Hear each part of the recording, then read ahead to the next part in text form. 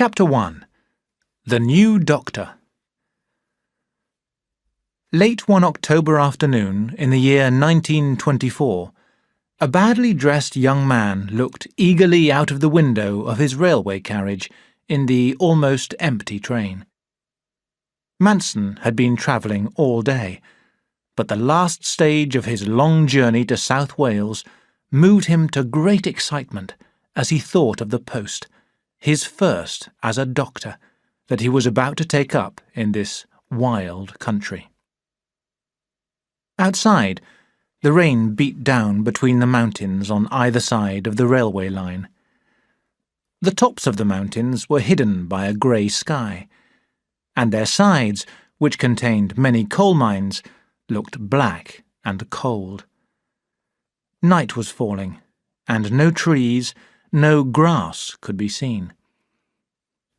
At a bend in the railway line, a bright red light from an ironworks suddenly came into view, lighting up a number of men who were working with all their strength.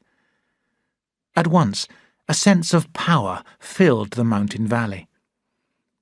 Manson drew a deep breath. He felt an added call to effort, a sudden hope and promise for the future. It was dark when, half an hour later, his train reached Drenefi. He had arrived at last. Manson jumped from the train and hurried out of the station. In the street, an old man in dirty clothes looked at him carefully and asked, "Are you Dr. Page's new man?" "That's right. Manson's my name. Andrew Manson." Mine's Thomas. I've got the carriage here. Get in." Manson climbed into the carriage, which was badly in need of repair, and they drove in silence through several streets of small, dirty houses. Old Thomas, whose body gave off an unpleasant smell, kept looking strangely at Manson. At last he said, "You've only just left college, eh?" Andrew smiled. "I thought so," Old Thomas said scornfully. "The last man left 10 days ago. They never stay for long." "Why?" Andrew asked, trying to hide his anxiety.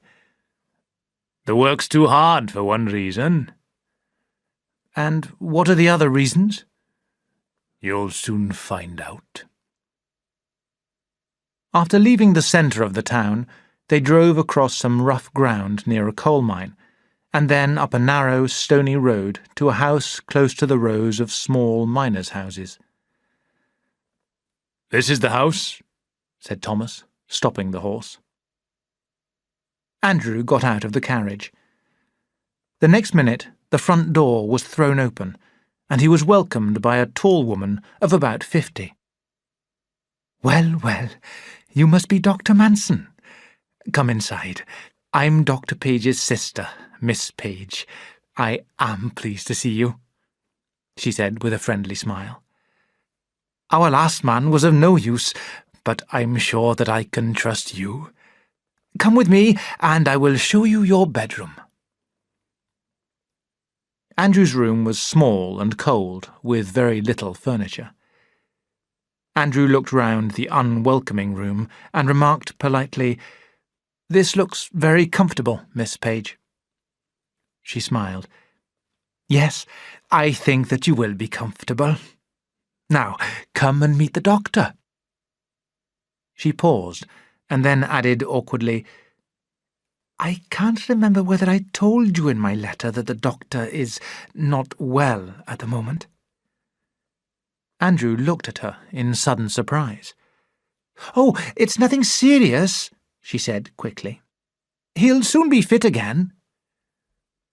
She led Andrew to the end of the passage, where she opened a door and called out to her brother, "Here's Dr. Manson, Edward." As Andrew entered the hot bedroom, which smelt of sickness, Edward Page turned slowly in his bed. He was a big man of perhaps 60, with tired eyes and an expression of great suffering on his face. The light of the oil lamp shining onto his bed showed that one half of his face was stiff and lifeless. The left side of his body had no strength or feeling at all. These signs of a long and most serious illness gave Andrew a shock. There was an awkward silence. "I hope that you won't find the work here too hard," Dr. Page remarked, speaking slowly and with difficulty. "You're very young." "I'm 24, sir," Andrew answered. "But I like work," he added quickly. Page looked at Andrew and said in a tired voice, "I hope that you'll stay." "Goodness, what a thing to say!" cried Miss Page. She smiled at Andrew and then led him downstairs to supper. As Andrew followed her, he felt worried. No mention of Page's illness had been made when he applied for the post. But the doctor was so ill that he would never be fit to work again. Andrew asked himself why his sister had kept this fact secret. "You're lucky, Doctor," Miss Page remarked as they went into the dining room. "There will be no surgery for you tonight. Jenkins has attended to it." "Jenkins?" "He mixes the medicines. He's a useful man, prepared to do anything. He's been acting for the doctor and attending to all the patients during these last 10 days. Andrew again looked at her in surprise. Was this how country doctors ran their practices?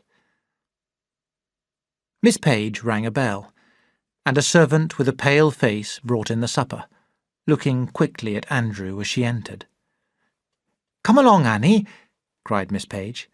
"This is Dr. Manson." Annie did not answer. She served Andrew with a small piece of cold meat, which he ate without tasting it. During the meal, Miss Page was silent. Then she sat back in her chair and described in a friendly manner the medical system at Dreneffi. "All our patients are miners," she explained.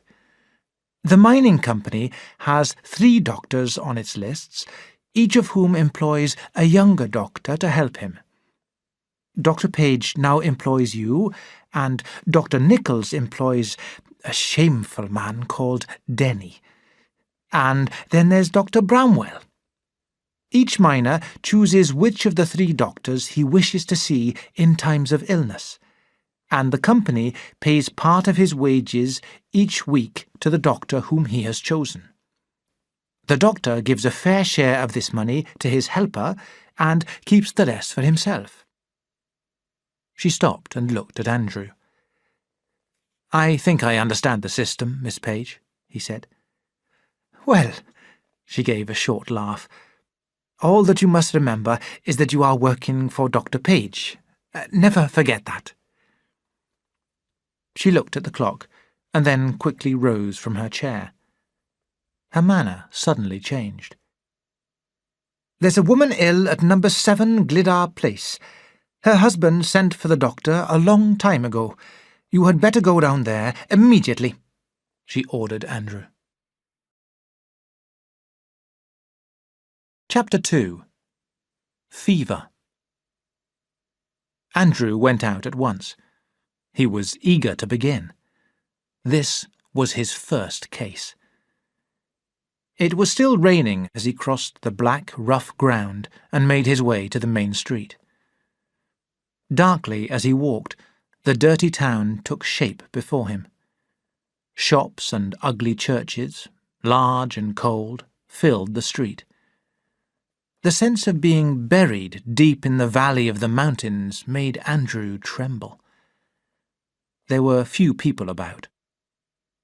Beyond the shops and churches, on both sides of the street, were rows and rows of houses.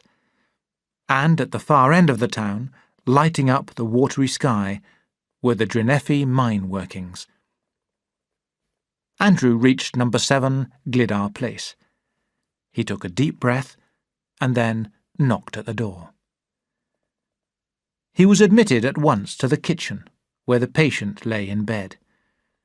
She was a young woman, the wife of a miner named Williams. As Andrew went over to her bed, he suddenly felt a great sense of responsibility. He was alone. He must find out what was wrong with the woman and cure her, with no other doctor to advise him. While the husband waited and watched in the cold, dark room, Andrew examined the woman with great care. He could see that she was ill, very ill. But what was the cause of her illness? Andrew could not discover the answer. He felt very anxious. His first case. He must not make a mistake. He examined the patient a second time, but he still did not know what was wrong with her. At last he turned to her husband and asked, "Did she have a cold?" "Yes, doctor. 3 or 4 days ago," Williams answered eagerly. Andrew, trying to appear confident, said cheerfully, "Then I'll soon make her better. Come to the surgery in half an hour. I'll give you a bottle of medicine for her." He quickly left the house and walked back in the rain to the surgery, an old wooden building in Page's garden. He lit the gaslight and walked up and down the room, trying to think of any illness from which the woman might be suffering. He knew that it was not really her cold that had made her ill. She had something far worse wrong with her. Feeling very annoyed with himself for his stupidity, he took some bottles from a shelf and mixed a medicine. He had just finished this and was putting the woman's name and address onto the bottle when the surgery bell rang. Before Andrew could answer this, the door opened, and a short, powerful man of about 30 walked in, followed by a dog. The man, who wore an old suit of clothes and dirty shoes, looked Andrew up and down. At last he spoke. "I saw a light in your window as I was passing by, so I decided to come in and welcome you. I'm Denny, employed by the great Dr. Nichols." Philip Denny lit his pipe, threw the match onto the floor, and walked forward. He picked up the bottle of medicine, smelt it, and then put it down again. "Excellent," he said. "So you've begun the good work already. Medicine every 3 hours, the usual nonsense. When in doubt, give medicine." There was silence in the wooden building. Suddenly, Denny laughed. "Why have you come here?" he asked. By this time, Andrew's temper was rising. He answered angrily, "I want to turn Dreneffi into a famous medical centre." Again, Denny laughed. "Clever, clever, my dear doctor." Then suddenly, his manner changed. "Listen, Manson," he said. "There are 1 or 2 things about this place that you ought to know. The medical system at Dreneffi is very bad. There's no hospital, nor anything else that a doctor needs. The place is so unhealthy that people often die of fever, usually through drinking the bad water. Page was a good doctor, but he's a sick man and will never work again. Nichols, my employer, thinks only about making money. And Bramwell, the other doctor in the area, knows nothing. And I drink too much. I think that's all. Come, Hawkins, we'll go." He called the dog and moved heavily towards the door. There he paused, took another look at the bottle of medicine, and then added, "I advise you to consider typhoid fever in Glidar Place." The door closed noisily, and Denny and the dog disappeared into the wet darkness. Andrew slept badly that night. Denny's remark had raised another doubt in his mind. Was it typhoid? As he lay in bed through the long night, Andrew asked himself if he knew anything at all about the profession of medicine. Next morning, he ate his breakfast quickly and then went to the surgery. Jenkins was already there, mixing the medicines. "There's no need to come here so early, Doctor," he said. "I can give the men their medicines and sick notes. It's not necessary for you to see them." "Thank you, but I wish to see them," Andrew answered coldly. He paused and then asked quickly, "What are you putting into those bottles?" Jenkins smiled. "Water, Doctor. I colour the water to make it look like medicine. The patients don't know. They think it makes them better." After the morning surgery, Andrew drove with old Thomas to Glidar Place. He called at number 7, and then visited 6 other houses where people were now complaining of headaches and sickness. In each case, Andrew found definite signs of fever. He realised with sudden fear that the fever was already spreading. He decided that he must speak to Dr. Page at once. "Dr. Page, what's the best thing to do with cases of typhoid fever?" he asked. Page replied with closed eyes, "Fever has always been difficult to deal with. I advise you to telephone Griffiths, the area medical officer." He paused. "But I'm afraid that he's not very helpful." Andrew ran down to the hall and telephoned Griffiths. "Hello? Hello, is that Dr. Griffiths?" After a short silence, a man's voice answered, "Who wants him?" "This is Manson of Dreneffi. I work for Dr. Page. I have several cases of typhoid fever. I want Dr. Griffiths to come here immediately." "I'm sorry, but Dr. Griffiths is out, on business." "When will he be back?" shouted Manson. "I don't know." "But listen." But the speaker at the other end had gone. Manson swore loudly. Turning round, he saw Annie, the servant, beside him. "Dr. Griffiths is never at home at this hour of the day," she told him. "He's out enjoying himself." "But I think that it was Dr. Griffiths who spoke to me." Annie smiled. "Perhaps. When he is at home, he pretends that he's out. I shouldn't waste your time on him." That evening, while attending to his surgery patients, Andrew decided to see Denny. It was he who suggested typhoid, he reminded himself. "I hate him, but that doesn't matter. I must go to him at once."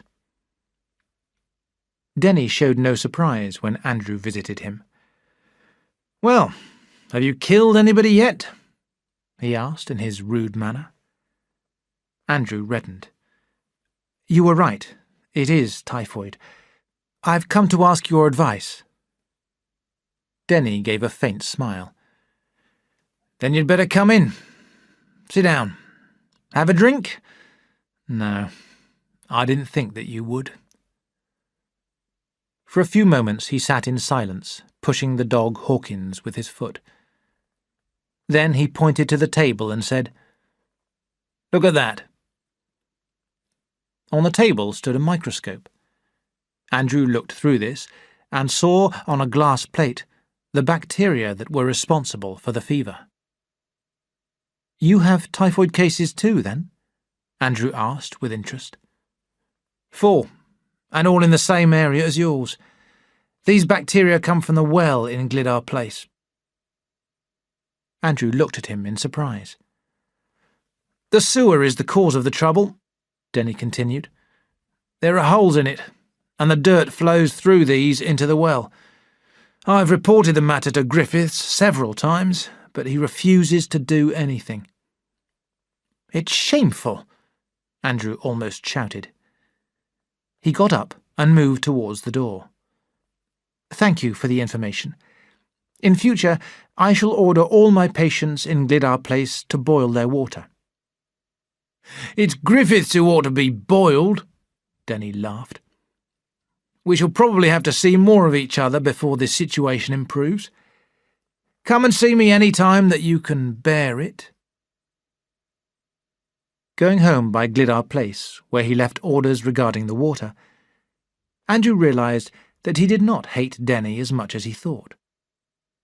Denny's behaviour seemed strange to Andrew, and when he arrived home, he decided to look up his qualifications in one of Page's old medical books.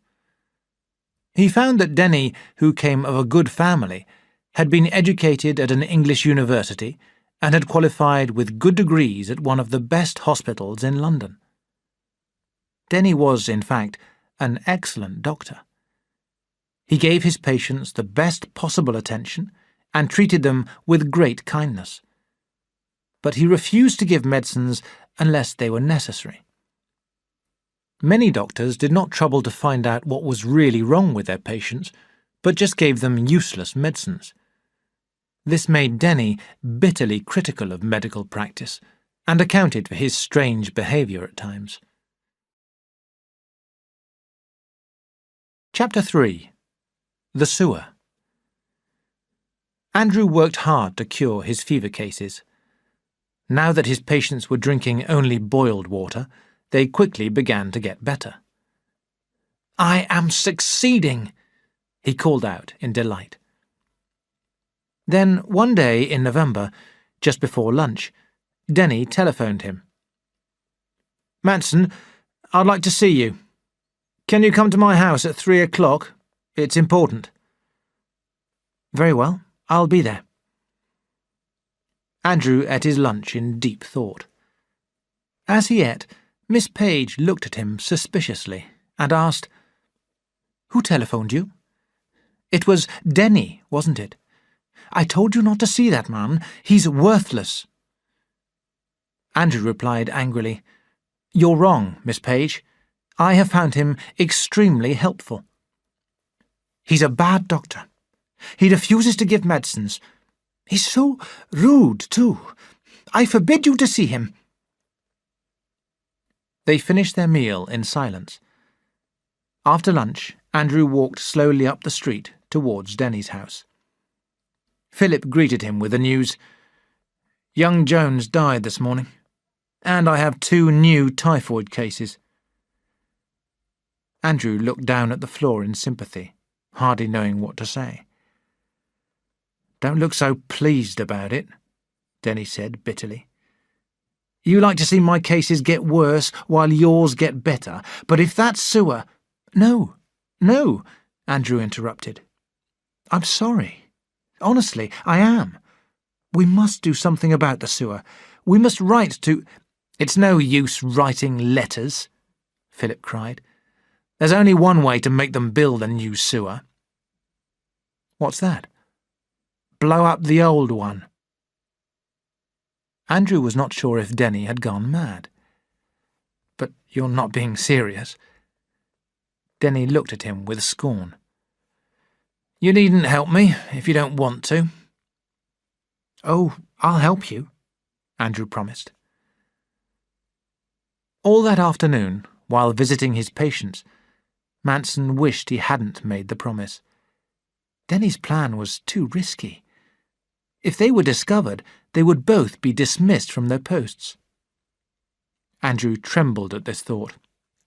He was angry with Philip, swore a number of times that he would not go. But for some reason, he could not break his promise. At 11 o'clock that night, Denny and he set out with the dog Hawkins. It was very dark and wet, and a strong wind blew the rain into their faces.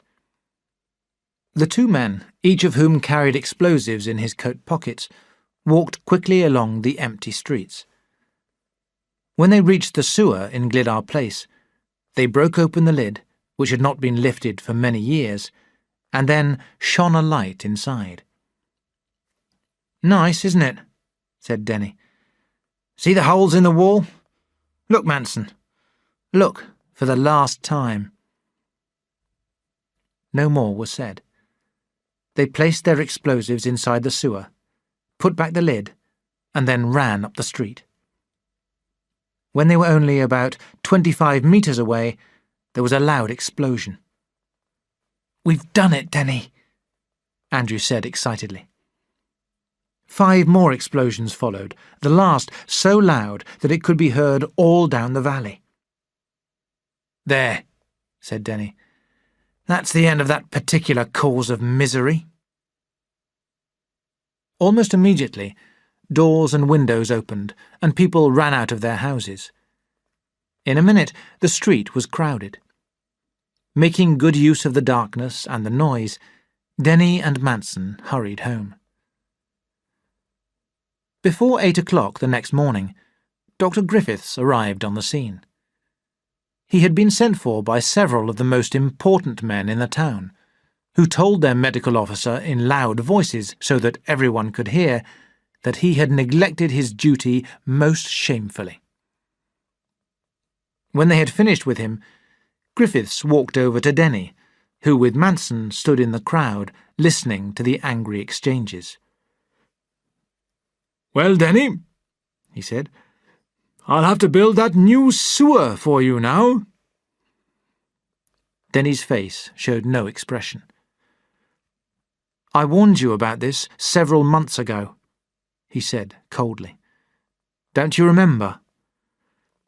"Yes, yes, but how could I guess that the thing would blow up? It's a mystery to me how it happened." The work of building a new sewer began on the following Monday. Chapter 4.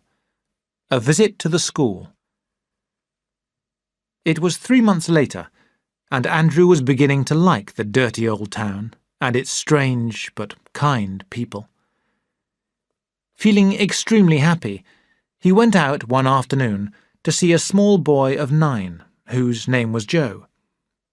He was not very ill, but as the family was poor, his illness seemed likely to give the boy's mother a lot more work. At the end of his visit, Andrew remarked to her, "You must still keep his brother home from school, I'm afraid." Joe's mother looked at him in surprise. "But Miss Barlow said that I needn't keep him at home." Although he was sympathetic, Andrew felt annoyed. "Oh, and who is Miss Barlow?" he asked. "She's the school teacher. She called to see me this morning." Andrew did not reply. But on leaving the house, he walked straight to the school to see this teacher. When he entered the classroom, all the children were sitting at their desks. Miss Barlow was facing away from him and did not notice him at first. Then, suddenly, she turned round. She was so different from most schoolteachers he had met that Andrew paused uncertainly. "Are you Miss Barlow?" he asked awkwardly. "Yes." She was a small, attractive, and well-dressed young woman of about 22. She looked at him for a moment and then smiled. "You work for Dr. Page, don't you?" "Never mind about that," he answered coldly. "I am Dr. Manson. You have a boy here whose brother has a serious disease that could spread to other children. He ought to be at home." She smiled again. "Yes, I know." Her refusal to treat his visit seriously made Andrew lose his temper. "Don't you realize that you are breaking the rules by allowing this boy to come to school?" His manner now made Miss Barlow angry, but she replied quietly, "Most of the children here have already had the same illness, and the others are certain to catch it in any case. And if he didn't come to school, he would miss his free milk, which is doing him such a lot of good." "He ought to be at home. You must send that child home at once," Andrew ordered her. Her eyes showed her anger now. "I am in charge of this class. You may be able to tell people in other places what to do, but here I give the orders. "You're breaking the law," he shouted. "I shall have to report you." "Then report me," Miss Barlow replied. She turned to the children and said, "Stand up, children, and say, 'Good morning, Dr. Manson. Thank you for coming.'" The children rose and politely repeated the words. She then showed him out of the door and gently closed it behind him. Chapter 5. Christine. Manson wrote several letters, but he tore them all up again. He felt angry with himself because he had lost his temper. He decided not to report the schoolteacher. He tried to forget the matter, but he could not dismiss Christine Barlow from his mind. 2 weeks later, when he was walking down the street, Mrs. Bramwell called out to him, "Oh, Dr. Manson, I want to see you. Will you come to dinner tonight? I've invited 3 other very nice people, Mr. and Mrs. Watkins from the mine, and the schoolteacher, Christine Barlow." Manson's face lit up with pleasure. "Well, of course I'll come, Mrs. Bramwell. Thank you for asking me." For the rest of the day, he could think of nothing but the fact that he was going to meet Christine Barlow again. After the evening surgery, he hurried round to the Bramwells' house. He felt very awkward. He did not dare even to look at Christine during dinner, and he did not address a single remark to her after the meal. He wanted to speak to her, but he did not have the courage to do so. But when the dinner party ended, he spoke to her as she was leaving the house. "Miss Barlow, may I take you home?" he asked. "Thank you, but Mr. and Mrs. Watkins have already offered to take me," she told him.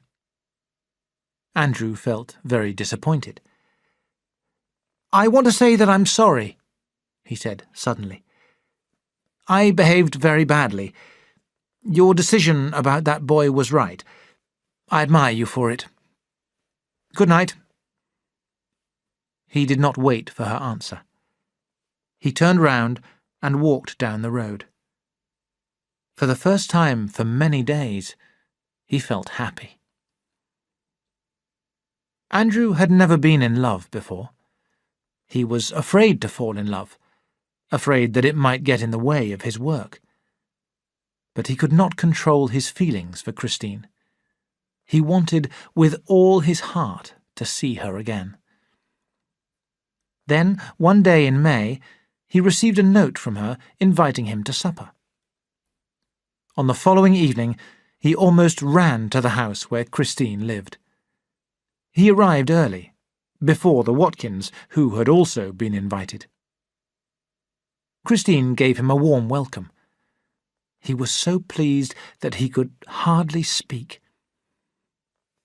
"It's been a lovely day, hasn't it?" he said, as he followed her into the living room. "Lovely," she agreed. "I went for such a nice walk this afternoon." She sat down. How nice it was to be here with her. Her room, full of her own possessions, was pleasant and comfortable. He felt relaxed and began to ask her questions about herself. She answered him simply. Her mother had died when she was 15, and 4 years later, her father and brother had been killed in an accident in their coal mine. Now she had no relatives. "People were kind to me," she said. "Mr. and Mrs. Watkins were especially kind. I came to work at the school here." She paused. "But I'm like you. I still feel strange, a little lonely here." He looked at her. "It's easy to feel lonely here. I often wish that I had somebody to talk to." She smiled. "What do you want to talk about?" He turned red. "Oh, my work, I suppose. I seem to have so many problems, he explained. Do you mean that you have difficult cases? No, not really. He paused. When I came to Drenefi, I imagined that a doctor's life would be very pleasant, but now I am discovering that it is far from that. The system is all wrong. For example, a patient comes to the surgery for a bottle of medicine and is given coloured water. It isn't right. Doctors don't take enough trouble to find out what is wrong with a patient before treating him. They are always in such a hurry. Christine was about to answer when the doorbell rang. She rose, saying, "I hope that you will tell me more about this another time." Mr. Watkins and his wife came in, and almost at once they sat down to supper. It was a good meal, and nicely served. After supper, Mr. Watkins told stories which made them all laugh. The evening passed quickly. When Andrew looked at his watch, he saw, to his surprise, that it was nearly 11 o'clock. Sadly, he rose to leave. He thanked Christine, who went with him to the door. "Please, can I see you again?" He paused. Christine, will you come out with me one evening?" She smiled. "Well, I might." He wanted to kiss her. He held her hand for a moment, turned, and ran down the path on his way home. Oh, she was a lovely girl. And he had called her Christine. Chapter 6. Curing a Madman. Andrew felt happy, hopeful.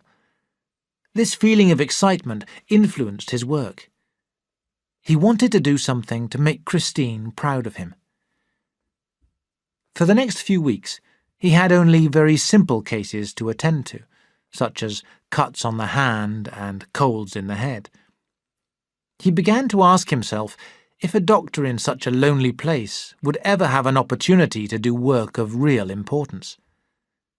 But then, at 6 o'clock one morning, he was woken by Annie, who, with tears in her eyes, gave him a note from Dr. Bramwell. Andrew quickly opened the envelope and read, "Come at once. I want you to help me with a dangerous madman." "It's my brother Emlyn, Doctor," said Annie, wiping her eyes. "He's been ill for 3 weeks. During the night he suddenly became violent and attacked his wife with a knife. Come quickly, Doctor." Andrew dressed in 3 minutes and went with Annie to Emlyn's home. There he found Bramwell, seated at a table, writing. "Ah, Manson, thank you for coming so quickly," he said. "What's the matter?" "Emlyn has gone mad. We shall have to send him to the mental hospital at once. But, of course, they will not admit him unless a second doctor signs my report, saying that he is mad. That's why I sent for you." "What are your reasons for considering him mad?" Andrew asked. Bramwell read out his report. "It certainly sounds bad," Andrew agreed, when Bramwell had finished. "Well, I'll examine him." Emlyn was in bed, and seated beside him, in case he should become violent again, were 2 of his friends from the mine. At the foot of the bed stood his wife, who was crying. Andrew had a sudden feeling of coldness, almost of fear. He went over to Emlyn, and at first the man hardly recognized him. Andrew spoke to him. Emlyn gave a reply that did not make sense. Then, throwing up his hands, he shouted and threatened Andrew. A silence followed. Emlyn showed all the signs of madness. But for some reason, Andrew doubted whether he was really mad. He kept asking himself why Emlyn should behave like this. There might be some other medical reason. He touched the man's swollen face and noticed with surprise that his finger left no mark. At once he saw the cause of the trouble. He finished his examination to make certain that he was right, and then went back to Bramwell. "Listen, Bramwell," he said, trying to hide his excitement. "I don't think that we should sign that report." "What? But the man's mad." "That's not my opinion," Andrew answered. "In my opinion, Emlyn is only suffering from a hormone problem." Bramwell was too surprised to speak. "Let us try to cure him instead of sending him to the mental hospital," Andrew suggested. Before Bramwell could argue, Andrew went out of the room. A few minutes later, he returned with Emlyn's wife and told her, with Bramwell listening, what they planned to do. 2 weeks after starting Andrew's new treatment, Emlyn was well enough to leave his sickbed, and in 2 months he was back at work. One evening, he and his wife went to the surgery and told Andrew, "We owe everything to you. We would like you to be our regular doctor in future. Bramwell knows nothing. He's a silly old fool." "You can't change doctors," Andrew answered. "That would not be fair to Bramwell." But Andrew felt pleased that they wished to change, and as soon as they left, he went round to Christine to tell her of his success. Chapter 7. Freddie Hampson. In July, an important meeting of British doctors was held in the Welsh capital, Cardiff. Andrew had not intended to go to this meeting, because of the cost, but a few days before it began, he received a letter from his friend Freddie Hampson, urging him to attend and inviting him to have dinner with him on the Saturday evening. Andrew showed the letter to Christine, with whom he was now very much in love, and asked her, "Will you come with me? I'd like you to meet Hampson." "I'd love to come," she said. On Saturday, Christine and Andrew took the train to Cardiff. Andrew smiled at Christine, who sat on the opposite seat. He wanted to kiss her, to hold her in his arms. Rather breathlessly, he said, "We shall have a happy time this evening. Freddie's a nice man. You'll like him." When they reached Cardiff, they went to the hotel where the meeting was being held. Hampson had not yet arrived. So they stood together, watching the doctors and their wives talking and laughing. After some time, Freddie arrived and headed towards them. "Hello, hello. Sorry I'm late. Well, it's nice to see you again, Andrew. I see that you're still the same old Manson. Why don't you buy yourself a new suit?" Suddenly noticing Christine, he smiled and ordered Andrew, "Introduce me, man! Wake up!"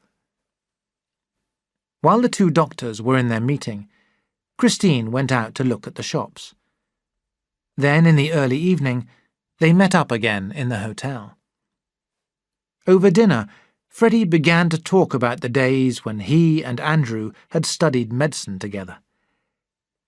"I never thought then," he said in a rather scornful manner, "that you would bury yourself in the country like this."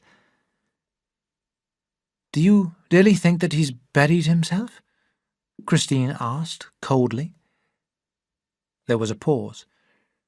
Freddie smiled at Andrew. "What did you think of the meeting?"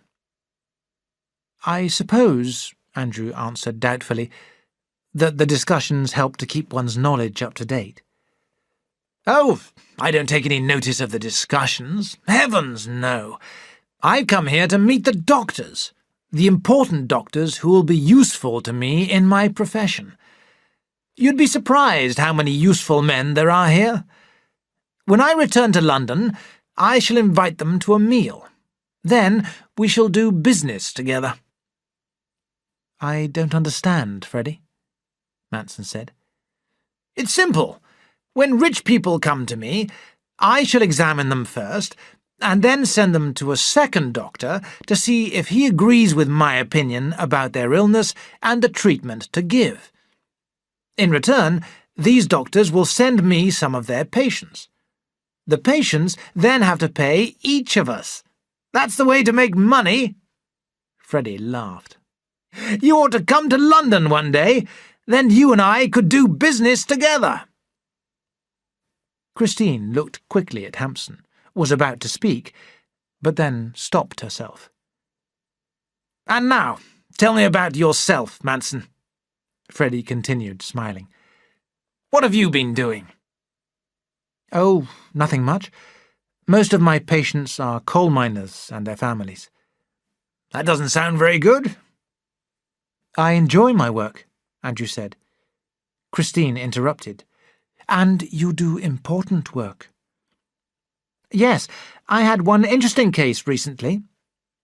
Andrew began to tell Hampson about Emlyn, but Hampson was not really listening. At 10 o'clock, Andrew and Christine left. As they walked back to the railway station, Andrew asked, "Did you like Hampson?" "No, not much."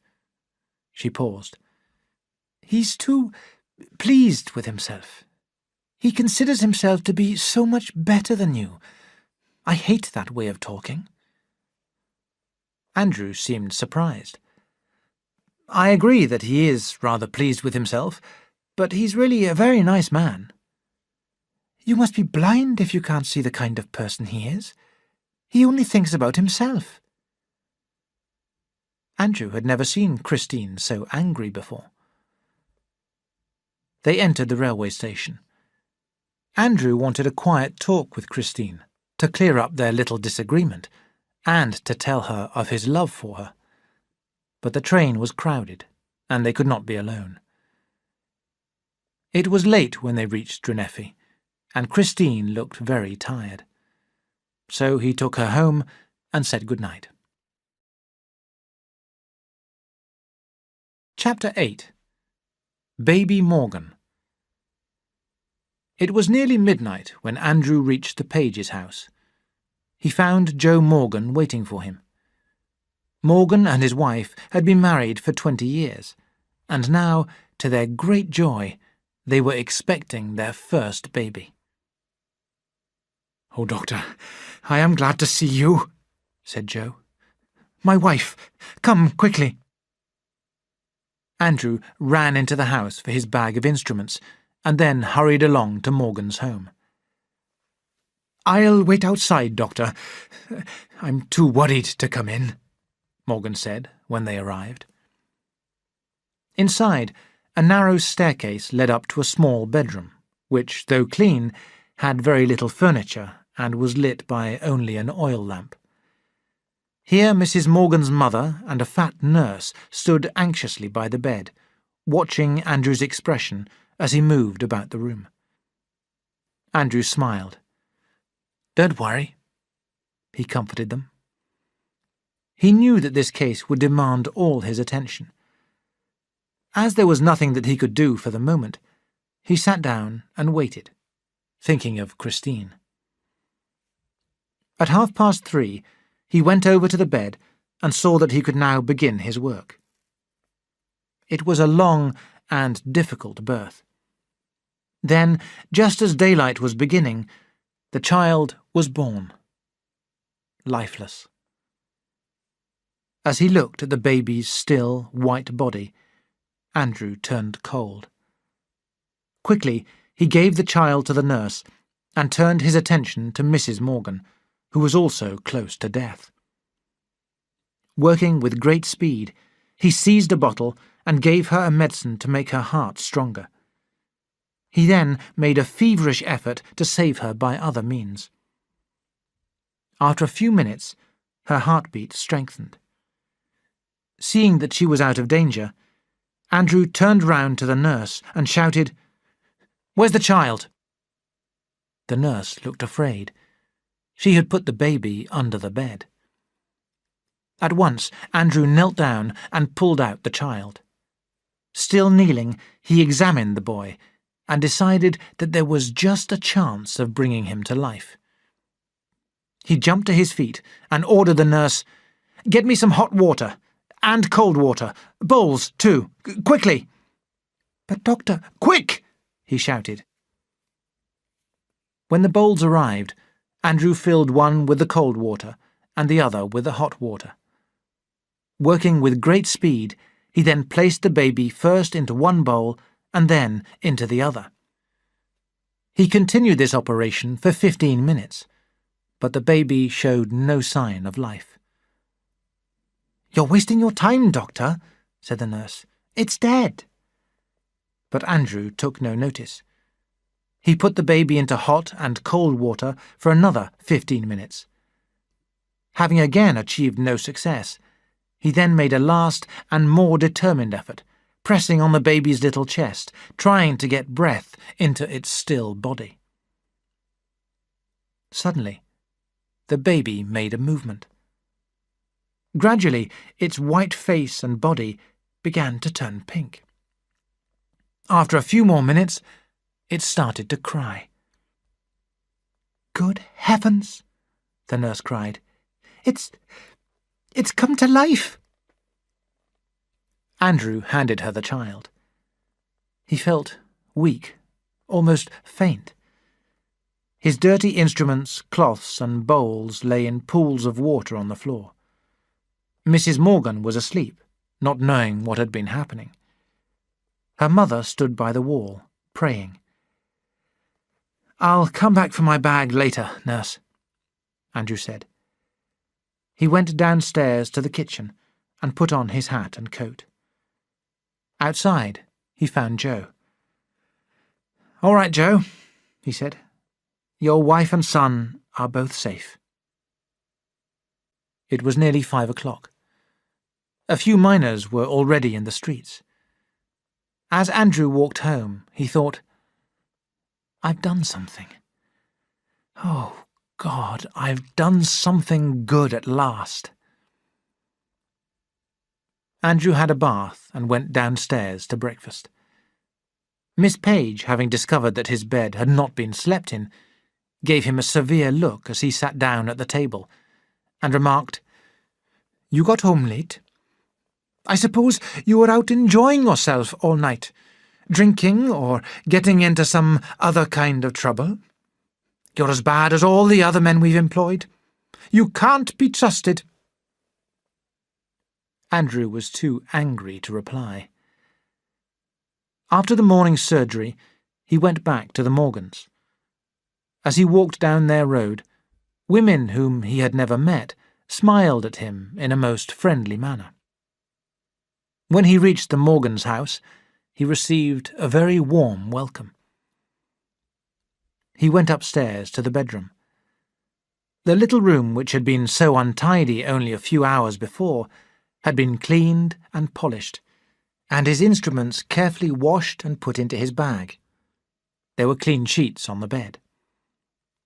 The nurse rose from her seat, and, smiling at the mother and baby, said, "They look very well now, don't they, Doctor? But they don't know how much trouble they gave us." Mrs. Morgan tried to express her thanks. "We are very grateful to you, Doctor. Has Joe been to see you yet?" she asked. "No. Well, he's coming." Before Andrew left the house, the old woman gave him a glass of wine. 2 weeks later, when Andrew had paid his last visit of the day, Morgan, who was about to go abroad with his wife and child, called to see him. "Money can't pay for all that you have done for us, but my wife and I would like to give you this little present," he said, handing Andrew a cheque for £5. "But I can't accept this, Joe," Andrew said. He knew that the Morgans had very little money. "You must accept it. We want you to," Joe told him.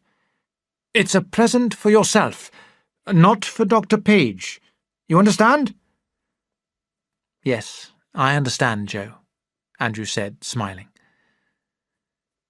He took the cheque to the Pages' bank and told the manager, Mr. Rees, that he wished to open an account. Rees looked at the cheque and asked slowly, "Do you want this account to be in your own name?" Manson was surprised at the question. "Yes, why? Is the amount too small?" "Oh, no, Doctor. We're very pleased to do business with you. You did say that you want the account to be in your own name?" "Yes, of course." "All right, Doctor. I just wanted to check. Good morning, Dr. Manson. Good morning." Manson left the bank, asking himself what the manager meant. It was some days before he was able to answer the question. Chapter 9. Joe Morgan's Cheque. Christine had gone away for a holiday, and Andrew felt lonely without her. The weather was hot and tiring, and life seemed dull. Then one day, Watkins sent a message, asking him to call at his office. The manager of the coal mines greeted him in a friendly manner. "Listen, Doctor," he said. "Emlyn and a number of the miners want me to hire you as one of the company's doctors." Andrew looked at him in surprise. "You mean—" "I mean," Watkins said slowly, "that I would like to add your name to the list of doctors so that any man who wishes to can leave Dr. Page and make you his regular doctor." "I couldn't agree to that. It wouldn't be fair to Dr. Page," Andrew replied. "It wouldn't be honest." Watkins was disappointed. "Think about my suggestion, Doctor," he urged Andrew. "It's no use. I couldn't do it," he said firmly, though sadly. Wishing that he had never been offered this opportunity to improve his position, Andrew tried to take his mind off the matter by going to see Denny. But, to his disappointment, he found that Denny had been drinking and could neither behave nor talk sensibly. Andrew put him to bed and left. The next morning, after surgery, he went back to Denny's house to see how he was. He found him in an even worse condition.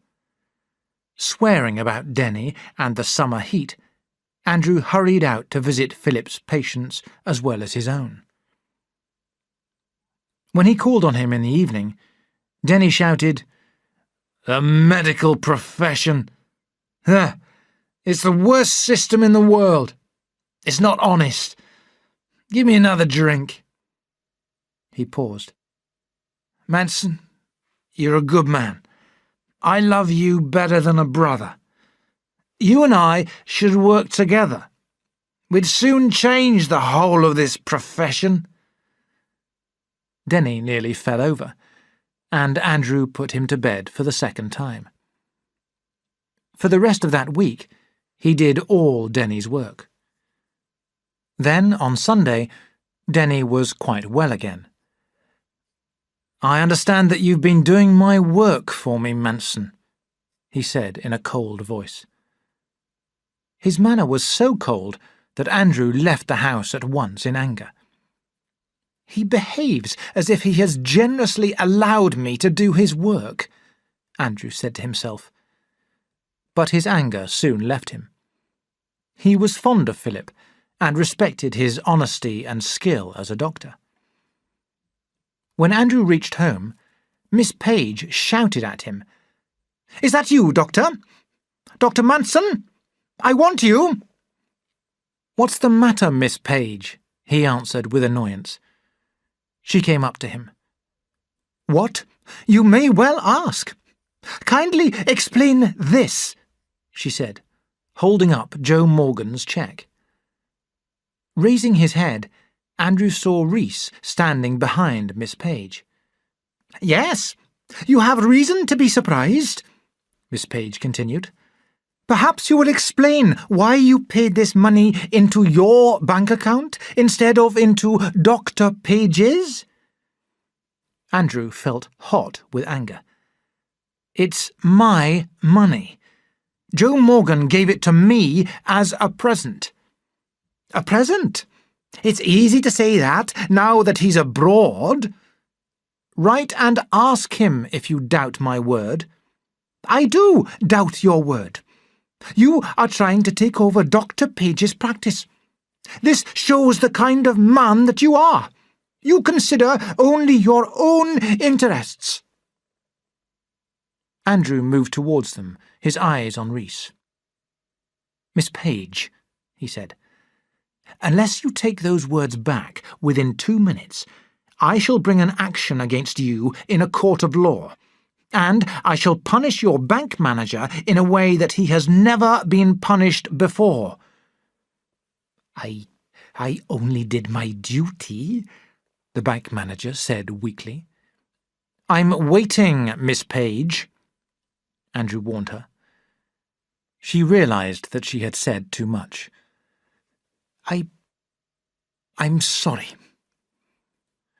Andrew took a quick, deep breath. "Miss Page, there is something that I want to tell you. Last week I was invited to become an official doctor to the mining company, but I refused the offer because I did not consider it fair to Dr. Page to accept. Now I'm so tired of you that I have decided to leave. I give you a month's notice." She looked at him in surprise. "Lies! All lies!" she shouted. "You can't give me notice!" Andrew said nothing more. He went upstairs to his room and closed the door. Chapter 10. A New Post. Andrew began to search at once for another position. But he did not receive a single answer to his letters. He became very worried. How was he to live? Then one day, when walking sadly down the street, he met Denny. Knocking out the ashes from his pipe, Philip said, "I'm sorry that you're leaving, Manson." He paused. "I heard this afternoon that the Aberalour Medical Society is advertising for a new man. Aberalour, that's 50 kilometres down the valley. Why don't you try for the post?" Andrew looked doubtful. "Well, yes," he agreed slowly. "I could try." He walked home and wrote to the society. A week later, Andrew and 7 other young doctors went to Aberalour to be examined by the Society's committee. It was a fine summer afternoon, and Andrew liked Aberalour, which was larger than Drenefi, with good streets and shops, and green fields surrounding the town. "But I won't get this post," he told himself, as he waited his turn for examination. The other men were better dressed and seemed more confident than he. But what would Christine think of him if he failed? She would return to Drenefi either today or tomorrow. He had not told her about the post. He wanted to surprise her, and to win her respect by greeting her with the good news that he had been given the post. Andrew, the 3rd man to be examined, entered the committee room with a feeling of fear and determination. About 30 miners were in the room. At a small table sat a pale man with a kind face. He was Owen, the secretary. Owen, in a quiet voice, explained the medical system at Aberalour. "The miners pay part of their wages each week to the Society, and out of this money the Society provides the medical services, including a hospital. The Society employs a head doctor, Dr. Llewellyn, 4 other doctors to help him, and a dentist. Each doctor receives a payment for every patient on his list. Owen turned to the committee. And now, gentlemen, do you wish to ask Dr. Manson any questions? Several voices began to shout questions at Andrew. He answered them calmly and returned to the waiting room. The next man then went in. The last man came back from his examination with a smile of satisfaction on his face. "I'm the winner," his expression seemed to say. There was another long wait. At last, the door of the committee room opened, and Owen came out. He called out, "Will you come in for a minute, Dr. Manson? The committee would like to see you again." His heart beating fast, Andrew followed the secretary back into the committee room, where he was welcomed by smiling faces. Owen now addressed him.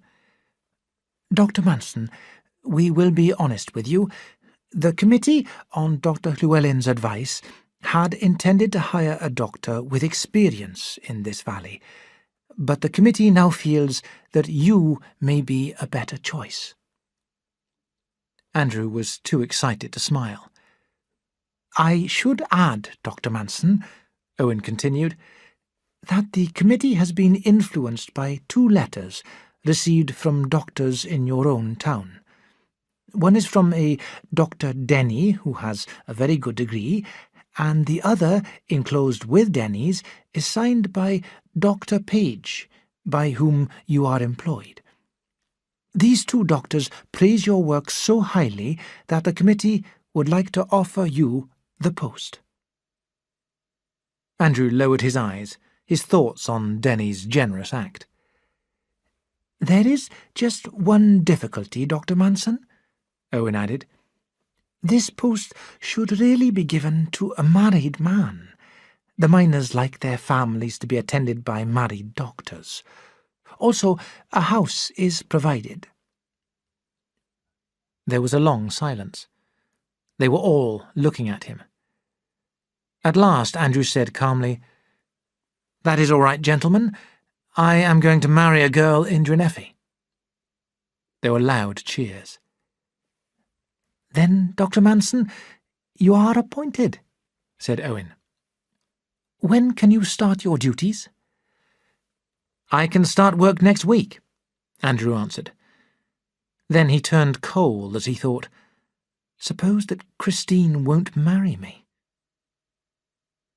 A few minutes later, Andrew left and excitedly ran to the railway station to catch the next train home to Drenefi. When he reached Drenefi, he went straight to Christine's house to see if she had returned from her holiday. Finding, to his joy, that the light was on in her room, he rushed into the house. "Christine!" She looked at him in surprise. "Andrew, how nice of you to come round." "Chris, I have something to tell you." A worried expression spread across her face. "What has happened? Have you had more trouble with Miss Page? Are you going away?" He shook his head. "Christine, I've got a new post, an excellent post, at Aberallow. £500 a year and a house. A house, Christine. Oh, my dearest. Christine, will you marry me?" She went very pale. Her eyes were bright. She said quietly, "And I thought that you were going to tell me some bad news."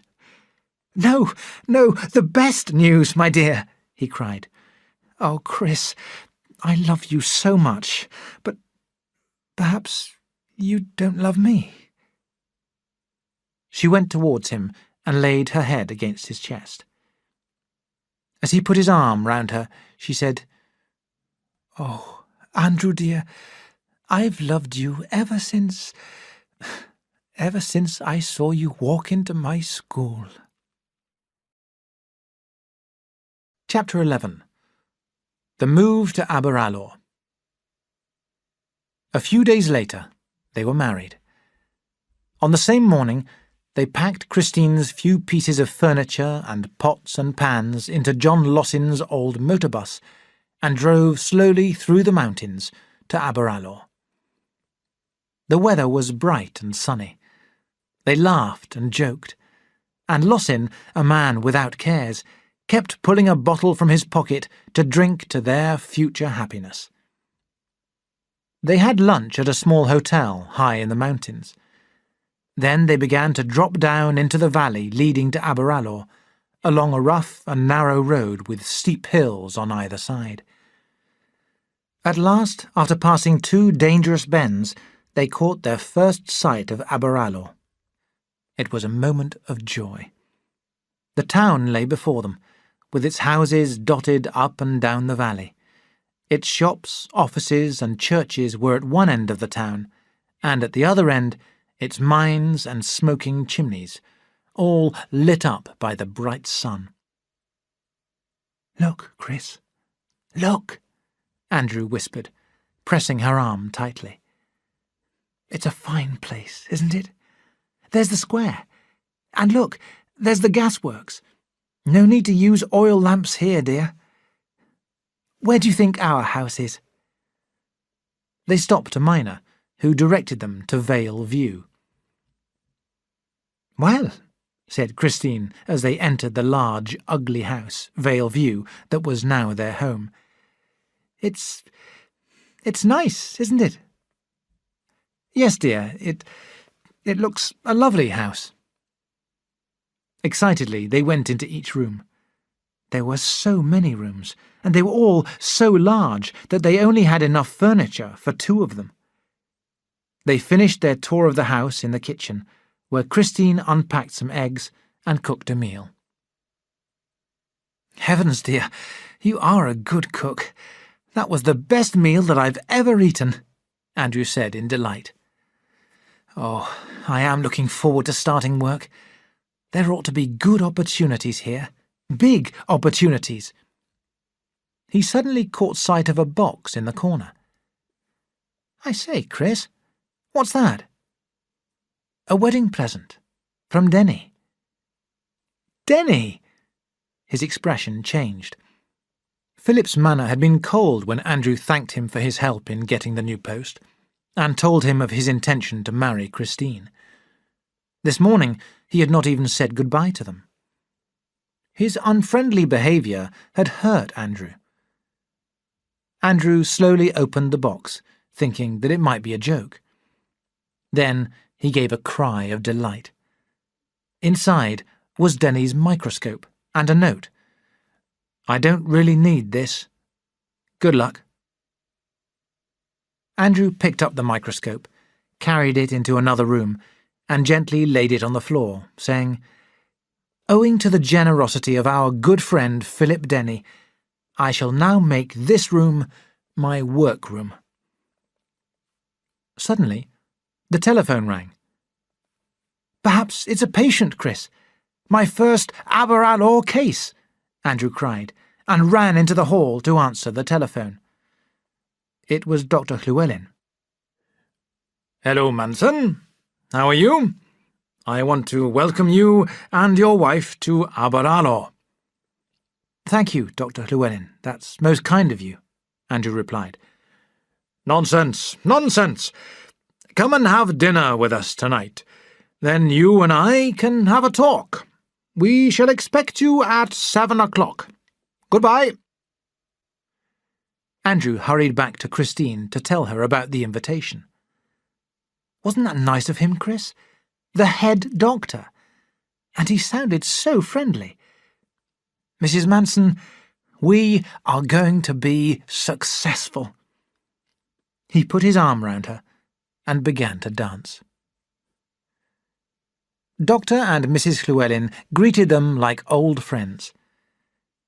During dinner, while Mrs. Llewellyn was talking to Christine, Dr. Llewellyn told Andrew a few more details about the medical system at Aberalor.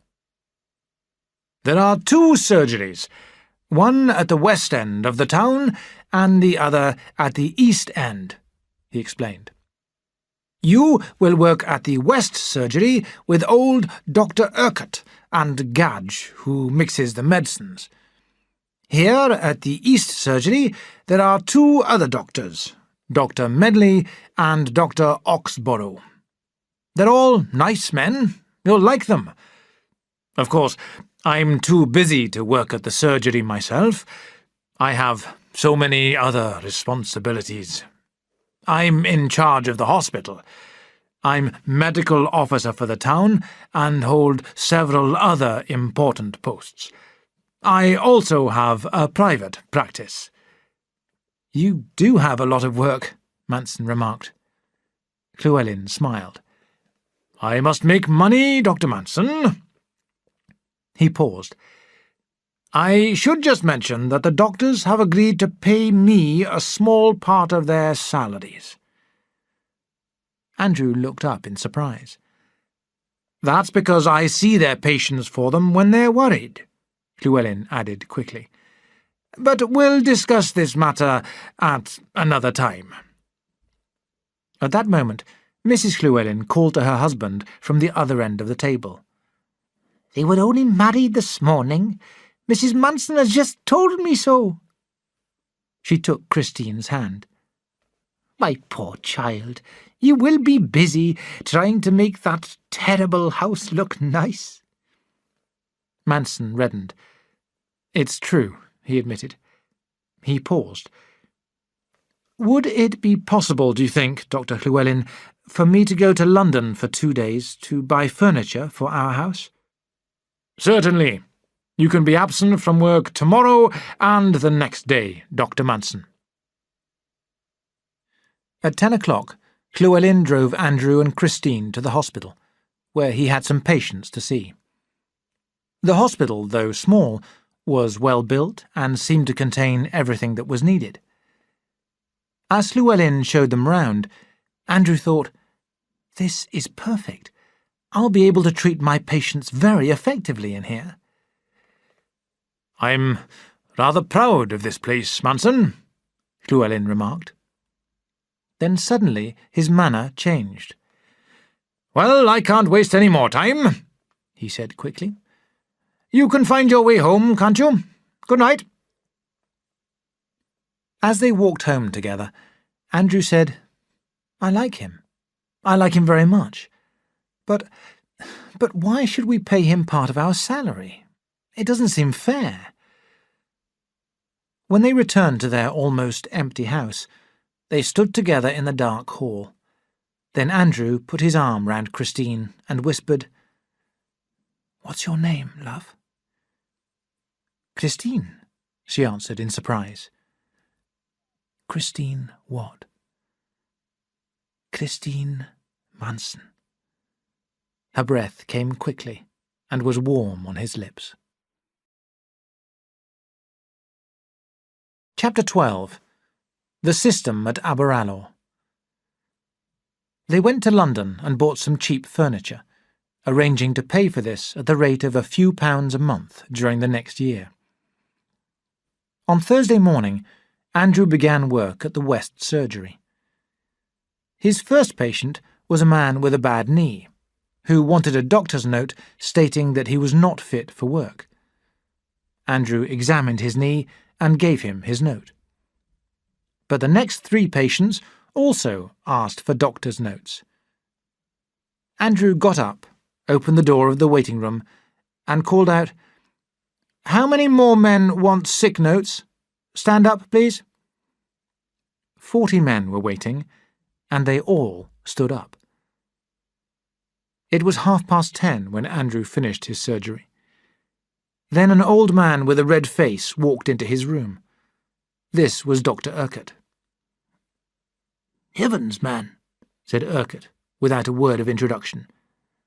Where have you been during these last 2 days? I had to do your work for you. Never mind, I'll say no more about it. Come and meet Gadge. He's a miserable man, but he's good at his work. Andrew followed Urquhart into another room, where Gadge, a thin man with a sad expression, took hardly any notice of him. Well, said Urquhart, after introducing them, is there anything that you would like to know? I'm worried about the number of sick notes that I had to sign this morning, Andrew told him. Some of the men seemed quite fit for work. A doctor shouldn't give sick notes for no reason. Urquhart looked at him quickly. Take care. The men will be annoyed if you refuse them their sick notes. For the only time that morning, Gadge made a remark. That's because there's nothing wrong with most of them. All that day, Andrew worried about the sick notes. He decided to give no more unless they were really necessary. He went to his evening surgery with an anxious but determined expression. The crowd was larger than at the morning surgery. The first patient to enter was a big, fat man who looked as if he had never done an honest day's work in his life. His name was Ben Chenkin. "Sick note," he said roughly. "What for?" Andrew asked. Chenkin held out his hand. "Skin disease. Look." Andrew could see at once that there was nothing seriously wrong with Chenkin. He rose from his seat. "Take off your clothes," he ordered him. Chenkin now asked, "What for?" "I'm going to examine you." Chenkin, who had never been examined by the last doctor, undressed. Andrew carried out a long examination. Then he said sharply, "Dress again, Chenkin." He sat down and began to write out a note. "I thought that you'd give me one," Chenkin said rudely. He seized the note from Andrew's hand and rushed out of the surgery. 5 minutes later, he returned. "What's the meaning of this?" he shouted, pushing the paper into Andrew's face. It read, "This is to state that Chenkin is suffering from the effects of drinking too much, but is quite fit to work." "I've got skin disease," shouted Chenkin. "I've had it for 15 years. "Well, you haven't got it now," Andrew said. A crowd had collected by the open door. He could see Urquhart looking anxious, and Gadge with a faint smile on his face. "Are you going to give me a sick note?" Chenkin shouted. "No, I'm not," Andrew shouted back. "And get out of here before I throw you out." Chenkin looked as if he might kill Andrew. Then he turned and, shouting threats, left the surgery. As soon as he had gone, Gadge entered, rubbing his hands with delight. "Do you know who he is? His son is an important member of the committee." The Chenkin event caused a lot of talk. Some people were pleased that Chenkin had been made to work at last, but most people were on his side. As he went round the town, calling on his patients, Andrew received many black looks. And there was worse trouble for him. The men had the right to choose their doctor. Each man gave his medical card to the doctor of his choice. If he wished to make a change, he could ask for his card back and hand it to another doctor. Every night that week, men came to Andrew's surgery and demanded, "My card, please, doctor." Every card that he returned reduced his salary. Urquhart warned him, "Take care, man. I understand how you feel. You want to improve matters. But take care. Think before you act." Andrew soon ran into more trouble. He was called to the home of Thomas Evans, a miner who had burnt his left arm. When Andrew arrived, he found that the area nurse, who had since left the house, had put oil on the burn. Andrew examined the arm and saw that unless he changed the treatment at once, the arm would become infected. So, with great care, he cleaned and treated the burn and put on a new bandage. "Will it be all right, doctor?" Evans asked anxiously when he had finished.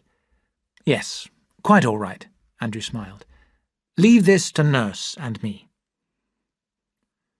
Before he left the house, he wrote a short note to the nurse, thanking her for what she had done and asking her to continue his treatment. Next morning, when he went back to the house, he found that his bandage had been removed and that the arm had again been treated with oil. The nurse was waiting for him. "What's the explanation of this?" she asked angrily. Andrew felt annoyed, but he managed to smile. "Now, nurse, I've worked here for 20 years, and nobody has ever told me before not to use oil on a burn." "Now, listen, nurse," Andrew tried to reason. "There's a danger of infection. That's why I want you to try my treatment." "I've never heard of this treatment. Old Dr. Urquhart doesn't give it. I'd refuse to take orders from a man who has been here for only a week." It was dangerous to quarrel with the nurse, but Andrew could not risk his patient's health. He said in a low voice, "If you won't give my treatment, nurse, I shall come in every morning and evening and give it myself." "All right, do!" the nurse shouted. "And I hope that Evans lives through it." She then rushed out of the house. In silence, Andrew attended to the damaged arm. When he left, he promised to return at 9 o'clock that night. But that same evening, Mrs. Evans went to his surgery and, in a frightened voice, said, "I'm sorry to trouble you, Doctor, but can I have my husband's card back, please?" Andrew rose without a word, searched for the card, and handed it to her. When he returned home after surgery, he was very silent. After supper, he sat down beside Christine and, leaning his head against her, said sadly, "Oh, my dear, I've begun so badly." Tears came to his eyes. Chapter 13. The Vaughans. Andrew had a very difficult time. All Chenkin's friends and relatives were his enemies, and the area nurse tried to persuade his patients to leave him. He had another bitter disappointment. Dr. Llewellyn refused to let him use the hospital.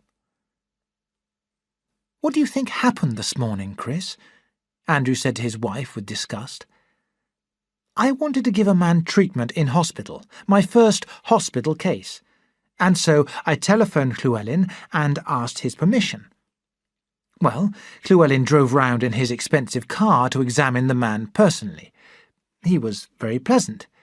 He agreed at once to admit the patient into hospital.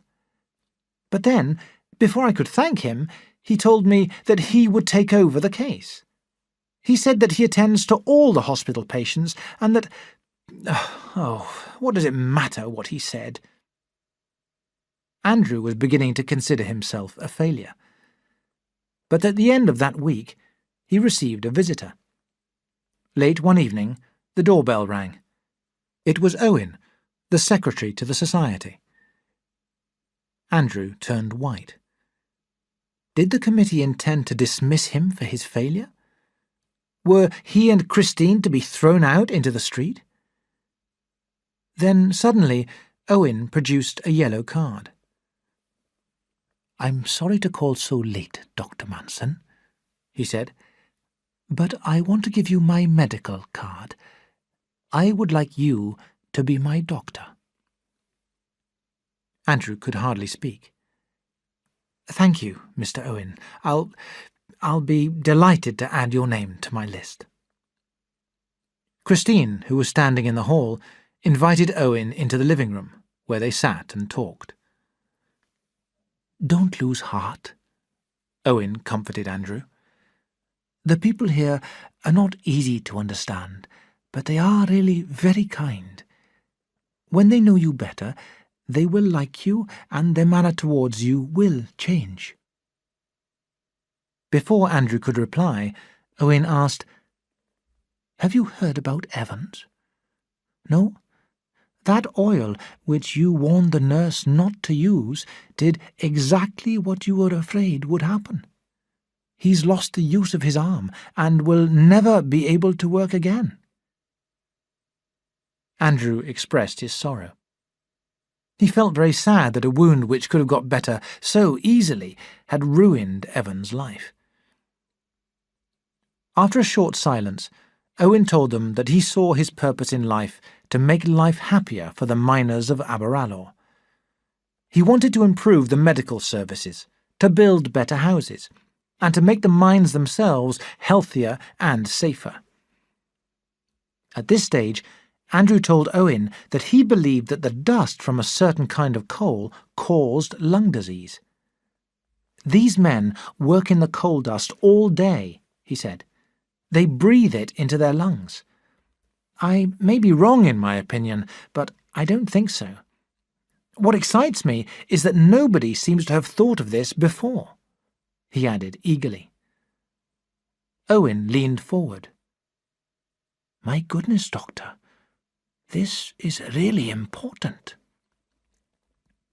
They had a long discussion. It was late when the secretary left. As the front door closed behind Owen, Andrew thought, "That man is my friend." The news that the secretary had given his card to Andrew spread quickly, and helped to make the new doctor a little more popular. One afternoon in December, Andrew was returning home. He saw, coming towards him, a young man whom he recognised as Richard Vaughan, a director of the Aberalour Mining Company. He tried to avoid him, but to his surprise, Vaughan called out in a friendly voice, "Hello, you're the man who sent Chenkin back to work, aren't you?" Andrew stopped. "I would like to have seen old Chenkin's face," Vaughan laughed. "It didn't amuse me." Taking no notice of this remark, Vaughan said, "You're our nearest neighbours. My wife will pay yours a visit now that you have settled in." "Thanks," Andrew said coldly, and walked away. When he reached home, he told Christine about their meeting. "Why was he so friendly? It's a mystery to me," he said. "I've seen him pass Llewellyn in the street without even looking at him. Perhaps he hopes to persuade me to send more men back to work at his mines." "Oh, Andrew, don't be so stupid," said Christine. "That's your great fault. You're so suspicious of people." "I am suspicious of Vaughan. He's proud and he has too much money. He's not sincere.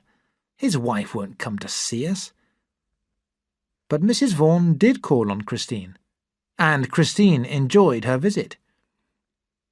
10 days later, Mrs. Vaughan telephoned and invited them both to dinner. Andrew answered the telephone himself. "I'm sorry," he said. "I'm afraid that we can't come. I work at the surgery till 9 o'clock every evening." "But not on Sunday?" Her voice was warm and pleasant. "We shall expect you to dinner next Sunday. Goodbye." Andrew ran back to Christine. "These rich friends of yours have invited us to dinner. We can't go."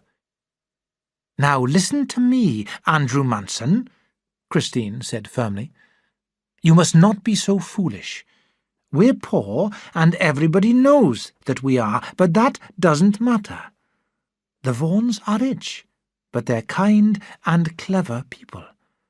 Why shouldn't we be friendly with them? Don't be ashamed of being poor." They went to the Vaughans on Sunday, and they received a warm welcome. There were 2 other guests, Mr. and Mrs. Challis. Andrew, who had never been in such a grand house before, felt awkward. At dinner, a simple but good meal, he sat next to Mrs. Vaughan, who tried to start a conversation by asking him how he considered that the medical services in Aberalour might be improved. "Well, I don't know," he said, as soup ran from his spoon onto the tablecloth. "I suppose—" He could not discuss even his favourite subject. He looked down at his plate until, to his relief, Mrs. Vaughan turned to talk to Chalice, who had an important post at Cardiff University. Christine was quite relaxed. Andrew saw her smiling at Chalice, heard her take part in a most informed discussion. It surprised him to hear how well she argued with Chalice. Several times she tried to bring Andrew into their discussion. "My husband is very interested in the coal miners, Mr. Chalice. He's doing some experiments on the breathing of coal dust." "Oh, yes?" said Chalice, looking with interest towards Manson. "Isn't that so, dear?" Christine encouraged him. "Oh, I don't know," Andrew answered. "It's of no importance." He was angry with himself. Perhaps this man Chalice might have helped him. For some strange reason, he began to direct his anger towards Christine. As they walked home at the end of the evening, he was silent. Christine remarked happily, "We did have a nice time, didn't we, love?"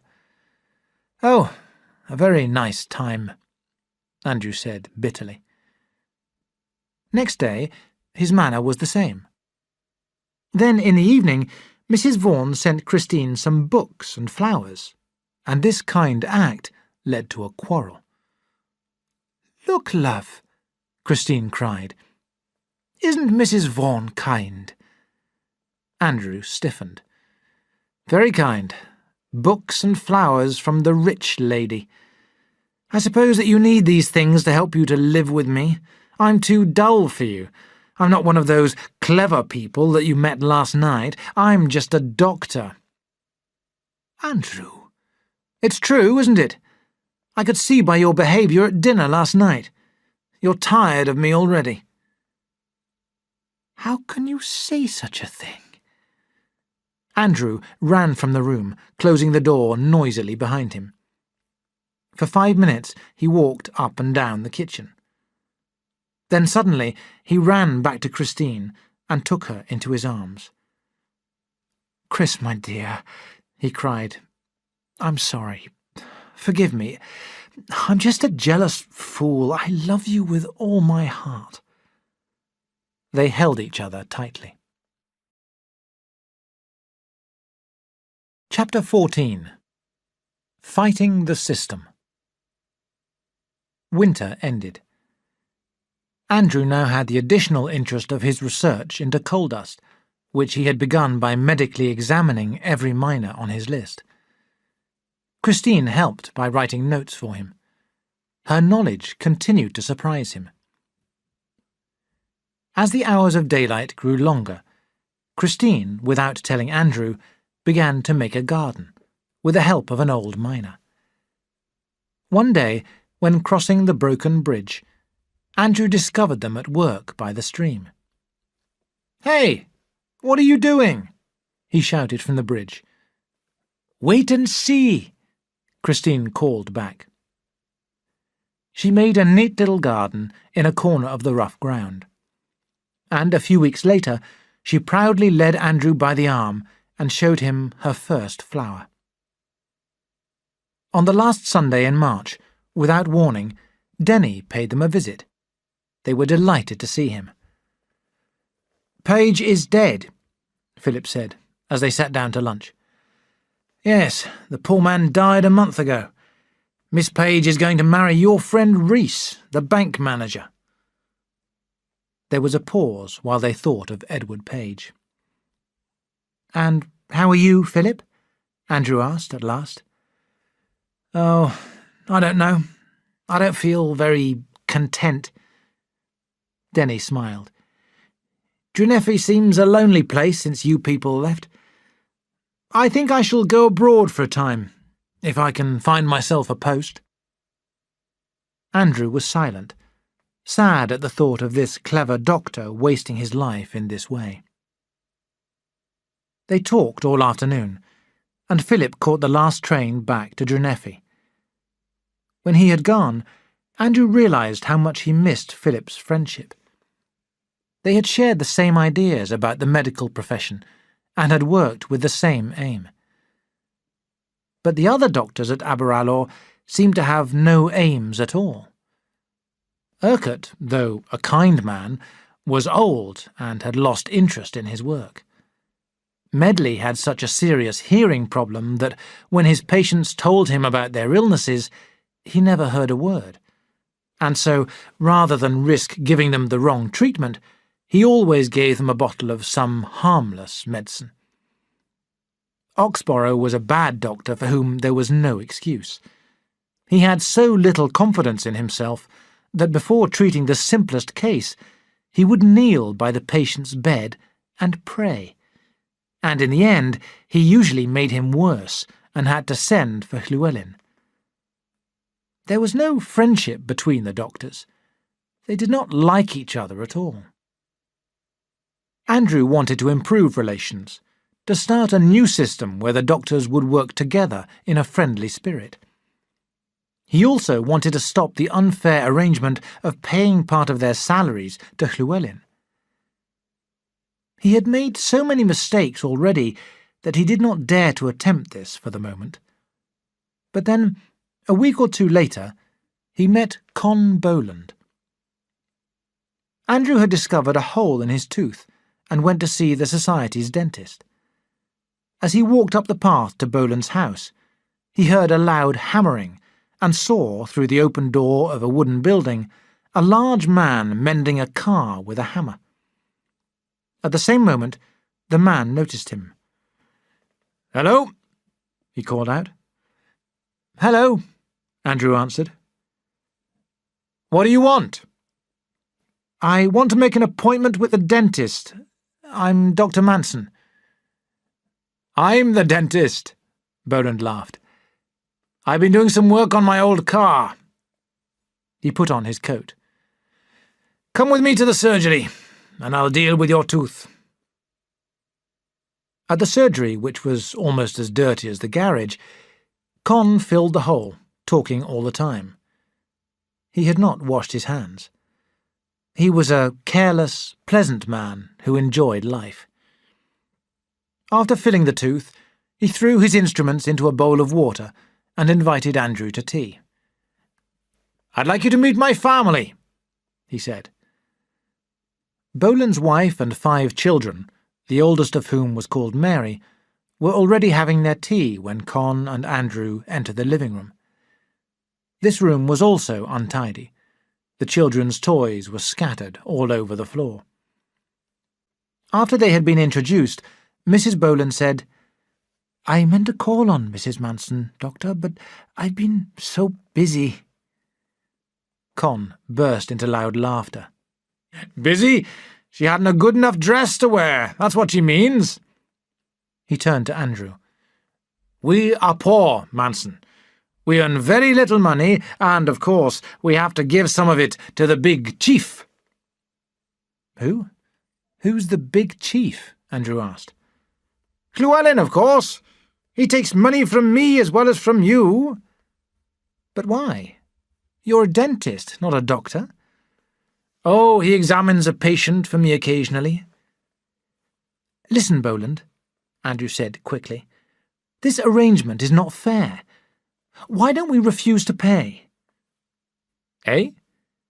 "Let's get together and break off this agreement with Llewellyn," Andrew suggested. "We can ask the other doctors to join in with us too." Con gave Andrew his hand. "Manson, I'll support you. We'll work together." Andrew raced home to Christine. Chris, I've met such a nice man, a dentist. Listen, dear, we're going to do battle with Llewellyn." He laughed excitedly. The following day, Andrew discussed his plan with Owen, who was sympathetic. He then persuaded Urquhart, Oxborough and Medley to come to his house that evening. Having made his arrangements, Andrew suddenly decided to warn Llewellyn. He spoke to Llewellyn at the hospital. "Look here, Dr. Llewellyn," he said. "It's only fair to tell you that we doctors object to paying you part of our salaries. I intend to suggest that we stop these payments. We're going to meet at my house tonight to discuss the matter." Before Llewellyn could reply, Andrew turned and left the room. The meeting began at 9 o'clock. "Gentlemen," said Andrew, "our system here is all wrong. We are all members of the same medical society, but instead of helping each other, we are always quarrelling. The result is that we give ourselves additional work and we are not making the most of our skills. There's no organisation in our profession. We should change our system, work out some plan that will help us all." He paused to watch their faces. "And we should also refuse to pay money to Llewellyn. It isn't fair. I spoke to Owen about it. He says that this is not a rule of the committee, but a private arrangement between Llewellyn and ourselves." "That's correct," Urquhart agreed. "The arrangement was made 9 years ago.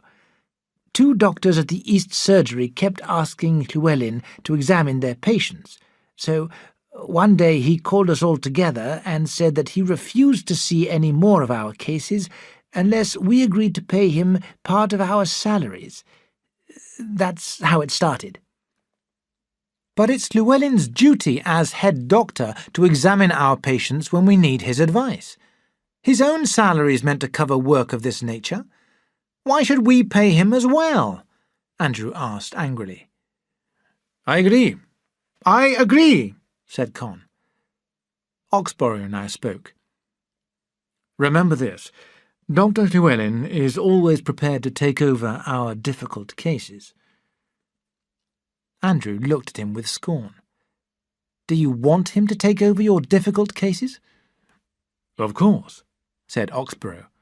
"Who doesn't?" "I don't," Andrew shouted. "I want to cure them myself.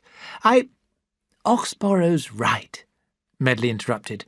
"The most important thing in medical practice, Manson, is to get rid of one's difficult cases." "What a suggestion!" Andrew said angrily. The discussion continued for nearly an hour. Andrew then repeated, "We must refuse to pay. Llewellyn knows that we intend to refuse. I told him so this afternoon." "What?" shouted the 3 doctors. "You told Llewellyn?" "Of course I did. He must know sometime. If we stand firm together, we're certain to win." "You had no right to tell him," Urquhart shouted. "Llewellyn has great influence. We may be dismissed." He got up and walked towards the door. "You're a nice man, Manson, but you have no common sense. Good night." Medley and Oxborough followed him, leaving Con and Andrew alone in the room. Andrew opened some bottles of drink, and, with this to comfort them, they sat down and discussed the stupidity and weakness of the other 3 doctors. They talked for so long that they did not hear Christine come in and go to bed. Next morning, Andrew had a bad headache. While walking down the street to see a patient, he passed Llewellyn in his car. Llewellyn smiled at him. Chapter 15. A New Qualification. Andrew felt very miserable. On Sunday morning, while lying in bed, he suddenly shouted at Christine, "I don't mind about the money. It's the idea of making these payments that angers me. Why can't I forget about it? Why don't I like Llewellyn?" "I think you are jealous of Llewellyn," said Christine. "What?" Andrew shouted. "Why should I be jealous of him?" "Because he's very good at his work, and, well, because he's a better qualified doctor than you are." "God! Now I know what you really think of me." He jumped out of bed and began to walk about the room. "What do qualifications matter?" "Well, love, you don't want to remain here all your life, do you? If you had a good degree, it would help you to get a better post." Andrew swung round. "Chris, You're right. He thought for a moment. But no, it isn't possible. To take a degree, I should have to learn some foreign languages. Christine ran up and kissed him. You would only need a little knowledge of the languages, and I could help you. Remember, your wife was once a school teacher. They made plans excitedly all day, and that evening Christine gave Andrew his first lessons. She helped him every evening. Andrew studied to such a late hour each night that when he went to bed he was often too tired to sleep. He lost weight and became thinner in the face. But Chris was always there to comfort and encourage him. By August, which was a very hot month, Andrew was ready to do some practical work in medicine. This presented another difficulty. Where could he get this experience? It was Christine who thought of Chalice and his important post at Cardiff University. When Andrew wrote to him, Chalice immediately agreed to let him work at the university. You were quite right, Chris, Andrew said. It is nice to have friends. And I didn't want to go to the Vaughans that night when we met Chalice. Andrew bought himself an old motorcycle. There were 3 afternoon hours during which Andrew was not on duty. So, on those days, after lunch, he rode 50 kilometres to Cardiff, worked at the university for 1 hour, and then rode back again. The work and the long journey and the heat made him so tired that he was almost ill. At last he had covered every subject in which he would be examined. He went alone to London to sit for his degree. Now that the event was so near, Andrew felt that he knew nothing. But when his examination began, he wrote and wrote, never looking at the clock. On the second day, he was examined by 2 doctors in turn on the practical work of medicine. Andrew found himself fearing this even more than he had feared the written papers. His first examiner, Dr. Gadsby, looked at him coldly, and then asked him 6 questions. 5 of these Andrew answered correctly, but the 6th he could not answer. Appearing to lose his patience, Gadsby repeated the question several times. Then, without a word, he passed him on to the second examiner, Sir Robert Abbey. Andrew crossed the room with a pale face. He felt certain that he had failed already. He raised his eyes and saw Robert Abbey smiling at him. "What's the matter?" asked Abbey. "Nothing, sir," Andrew answered slowly. "I don't think that Dr. Gadsby was very pleased with my answers, that's all." "Don't worry," Abbey comforted him. Though Abbey was now one of the most famous doctors in Europe, he remembered his own early struggles and therefore felt great sympathy for Andrew. He began in a friendly manner to question Andrew. His questions, at first simple, gradually became more difficult. But Andrew, encouraged by Abbey's pleasant manner, answered well. Abbey then asked him a question about a condition of the body called aneurysm. "Do you know the history of aneurysm?" "Paré," Andrew answered, "is supposed to have been the first man to discover the condition." Abbey's face expressed surprise. "Why do you say 'supposed,' Dr. Manson? Paré did discover aneurysm." Andrew reddened. "Well, sir, the medical books say so, but I don't think that they're correct. When I was studying for my degree, I read a long description of aneurysm in a book that was written 1,300 years before Paré lived." Abbey looked at Andrew with a strange expression. "Dr. Manson," he said, "you are the first person in an examination who has ever told me something which I did not know. Well done." Andrew turned red again. "Now, just answer one more question," Abbey ended. "What do you consider the most important rule for a doctor? Andrew thought for a moment. I suppose never to believe anything till it is proved.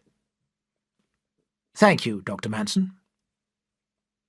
At last it was over. At 4 o'clock in the afternoon, Abby came to him, smiling, and told him that he had passed. He had done it. He had got his degree. He ran down to the nearest post office and sent a message with the great news to Christine. Chapter 16. Accident at the Mine. When his train reached Aberalour, it was nearly midnight. As Andrew was walking home, a miner called Frank Davis ran up to him, crying, "Doctor, you're wanted!" "What's wrong?" shouted Andrew. "There's been an accident at the mine. A man is almost buried under the coal. It's Sam Bevan, one of your patients. Come quickly, doctor." "I shall need my bag," Andrew said. "Run to my house and get it. I'll go straight to the mine." Andrew reached the mine in 4 minutes. The manager and 3 men were waiting for him. "It's a terrible accident," said the manager. "Nobody has been killed, but one of the men is trapped. We can't move him, and there's a danger that more coal will fall." At that moment, Davis ran up to them with his bag. Without delay, the small party began to go slowly down into the deep and dangerous mine. The passage to the mine was so narrow that Andrew and the other 4 men had to creep forward on their hands and knees for nearly a kilometre. At last they reached the scene of the accident. "Here's the doctor. Get back and give him room to move," the manager ordered the 3 men who had been trying to get Bevan out. They pulled themselves back, and Andrew crept forward. Bevan tried to smile at Manson. "Well, I'm giving you a good chance to test your skill." By the light of the manager's lamp, Andrew examined the trapped man. The whole of Bevan's body was free except for his left arm, which was buried under a heavy pile of coal and badly damaged. Andrew saw at once that the only way to free Bevan was to cut off his arm. Bevan read Andrew's decision in his face. "Go on then, doctor," he said bravely. "Cut it off. I can bear it. Just get me out of here as quickly as you can." "Don't worry, Sam," Andrew said. "I'm going to put you to sleep now.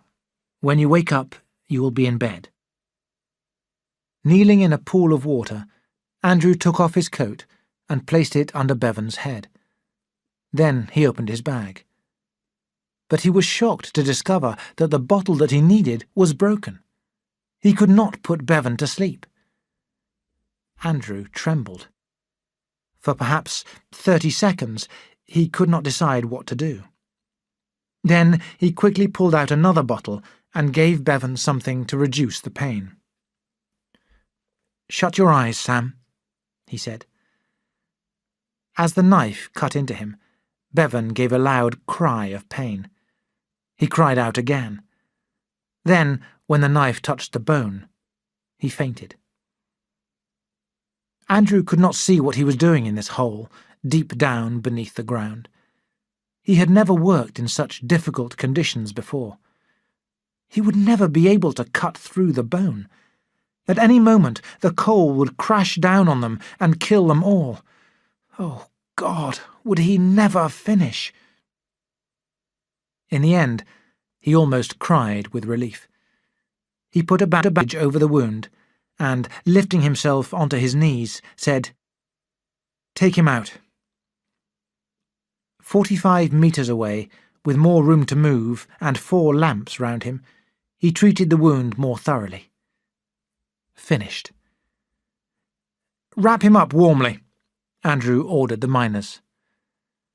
Slowly, gently, they carried Bevan out of the mine. When they had struggled along for about 55 metres, they heard a long, loud crash of falling coal in the darkness behind them. "That's it," the manager said to Andrew. It took them nearly an hour to reach the surface. There they found a crowd of women waiting anxiously. Suddenly, Andrew heard a voice desperately calling his name. The next moment, Christine threw her arms round his neck, crying loudly. "What's the matter?" Andrew asked, surprised. Holding on to him like a drowning woman, she said, "They told us that the coal had crashed down on you, that you couldn't come out alive." Chapter 17. Christmas. The saving of Sam Bevan greatly increased Andrew's popularity. He received smiles from people who had taken no notice of him before.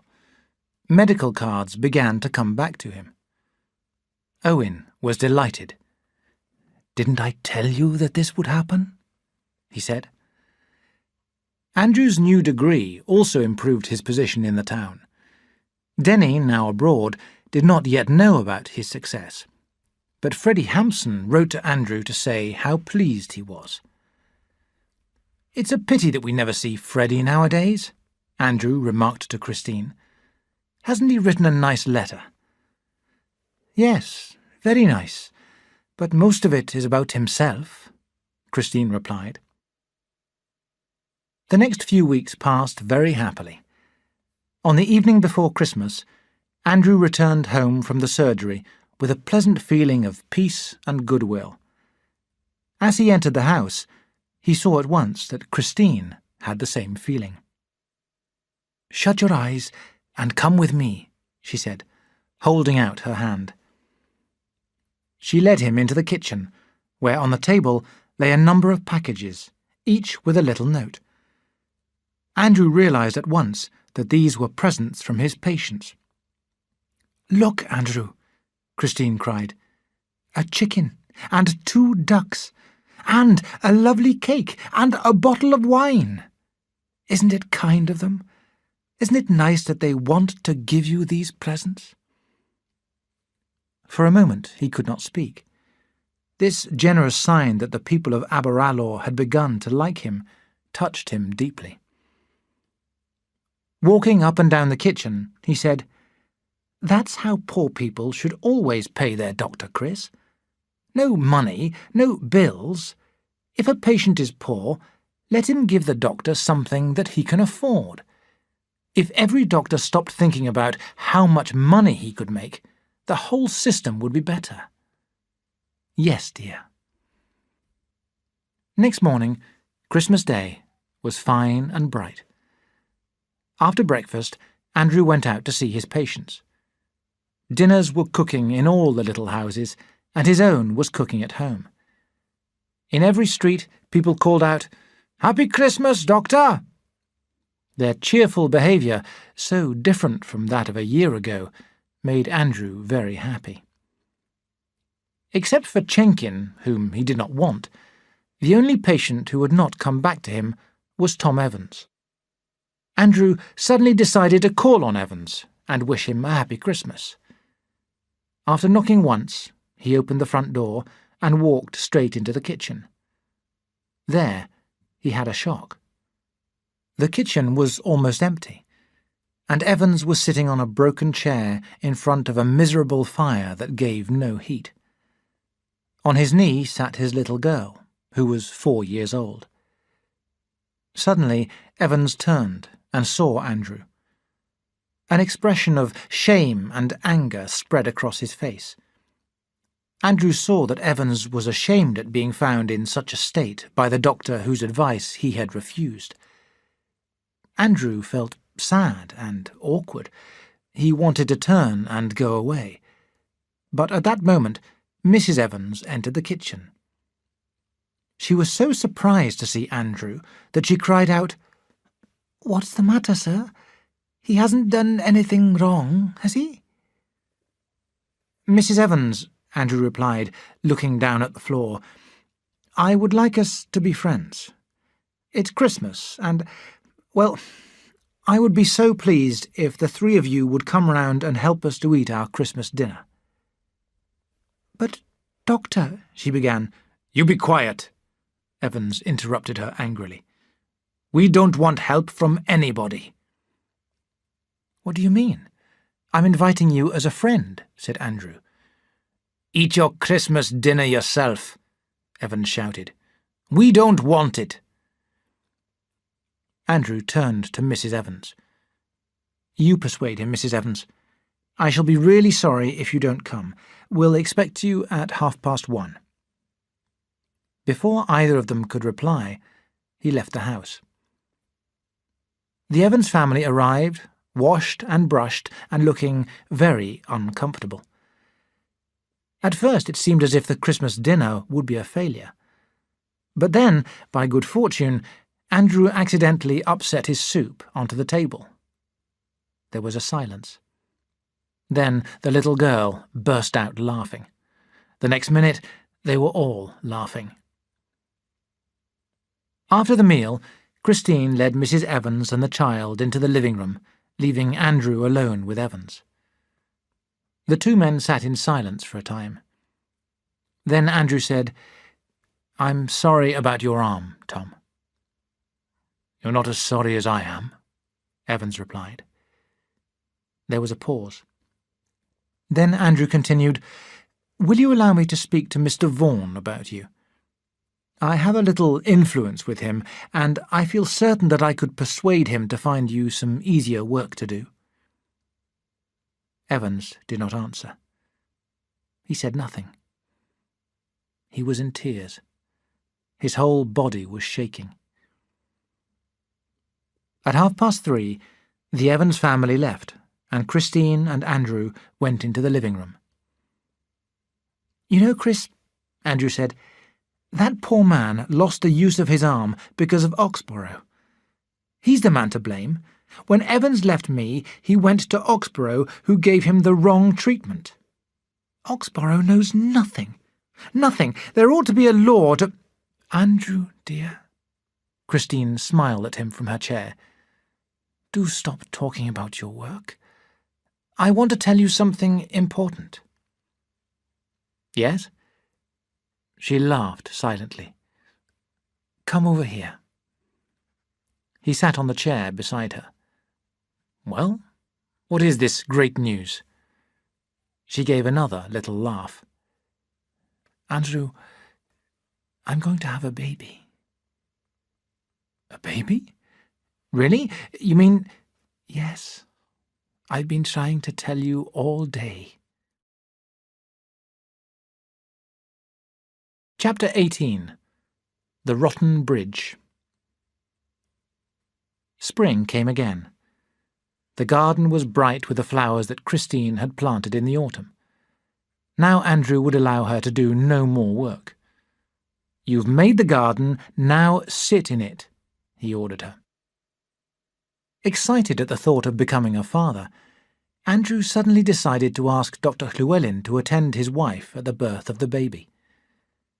Llewellyn, when Andrew telephoned him, seemed pleased. "I shall be glad to help you, Manson. I didn't think that you liked me enough to ask me to do this. I promise to do my best. For now, I think that it would do your wife good to have a short holiday." Acting on Llewellyn's advice, Christine went to stay with an aunt. Andrew missed her even more than he had expected to do. He spent 1 or 2 evenings with the Bolans and the Vaughans, but most evenings he continued with his research into coal dust. He made a discovery which excited him greatly. Standing in front of the dead fire, long after midnight, he suddenly seized Christine's photograph and cried, "Chris, I believe that I am going to do something important." Christine returned at the end of June. "Oh, it is nice to be home again," she said, throwing her arms round him. Then, as she looked into his face, her expression changed. "Andrew, dear, You look tired. I don't believe that you have been eating properly." She was worried about him. Andrew told her about the developments in his research. "How long is this going to take you?" she asked. "I don't know. It may take a year, or it may take 5 years." "Well, in that case, you will have to work to a system. Keep regular hours and not stay up too late, wearing yourself out." "There's nothing the matter with me." But Christine was firm. Every evening, while Andrew worked, she sat in his workroom reading. Then at 11 o'clock, she would rise from her chair and say, "Time for bed." "Oh, not yet. You go up, Chris. I'll follow you in a minute." "Andrew Manson, if you think that I'm going to bed alone in my state of health—" These last words, a joke about the baby that she was expecting, always ended the argument. With a laugh, he would stretch himself and put away his microscope. Towards the end of July, Andrew became particularly busy with his practice. One afternoon, as he walked up the road feeling very tired, he saw Dr. Llewellyn's car outside his gate. Thinking that perhaps the baby had been born early, he ran home, burst into the house, and said eagerly, "Hello, Llewellyn. I didn't expect to see you here so soon." "No," Llewellyn answered. Andrew smiled. "Well?" Llewellyn did not smile. "I have been trying to find you all morning," he said. "Is anything wrong?" Llewellyn looked through the window towards the old bridge in the garden. "Manson," he said gently, "this morning when your wife was walking over that bridge, a piece of wood broke. She fell. She is all right, quite all right, but I am afraid that the baby—" Andrew understood even before Llewellyn finished. "We did everything that we could," Llewellyn continued in a voice of deep sympathy. "I came at once and brought a nurse from the hospital. We've been here all day." There was silence. Andrew covered his eyes with his hands and cried to himself. "Nobody is to blame. It was an accident." Llewellyn tried to comfort him. "Now, go upstairs and see your wife." His head lowered, Andrew went upstairs. Outside the door of the bedroom, he paused, breathing heavily. Then he went inside. Chapter 19. Experiments. By the year 1927, opinions about Dr. Manson were rather mixed in Aberalour. His practice was not large, but all his patients had the greatest confidence in him. He rarely gave medicines, but when he did so, he gave the newest, best, and often the most expensive medicines on the market. By his use of modern medicines, Manson once prevented a serious disease from spreading through the town, although the rest of the area suffered badly. The committee of the Medical Society ought to have been grateful to Manson, but a few of its members, led by Chenkin, were jealous of his success. Though Manson had many friends, he also had enemies. Andrew sometimes asked himself why he and Christine had remained in Aberalour after the death of their child. His coal dust research was the only reason for staying. He could not leave the mines until he had completed that. He now had a great deal of important information about the effect of coal dust on the miners' lungs. But in order to prove his facts, he decided to do a few tests on small animals, to study the action of the dust on their lungs. Here his real troubles began. Taking care to cause the animals as little pain as possible, Andrew did some extremely successful tests, which proved all his beliefs. He felt proud and excited. But then, a few days later, he had a shock. When Andrew returned home from work, he found Christine looking worried. "What's the matter?" he asked her. She looked at him unhappily. "I had some visitors today." "Oh? Who were they?" 5 members of the committee, including Chenkin. They had heard about your tests on the animals and wanted to see your workroom. I told them that you were not at home, but they pushed me out of the way and rushed into your room. When they saw what was in there, one of the men shouted, 'Oh, the poor animals!' I tried to tell them that they had not suffered, but they refused to listen. They put the animals in a bag and took them away." "What?" Andrew shouted. He thought for a minute and then went into the hall to use the telephone. But, just as he reached it, the telephone bell rang. "Hello?" he said angrily. Then his voice changed. It was Owen. "Look here, Owen. I know, Owen interrupted. "This is a bad business. I'll come along to see you now." Owen came. Before Andrew could speak, he said, "Did you get permission?" Andrew looked at him in surprise. "Permission for what?" "To do tests on animals." "Good heavens, no! I never thought about it." "I'm afraid that there will be trouble," Owen said. "Some members of the committee feel very bitter about you. But don't worry, everything will be all right in the end." Owen went away. The following evening, Andrew received a letter ordering him to attend an inquiry to be held by the committee a week later. The news that there was to be an inquiry caused a lot of discussion in Aberalour. Fights broke out between Andrew's friends and his enemies. Andrew himself felt tired, angry, and worried. On Sunday afternoon, he presented himself before the committee. A large crowd was waiting in the street when Andrew entered the offices and walked up the narrow stairs to the committee room, which also was packed with people. The inquiry began with an angry speech by Chenkin, who shouted that Andrew had broken the law by doing tests on animals without permission and should be reported for this crime. Here Owen interrupted. "I must warn the committee that if we report Dr. Manson for this, the whole committee may run into trouble." "What do you mean?" Chenkin asked. "As Dr. Manson is employed by us," Owen explained, "we are responsible in law for his actions." There were cries of, "Owen's right! We don't want any trouble!" "Never mind about the permission, then," shouted Chenkin. "There are many other complaints against him." "Yes, yes," someone at the back called out. "Remember all those afternoons that he wasted riding about on his motorcycle?"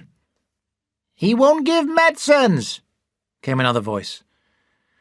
"All these complaints," Chenkin shouted, "prove that Dr. Manson has served us badly. We demand that he gives up his job." Chenkin looked round at his friends and sat down to loud cheers. "Perhaps you will now allow Dr. Manson to speak," Owen said, and turned to Andrew. There was a silence. Andrew sat still for a moment. The situation was worse than he had expected. He rose to his feet. He was not a good speaker, but he was angry now. He began, "What I have been doing wasn't cruel. Why do you men take mice and birds down the mines? To see if gas is present. When these mice and birds are killed by the gas, do you call that cruelty? No, of course you don't. You realize that these tests with animals save men's lives. Your lives. Well, that is what I have been trying to do for you. For 3 years, I have been doing research into the diseases that you get from the dust in the mines. I have made a discovery that may improve your conditions of work. A discovery that will keep you in good health better than bottles of medicine can do. You don't believe me. You think that I lie to you. But this will show you what other people think of my experiments, people who are able to judge. He took a letter from his pocket and handed it to Owen. It was from a university in Scotland, offering him another medical degree in recognition of his important coal dust discoveries. Owen read the letter, gave a sudden smile of relief, and then passed it round to the members of the committee. After a few more remarks, he said, "Perhaps you will leave us now, Doctor, please?" When Andrew returned to the committee room, everyone, except for Chenkin, seemed to be more friendly. Owen stood up and said, "I'm glad to tell you, Dr. Manson, that the committee has decided to ask you to remain." He had won. But his victory gave Andrew no satisfaction. The committee expected him to be pleased. But instead he said, "Thank you, Mr. Owen. I'm glad that the committee wishes me to stay, but I am afraid that I cannot do so. I give the committee a month's notice from today." He spoke without feeling, and then walked out of the room. There was silence. Then Chenkin called out, "It'll be no loss." Owen now lost his temper. "Be quiet, Chenkin," he shouted. "We have lost the best man we've ever had." Chapter 20. An Offer of Work. Andrew woke up in the middle of that night, calling out, "Am I a fool, Chris?" She comforted him in the darkness. "No, we don't want to stay in Wales for the rest of our lives, dear. We've been happy here, but it's time for us to move on." "But, Chris, we can't afford to buy a practice yet. We ought to save some more money before we leave here." "What does money matter?" she answered in a sleepy voice. Her confidence gave him courage. Next morning, the world seemed a cheerful place. He had no need to worry about the risk that he was taking. He now had a degree, and over £300 in the bank. They would never be hungry. Now that he was to leave, everybody wanted him to stay. A week after the inquiry, Owen and 2 or 3 members of the committee called at his house and asked Andrew to change his mind. But he refused. Reports of his coal dust discoveries had recently been printed in a number of medical papers in England and America. A few days later, as a result of these reports, Andrew received several letters. One letter was from Chalice, who asked Andrew to visit him that week. Andrew lost the letter and forgot to answer it. Another letter interested him more. "This pleases me, Chris. It's from an American named Stillman," he told her. "Yes? Is he a doctor?" she asked. "No, not really. He runs a small hospital in America where he treats people for diseases of the lung. The medical profession refuses to recognize him. But Stillman is a good man, very clever at his work. I'll tell you about him sometime." He sat down and replied to Stillman immediately. As he still neglected to answer Chalice, Andrew soon received a second letter from him. This stated that the Coal and Mines Board, having read about his coal dust experiments, wished Andrew to be their medical officer. When Christine read the letter, she said happily, "Didn't I tell you that something like this would happen? Isn't it good?" "Yes, lovely." Andrew went straight to the post office and sent a message to Chalice accepting the offer. Chapter 21. The Coal and Mines Board. The offices of the Coal and Mines Board were in a large stone building in the centre of London. On a bright morning in August, Andrew ran up the steps of this building in high spirits. "I'm the new medical officer," he told the man at the door. "Yes, sir," said the man. "Mr. Gill is expecting you. Jones, take our new doctor to Mr. Gill's room." Andrew was led into a large, sunny room, where Mr. Gill, a cheerful little man, shook hands with him and said, "Please sit down. Would you like a cup of tea?"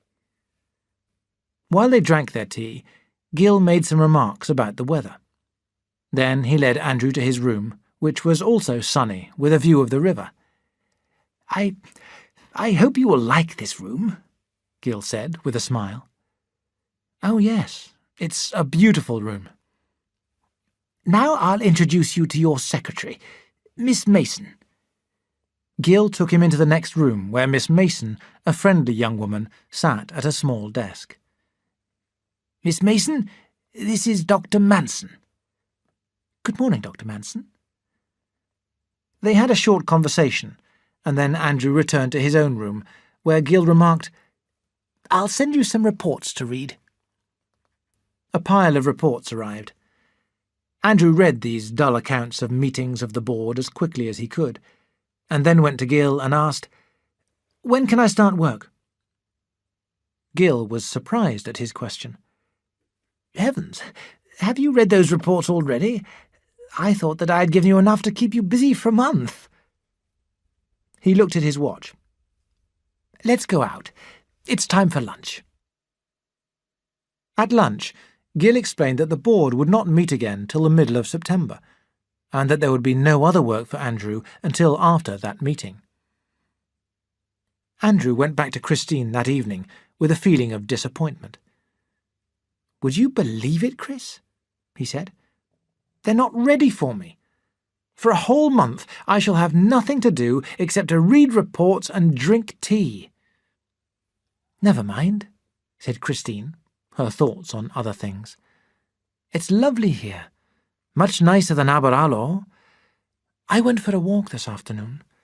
Oh, I planned such lovely things for us to do." He had rarely seen her so excited. "My love, let's go out to dinner. Then, if you're not too tired, we might go to the theatre." As she led him to the door, he laughed. "I need some entertainment after my first day's hard work." Next morning, he read every report again. Then he began to explore the building. Suddenly, he found himself in a long room, where a young man in a dirty white coat was sitting on a box, smoking a pipe and doing nothing. "Hello," Andrew said. The other answered tiredly, "Lost your way." Andrew introduced himself. "My name's Manson." "I thought so. So you've come to join the Forgotten Men." He paused. "I'm Dr. Hope." "What are you doing here?" "Heaven knows. Some of the time I sit here and think, but most of the time I just sit. Occasionally, when there's been an explosion, they send me bits of a dead miner to examine and tell me to find out the cause of the accident." They went out to lunch together. Hope then told Andrew more about his duties, and about the members of the board, 3 of whom were Chalice, Abbey, and Gadsby. "Do you know Gadsby?" Hope asked. "I've met the gentleman." Andrew told Hope about his examination. "Gadsby is a clever man, but he's only interested in himself." Hope, who had a great sense of fun, laughed suddenly, and then told Andrew a joke that Abbey had once made about Gadsby. He gave another loud laugh, and then became serious. "Abbey is the best man on the board. The others spend so much time quarrelling that they never make any decisions." Andrew and Hope had lunch together nearly every day. Although Hope was always joking, he was a clever young man. Andrew believed that one day he might do something important. While Andrew waited for the next meeting of the board, he and Christine explored London. They began to feel that they belonged there. Chapter 22. Measuring Bandages. At last, on the afternoon of September the 18th, the board met. Sitting beside Gill and Hope, Andrew watched the members enter the long room. Gentlemen, The President addressed the meeting. we are pleased to welcome our new medical officer. Dr. Manson has made some important discoveries, and we must give him every opportunity to develop his research. We wish him, gentlemen, to visit the mines and examine the miners in many parts of the country. We will give him all the help that we can, including the skilled services of our young friend, Dr. Hope. Andrew drew one quick breath. This was better than he had expected. But, gentlemen, the President continued, before Dr. Manson starts this work, I think that he should attend to another and more urgent matter. I think that first he should make a study of the medical materials used for accidents in mines. For example, there is no fixed standard for the width of bandages. I feel that Dr. Manson should inquire into this matter and make a report suggesting the best width and length of bandage for each of the most common forms of accident. Silence. Andrew looked desperately round the table. Surely, sir, this bandage question is of little importance, Abby argued. Dr. Manson— It is certainly not of little importance. The government has asked for this report. Excuse me, sir, Andrew interrupted. I understood that I was to do medical work here. For a month I have been wasting my time doing nothing. Now, if you expect me to— He stopped and looked at them. It was Abby who helped him. Dr. Manson's argument is very reasonable. For 4 years he has worked patiently at his research, and now, after offering him the opportunity to work on this further, you want to send him out to measure bandages. If Dr. Manson has been patient for 4 years, he can be patient for a little longer. The President laughed. After the meeting, Andrew discussed the matter with Gill and Hope. It won't take you long. Only about 6 months, Gill comforted him. Then you can begin your work on the coal dust. He won't get the chance, Hope laughed. He'll be measuring bandages for the rest of his life. Oh, very funny. Andrew picked up his hat and went home to Christine. He bought an old car, and on the following Monday he and Christine began their tour of the coal mines. Anyway, at least we are together, Chris, Andrew remarked. The work was very simple. Andrew examined the medical supplies at several hundred mines and then returned to London and wrote his report. The Coal and Mines Board sent this report to an important member of the government, who at once asked Andrew to call at his office.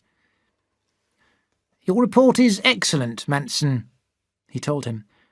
The government intends to introduce a new law controlling the use of medical supplies in mines and factories. We shall base this law on your report. But there is one suggestion that I would like you to change. I think that a narrower bandage would be better than the size you suggest. Don't you agree? Andrew was angry. Personally, I prefer the bigger bandage, but I really don't think that it makes much difference. What? No difference? No difference at all. You treat this matter very lightly. Don't you realise how important this is? Andrew lost his temper. Have you ever been down a mine? I have, I've done a bloody operation, lying in a pool of water with only one small lamp and no room to move. And I tell you this, the size of the bandage is of no importance." Andrew left the building more quickly than he had entered. When he returned to his office at the Coal and Mines Board, he stood for some time, looking out of the window. "I don't belong here," he thought. "I'm a doctor, not a clerk." Towards the end of May, he informed the board that he was leaving. Gill tried to persuade him to stay, but Hope said, "Don't listen to him. You're lucky.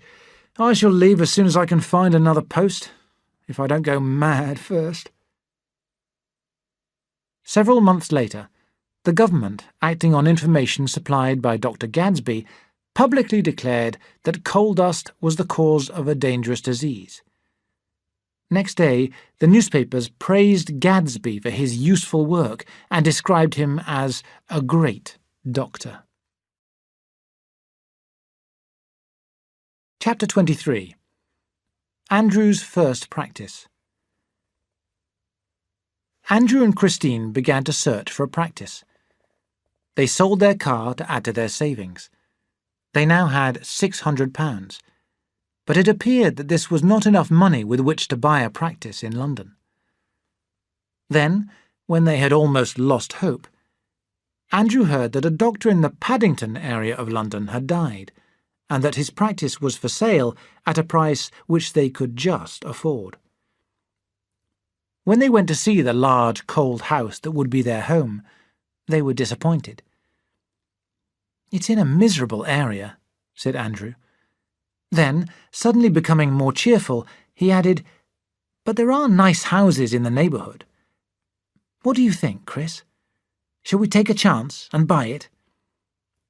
Christine was doubtful. She was tired of London now. She hated this cold house and the dirty streets. She wanted to go back to the country. But Andrew seemed so anxious to buy a practice in London that she let him have his wish. "All right," she said. "Buy the practice if you would like to." He bought the practice, and in October he and Christine moved into their new home. "We've spent everything, Chris. You must be very careful with the money," Andrew warned her. To his surprise, she burst into tears. "Careful? Aren't I always careful?" "Chris, what's the matter with you?" "Oh, I hate this house. It's so dark and dirty. But Chris, it's the practice that's important, not the house."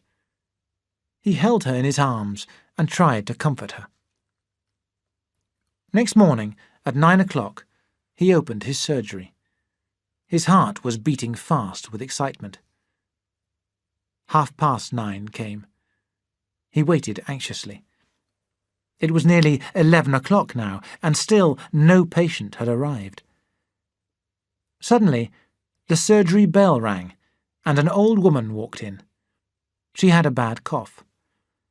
Andrew examined her, and then gave her a bottle of medicine, for which she paid him a small amount. Andrew felt as excited as if this was the first money that he had ever earned. He ran to Christine and showed her the coins. "First patient, Chris. This money will buy our lunch." That evening, 3 patients came to his surgery. But on the following day, he received no patients. And on the next day, he earned less than £1. Andrew began to ask himself if he had made a bad mistake in buying this practice. He and Christine were so poor that sometimes they did not have enough to eat. They went to a cheap food shop owned by a fat little German woman who called herself Mrs. Smith for their meals. Mrs. Smith liked them and was kind to them. She became very fond of Christine, and one day she said to Andrew, "You will be all right. You will succeed. You have a good wife. Don't worry, I will send you patients." They tried to pretend that their struggles were amusing, but never had they known such hard times. Chapter 24. Andrew decides to succeed. Andrew felt a great desire for the friendship of another doctor. Denny was abroad, having taken a post with an oil company, and Hope was now working in the north of England. So Andrew decided to telephone Freddie Hampson. "This is Manson, Andrew Manson. I've bought a practice in London," he told him. Manson? In London? Good heavens, man! Why didn't you telephone me before?" "Oh, I've been too busy," Andrew smiled to himself. "I'm married now, Freddie." "So am I! We must meet at once. Can you come to dinner on Thursday? Good." Christine expressed no pleasure when Andrew told her of the invitation. "You go alone, Andrew," she suggested. "Oh, nonsense. I know that you don't like Freddie very much, but there'll be other people there as well. Probably other doctors." When they arrived at Hampson's grand house on Thursday night, Freddie greeted them most warmly. "It's lovely to see you people again. How do you like my house, old man? Didn't I tell you that I would succeed?" It looked a most expensive house. Andrew was about to express his admiration when Mrs. Hampson entered. Almost at once, the other guests arrived. Introductions followed, with much talk and laughter. Then they went into dinner, a good meal with expensive food and drink. After 2 glasses of wine, Andrew felt very happy. He listened with interest when Ivory and Deedman, 2 well-known and successful doctors, talked loudly about their medical experiences. He said to himself, "I must get to know these men better. They're so rich and successful." "I played a clever trick the other day," said Ivory. "I persuaded a patient to have a course of 12 treatments. I told him that the usual charge for this was £50, but that I would be willing to reduce the price to £45 if he paid me immediately. He gave me a cheque at once." "That's the way to make money," Freddie laughed. "And a bottle of medicine would have done him just as much good." Ivory smiled. "Yes, and the price of the medicine is under £1." "Most people," remarked Deedman, "do not realise how little these treatments really cost. The important thing is to make them think that they are expensive." Ivory and Hampson agreed. "Exactly. The more you charge a patient, the more confidence he has in you." They continued to talk in this manner after dinner. Andrew listened, smoked, and drank. They all drank.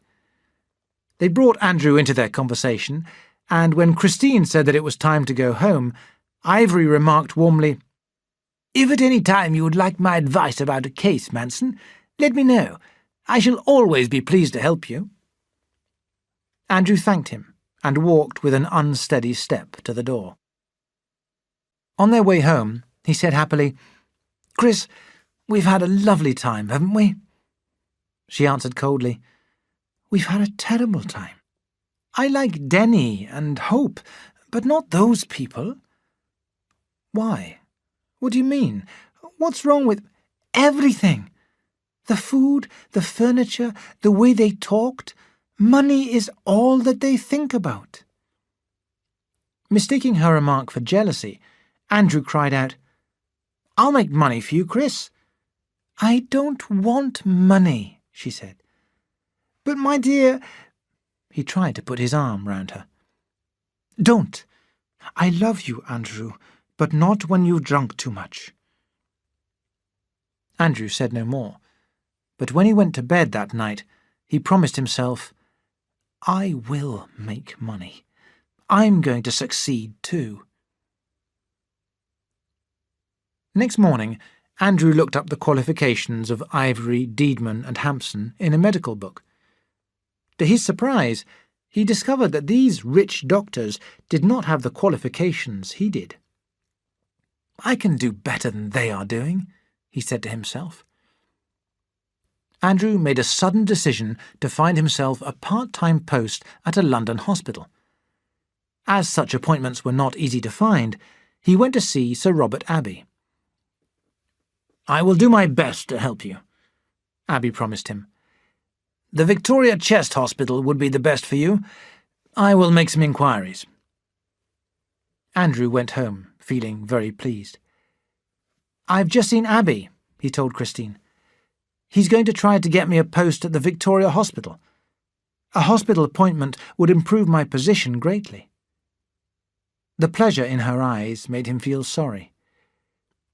"I've been very bad-tempered recently, Chris. Will you forgive me?" he asked. She ran to him, saying that it had been her fault. Andrew now worked with increased determination, feeling sure that he would soon have some good luck. Slowly, his practice improved, but he still had many disappointments. Some of his cases were serious, needing admission to hospital at once. Yet Andrew could rarely persuade any hospital to admit even the most dangerous case. "Doctor who?" they would ask when he telephoned. "Who? No, sorry, we have no empty beds." One day Andrew went to Christine, complaining, "They've plenty of beds for their own doctors. If they don't know a doctor, they refuse to admit his patients. This is London. This is our hospital system. It's terrible." He was still waiting to hear from Abbey about the hospital appointment. He was also disappointed that he had not heard from Hampson or his friends since their dinner. Feeling rather miserable, he sat in his surgery one evening towards the end of April, thinking about his future. It was nearly 9 o'clock, and he was about to lock the door for the night when a young woman entered. "What is your trouble?" he asked her. She smiled and sat down. "Mrs. Smith in the little food shop advised me to come to you, Doctor," she said. "I work at a large dress shop. My name is Miss Cram. I'm having trouble with my hands. I've been to several doctors in this area, but they've not been able to cure me." He looked at her hands, which were very red and sore. With sudden interest, he examined them more closely. "They make it difficult for me to work," she said. "I've tried various medicines, but they have done no good." "No, they wouldn't," he said. "You are suffering from a rather rare skin disease. Medicines are useless for this disease. It is caused by the food you eat." "Well, no doctor has told me that before." He laughed and wrote out a list of the foods that she must avoid. She took the list, saying, "I'll take your advice, Doctor. I'll try anything." She paid Andrew for his services and left. 10 days later, she returned. "Look at my hands now, Doctor. Cured. I am so grateful to you." "That's all right," Andrew answered awkwardly. She rose. "Perhaps one day I shall be able to prove to you that I am grateful," she said. He smiled and showed her to the door. Chapter 25. New Patients. Miss Cram's cure caused surprise and excitement at her dress shop. She advised the other girls working there to go to Andrew, and they all took her advice. Anxious to see what this great doctor was like, at least 6 or 7 girls who had nothing really the matter with them attended his surgery every evening. Their visits greatly increased Andrew's profits. But Miss Cram was only beginning to express her thanks. In the first week of June, Andrew received a letter asking him to call at the home of a Miss Everett, a rich woman who lived in a very expensive part of London. "This is my chance, at last," he told himself, when, closing his surgery early, he left home to visit Miss Everett. The servant who opened the door led him into a large, beautifully decorated room where Miss Everett, a woman of about 50, was waiting for him. She gave him one look and then came straight to the point. "My doctor has died. It's a pity, because I trusted him completely. Miss Cram suggested you to me. I looked up your qualifications. You're well qualified." She paused and took another look at him. "I think that perhaps you might be the doctor for me. I always have treatment for hay fever at this time of year. You understand hay fever, I suppose?" "Yes," he answered. "Which treatment do you have?" She mentioned the name of a well-known cure. "My last doctor advised it. It has been very helpful." Andrew wanted to tell her that this treatment was useless, but decided that this would be foolish. He could not risk losing this chance to make money. He said, "Then I will give you the same treatment, Miss Everett." "Good. I suggest that I pay you £1 for each visit. Do you agree to this arrangement?" £1 a visit. He had never been paid so much before. The idea of giving a treatment in which he did not believe no longer worried him. What did it matter if it was useless? He was tired of failure. He wanted to succeed, and he would succeed. He visited Miss Everett again the following day at 11 o'clock. He then called twice a week. After each treatment, they would talk together for perhaps half an hour. Andrew told Miss Everett of his desire for success, and she encouraged him. On his last visit, she gave him a glass of wine and paid him a cheque for £12 for his services. She then led him to the front door and stood for a moment, looking at him. "Will you take the advice of a woman who is old enough to be your mother?" she said. "Get yourself a good suit. You say that you wish to succeed. You will never be successful in those clothes." He walked down the road, feeling hurt and angry. But his annoyance soon passed. "She's quite right," he thought. "How can I attract high-class patients if I wear clothes like these?" When he reached home, he excitedly showed Christine his cheque. "Look at that woman! This is real money. What a well-qualified doctor ought to earn.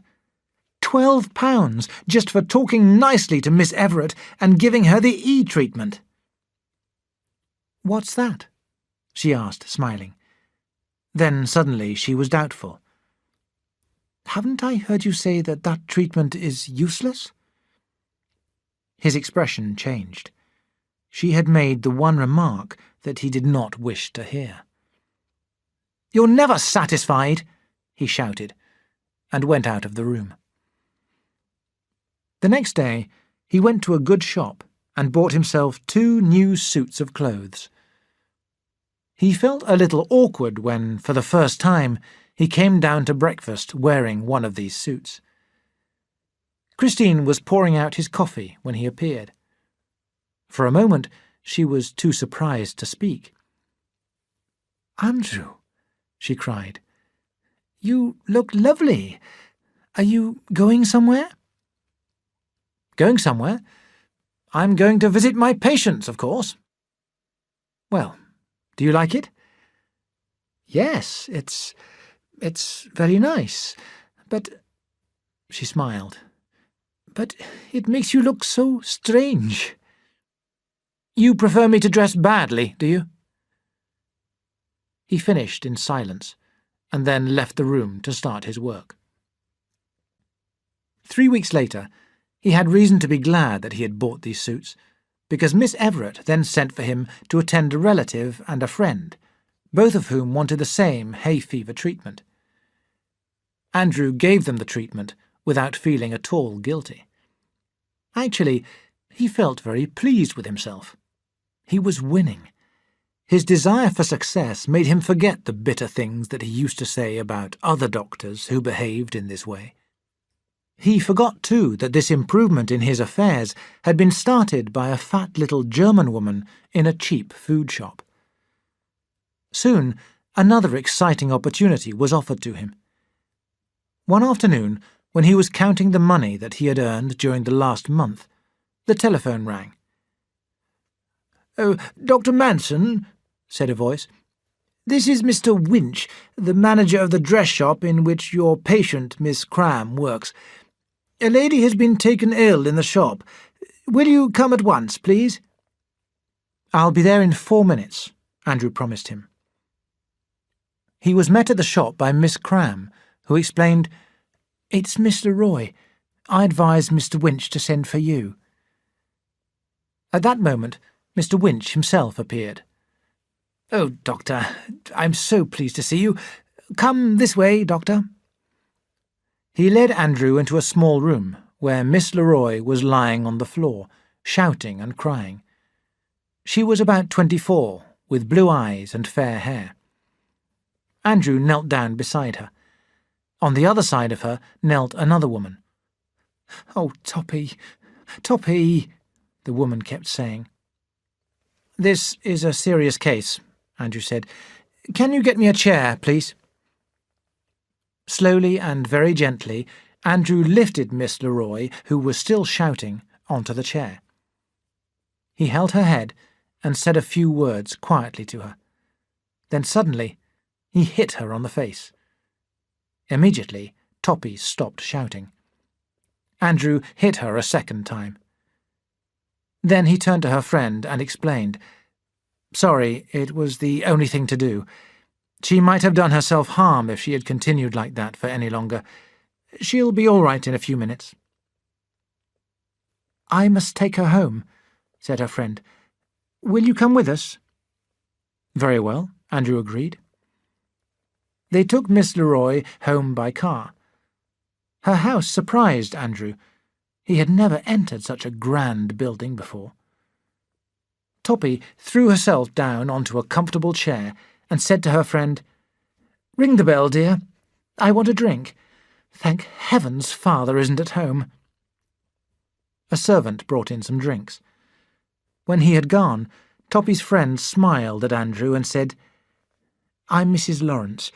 I think that I had better explain what happened, Doctor. Toppy had an argument about a dress that she had ordered. She's been feeling very tired of late, and is rather quick to quarrel." She paused. "We are very grateful to you, Doctor." Toppy looked at Andrew. "I went mad, Doctor, didn't I? Go on, Doctor. Say that I went mad. Laugh! It was very funny." "I didn't think it funny." Andrew spoke quickly, feeling that he too should explain himself. "You had a bad attack. I am sorry that I had to hit you." There was a pause. Andrew had finished his drink. "Well," he said awkwardly, "I must get back to my work. Send for your own doctor tomorrow. Goodbye." Mrs. Lawrence led him into the hall. She was tall, dark, and quite young. She gave him her hand and said with a smile, "I admired your form of treatment. I can see that one day you will be a great success." Walking down the street, Andrew noticed to his surprise that it was nearly 5 o'clock. He had spent 3 hours in the company of these two women. He would be able to charge a high price for his services. A very high price. Chapter 26. The Nursing Home. On the following morning, when Andrew was about to visit some of his poor patients, Mrs. Lawrence telephoned and asked him, in a most friendly manner, to call on Toppy again. Andrew went straight to the house. Here he met Mr. Leroy, who looked at him quickly and said, "Listen, Doctor, I'm in a hurry. You're a clever young man. Well then, cure my girl. Stop all her stupid nonsense, her crying and shouting about nothing. Give her the best treatment. I can afford it. Goodbye." When Andrew went upstairs, he found Mrs. Lawrence waiting for him outside Toppy's room. Every day Frances Lawrence was present at the time of his visit. Her quiet, gentle manner attracted Andrew. Although he did not realize it, she soon began to influence some of his actions. She suggested that he should buy a car for his work. Andrew made no mention of this to Christine, but he began to ask himself how any doctor could develop a high-class practice without a car. A man in his position must not be seen walking down the street, carrying his own bag. He could not afford to buy a car in one payment, but he could spread out his payments over 2 or 3 years. Any garage would agree to that arrangement. 3 weeks later, Andrew drove home in an expensive new car. He ran into the house and called out, "Christine! Christine! Come and see something!" He had meant to surprise her, and he succeeded. "Andrew, is this ours? Oh, what a beauty!" He smiled at her. "Step inside, lady, and I'll take you for a drive." She admired the car again and again as he drove her through the streets. They went out together so rarely now that she made the most of every minute. She said happily, "Now perhaps we can drive into the country on Sundays. Oh, that would be so nice." The suggestion annoyed Andrew. "Oh, all right, I suppose so," he answered. "But we can't make a habit of driving into the country. The car is for work, not for pleasure." They drove home in silence. On Thursday, as he was leaving the Leroy's house, Andrew met Freddie Hampson. "Hello, Hampson," he said. Freddie looked at him in surprise. "Why, hello! What are you doing here?" "Patient," Andrew answered, pointing towards the house. "I'm attending Leroy's daughter." "Leroy?" Delighted at Freddie's surprise, Andrew proudly put his hand on the door of his new car and asked, "Which way are you going? Can I drive you anywhere?" "I'm going to Ida Sherrington's nursing home," said Freddie. "You can drive me there if you like." As they drove to the nursing home, both men were silent. Hampson was thinking. He had given Andrew a warm welcome when he came to London, because he had hoped that Manson might occasionally ask for his opinion about a case, for which he would be able to charge the patient £3. But now this surprising change in his old friend, his new clothes, the car, and his mention of Leroy, gave Hampson reason to believe that Andrew might be more helpful to him than he had expected. "Come in and meet Ida," he suggested when they reached the nursing home. "Her home is one of the worst in London, but she makes a lot of money. She's a person worth knowing." "Yes?" "Come in with me and see my patient, old Mrs. Rayburn. Ivor and I are doing a few tests on her. Come and examine her chest. That would please her, and she'd pay you £5. "What? You mean... But what's the matter with her chest?" "Nothing," Freddie smiled. "Don't look so surprised. That's how we work here, Ivory Deedman and I. You really ought to join up with us. The success of our system would surprise you." Andrew got out of the car and looked at the tall, cold building. He then turned his head and listened to the noise of the cars and the buses in the street. He asked himself how any sick person could find peace here. Andrew mentioned this to Hampson as they entered the building. "Yes, it is noisy," Freddie agreed. "But the area is very convenient for us. That's all that matters."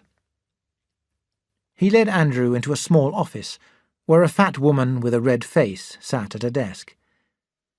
"Good morning, Ida," Freddie called out. "I brought Dr. Manson to see you." Ida greeted Manson in a friendly manner. After they had talked together for a few minutes, Freddie interrupted them.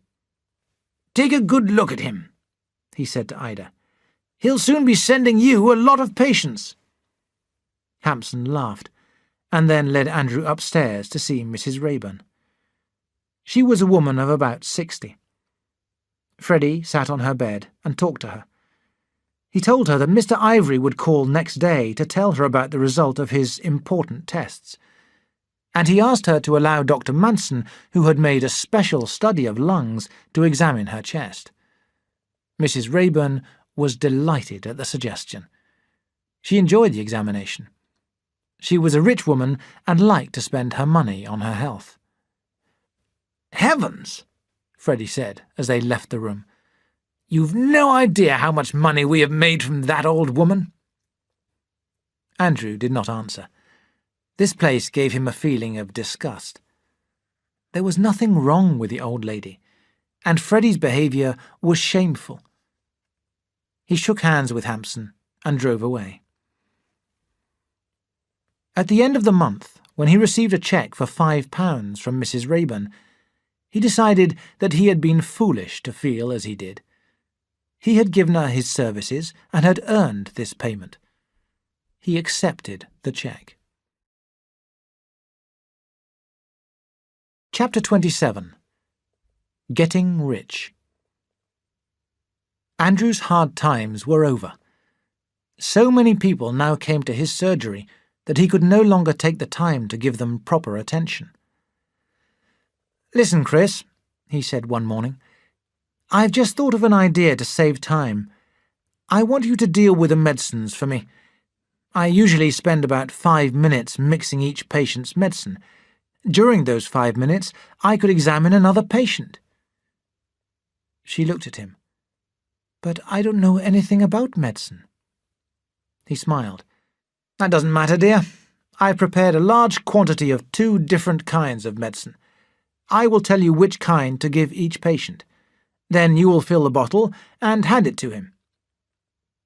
Christine looked worried. "But, Andrew, do you really believe—" "Oh, I know that I used to talk a lot of nonsense about medicine at Aberalour, but I'm a practical doctor now. These medicines can't do any harm."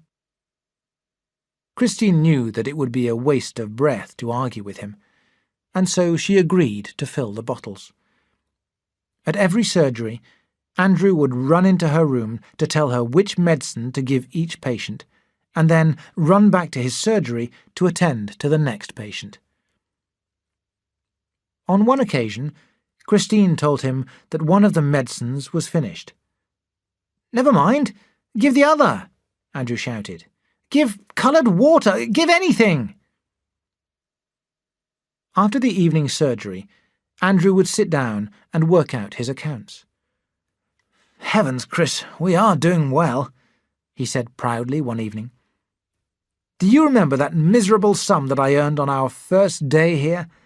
Well, today I made over £8. He locked up the money in a drawer and praised his wisdom in buying the practice. "Yes, and I'm attending high-class patients as well. We're going to be rich, woman."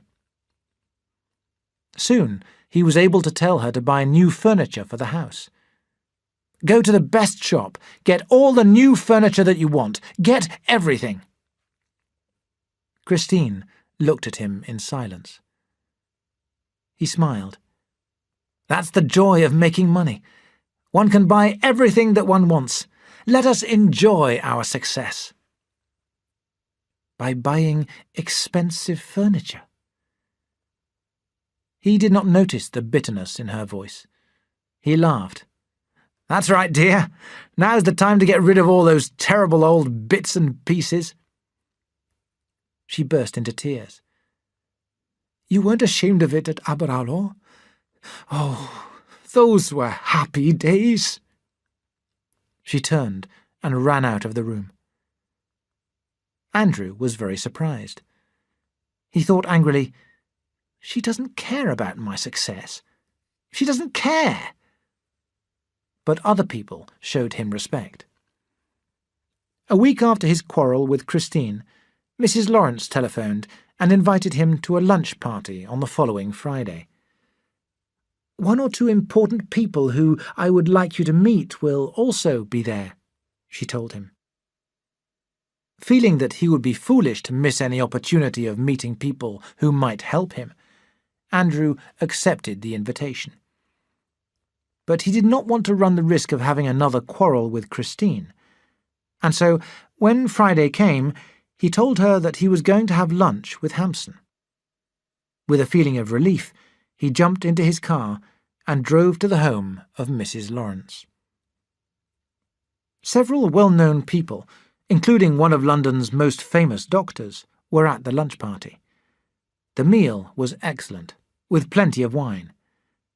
Andrew drank, laughed, joined in the conversation, and enjoyed every moment. Although much of the conversation was as stupid as the talk at Hampson's party, Andrew returned home with a feeling of satisfaction. But next morning he had a shock. Freddie telephoned him to inquire, "Did you enjoy your lunch yesterday? How did I know about it? Haven't you seen the newspapers?" Andrew ran to the sitting room and hurriedly turned the pages of his newspaper. To his great surprise, he saw a photograph of Frances Lawrence and a report of her party, with the names of all the guests. He tore out the page and threw it into the fire. But Christine had already read the newspaper. She felt deeply hurt. Why had he not told her? Why?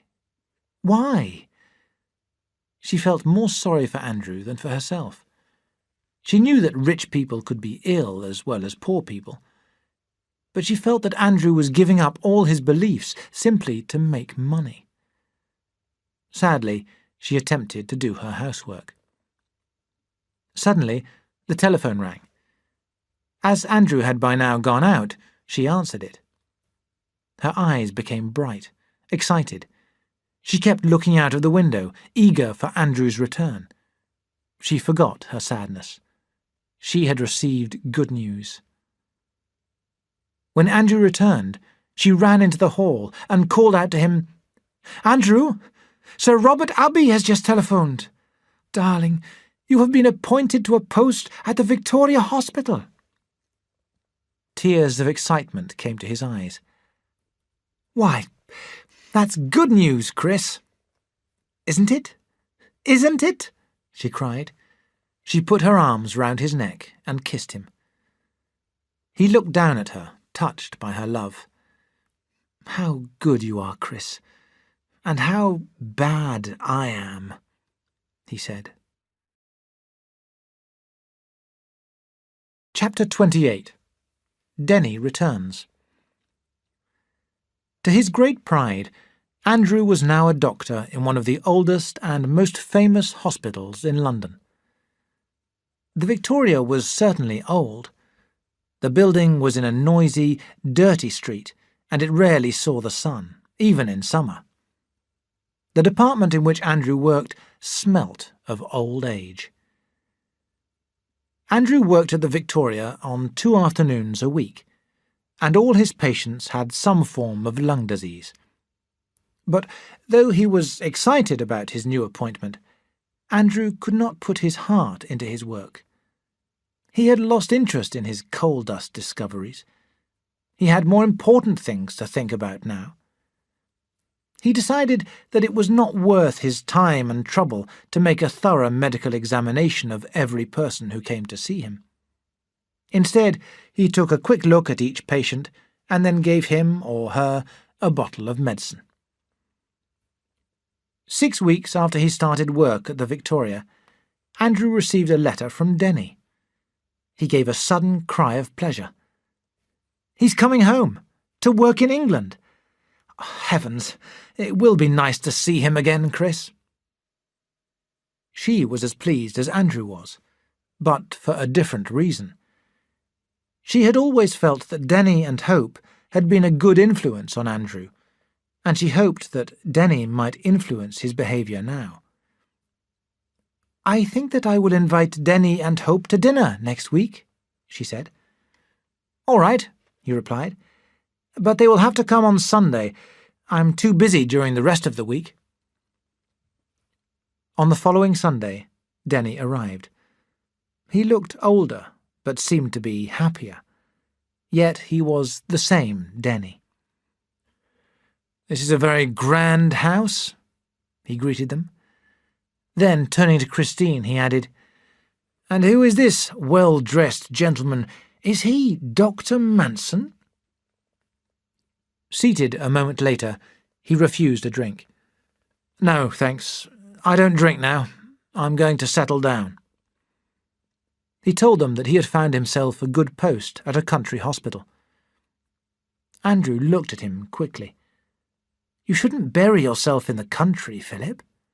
With your degree, you could get a much better post in London. Come to London." "What have you been doing to him?" Denny asked Christine. "He doesn't sound like the man who blew up that sewer with me at Dreneffi." At that moment, Hope arrived. He and Denny had not met before, but they liked each other at once. 5 minutes later, as they sat down to dinner, they began to joke about Andrew's success to his face. "Of course, Hope," Philip remarked sadly, "I have known these people for a long time. I knew the doctor before he came to London, before he became so successful. He was dismissed from his last post for using animals in his research." Hope laughed loudly and replied with another joke about Andrew. There was more of this sort of talk during the meal. Then, as Christine had hoped, the conversation became more serious. At first, Andrew was rather quiet. Although he was pleased to see Philip again, he did not feel that his old friend was showing enough respect for his success. After all, he had done very well, extremely well. And what had Denny done? Several times he nearly told Denny and Hope to stop trying to be funny. Yet, when they began to discuss hospitals, Andrew joined in the conversation with real interest. "They're all out of date," he cried. "The Victoria is falling down. Most of the hospitals in London are falling down. The buildings are old and the streets are noisy. How can patients get well in such conditions? The whole system is wrong." "Well, what's the answer?" Philip asked, with an annoying smile. "What do you suggest? A new board of control with you in charge to reorganise all the hospitals?" "Don't be a fool, Denny," Andrew answered angrily. "The only sensible answer is to build new hospitals a few kilometres outside London, in quiet areas where there is good, fresh air. I tell you, the present system is terrible." "And what are we doing about it? Nothing. If I were in charge—" They talked until after midnight. Denny complained about the lack of knowledge shown by so many doctors, and Hope complained about the waste of medical supplies. Soon after midnight, Hope left. While Andrew was out of the room, saying goodbye to him, Denny gave Christine a small present which he had brought home for her from abroad. She tried to thank him, but he stopped her. His kind eyes avoiding hers, Denny said, "Don't worry about Andrew." He smiled. "But we must try to lead him back to his old Dreneffi standards, mustn't we?" Chapter 29. Money from Mr. Ivory. Soon after Denny's visit, a Mrs. Thornton requested Andrew to call and see her daughter Sybil, who had hurt her foot.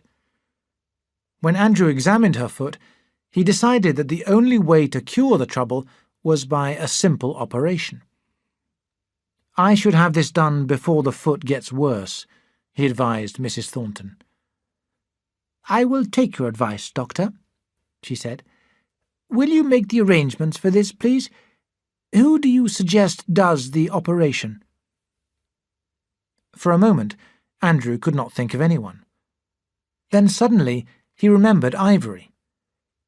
"Mr. Ivory might do this for us, if he's not too busy," he said. Andrew went home and telephoned Ivory, whose manner was most friendly. He examined the girl and agreed that an operation was necessary. And 2 days later, he did the operation in Miss Sherrington's nursing home. Andrew was present, because Ivory said that it was important for him to be present. 2 weeks later, when Sybil Thornton had left the nursing home, Ivory invited him to lunch. During the meal, He suggested to Andrew, "Leave the money arrangements for the operation to me. I hear that the Thorntons are very rich. I can charge them more than you can." He paused. There is another matter that I ought to mention. Sybil's tonsils are in a bad state. Did you examine them?" No, I didn't." "Oh, they're very bad. I hope you don't mind, but I told Mrs. Thornton that we would take out Sybil's tonsils as soon as the weather is warm." On his way home, Andrew thought, what a pleasant man Ivory is. So nice and easy to work with.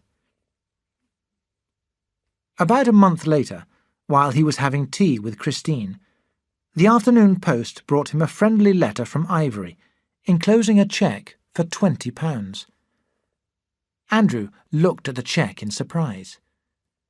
He had done nothing to help Ivory at the operation. With a smile, he handed the letter and cheque to Christine. "This is very generous, isn't it, Chris?" She looked confused. "But I don't understand. Is this in payment of your bill to Mrs. Thornton?" He laughed. No, this is an additional payment for the time that I spent at the operation. I earned this just for being there." She put the cheque on the table. "It seems a lot of money for doing nothing." "Well, why not? The Thorntons are very rich. They can easily afford it." When Andrew had gone, Christine looked at the cheque again. She had not realised that he was working with Ivory. Suddenly, all her worries returned. How fond of money he had become. Money seemed to be the only thing that mattered to him. Tears came to her eyes. She must speak to him. That evening, after surgery, she asked slowly, "Andrew, will you do something to please me? Will you drive me into the country on Sunday?" He looked at her strangely. "Well, all right." On Sunday, a fine spring day, they drove to a village a few miles from London, where they ate their lunch, which they had brought with them by some woods. As they sat in the sunshine, Christine took a deep breath. "Andrew, dear," she said, "I want to speak to you. Money isn't the only thing in life. Please listen to me, please. You have changed so much, Andrew. Denny noticed the difference in you too. You're not the Andrew Manson that I married. Oh, if only you could be as you used to be." "What have I done wrong now?" Andrew shouted. "It's your whole behaviour, love. That cheque that Ivory sent you, it's not right to accept it." He stiffened. "Not right? Why shouldn't I accept it?" "Oh, can't you understand what I mean? You're doing all the things that used to make you so angry with other doctors. Oh, Andrew, don't lose all respect for yourself." She suddenly burst into tears. He looked at her in anger. "Oh, stop crying, you fool. Try to help me instead of complaining every minute of the day. You talk as if I were a criminal. I only want to succeed. Don't mention this nonsense to me again." "All right," she cried. "I won't. But I warn you, one day you will be sorry." They hardly spoke to each other for the rest of the day. Towards the end of the week, Andrew went to tea with Mrs. Lawrence, who always seemed to approve of his actions. "Why," suggested Mrs. Lawrence, "don't you rent a room in this part of London for this high-class practice that you are so anxious to develop? Many more people with money would come to you if you had a room in this area." Half an hour later, as Andrew drove home, he thought about Mrs. Lawrence's suggestion. It was a good idea. Without saying anything to Christine, he began to search for a room in the West End of London. When he found one, about a month later, He told her at breakfast, "It may interest you to know that I have rented a room in Welbeck Street. I shall use the surgery here for people who have not much money, and my new room in the West End for my rich patients." Chapter 30. Lunch with Mr. Stillman. The room in Welbeck Street gave Andrew a new feeling of his own importance. Francis Lawrence and Freddie Hampson made suggestions about decorations and furniture, and Hampson also found him a nurse, Nurse Sharp, a rather bitter but hard-working woman who was a friend of the nurse that Freddie employed. When his room was ready, it looked very grand. Andrew decided that he could charge his patients at least £3 a visit here. For the first week or two, very few people came to see him, but then patients began to flood in. He was a busy man, driving backwards and forwards in his expensive car from his home to his Welbeck Street office, and from there to the Victoria Hospital. He rarely finished work until 10 o'clock at night.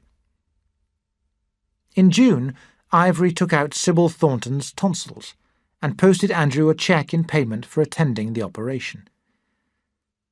One afternoon, soon after this, an old woman called to see Andrew about her throat. Her condition was quite easy to cure, but Andrew decided to send her to Hampson for his advice about the best treatment to give. Freddie had been so kind of late that he wanted to give him this opportunity to earn himself an easy £3. A week or two later, Hampson, in return, sent Andrew one of his patients to examine. That evening, as he drove home from his West End consulting room, Andrew felt very pleased with himself. But he found Christine far from pleased. "Mrs. Lawrence telephoned you again this afternoon. No message?" she told him. He turned red. "What do you mean, again?" "This is the 4th time that she has telephoned you this week." "Well?" "Nothing. I didn't say anything." "It's how you look. It's not my fault if she telephones me." He rushed out of the room. At once he felt sorry. Relations between Christine and himself were getting worse, and they had once been so happy. He had a sudden desire to please her. The next minute he was in his car, driving to see Miss Cram at her shop. When he returned, he went into the living room and called out, "Christine, come here a moment." She came at once. "Look, dear," Andrew said awkwardly, "I've bought you this. I know that we have been quarrelling of late, but this ought to show you—" He broke off and handed her a box. As she opened it, her hands trembled. Then she gave a little cry. "What a lovely, lovely dress!" Tears were running down her face. She turned to him excitedly. "You do love me, don't you, dear? That's all that matters to me." He smiled. "Of course I do. Listen, Chris, I'll take you out to dinner today." He took her to a very expensive restaurant. "We didn't have this sort of food in Gennefi," he laughed, as they began their meal. Andrew was determined to have a good time, but Christine could not be cheerful. The room was crowded, hot and noisy. The noise of these rich people was hateful to her. Suddenly, she felt sick. "What's the matter?" Andrew asked. "Aren't you enjoying yourself?" "Yes, of course," she tried to smile. "You haven't listened to a word that I've been saying. You haven't drunk any of your wine. When a man takes his wife out—" "Can I have a little water?" she asked weakly. She wanted to shout. She hated the place. They finished their meal in silence and drove home. Their relations were even worse than before. Christine felt terribly miserable.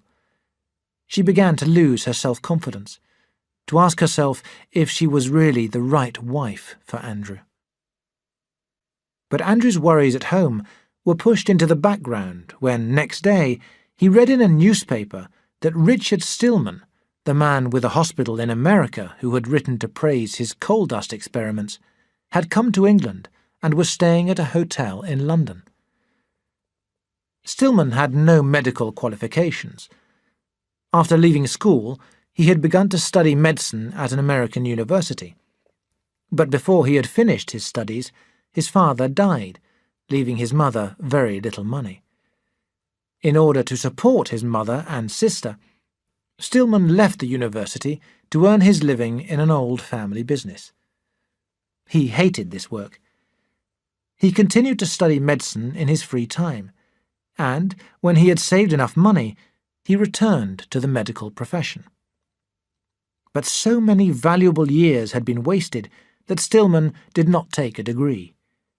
Instead, he built a hospital for the treatment of people with lung diseases.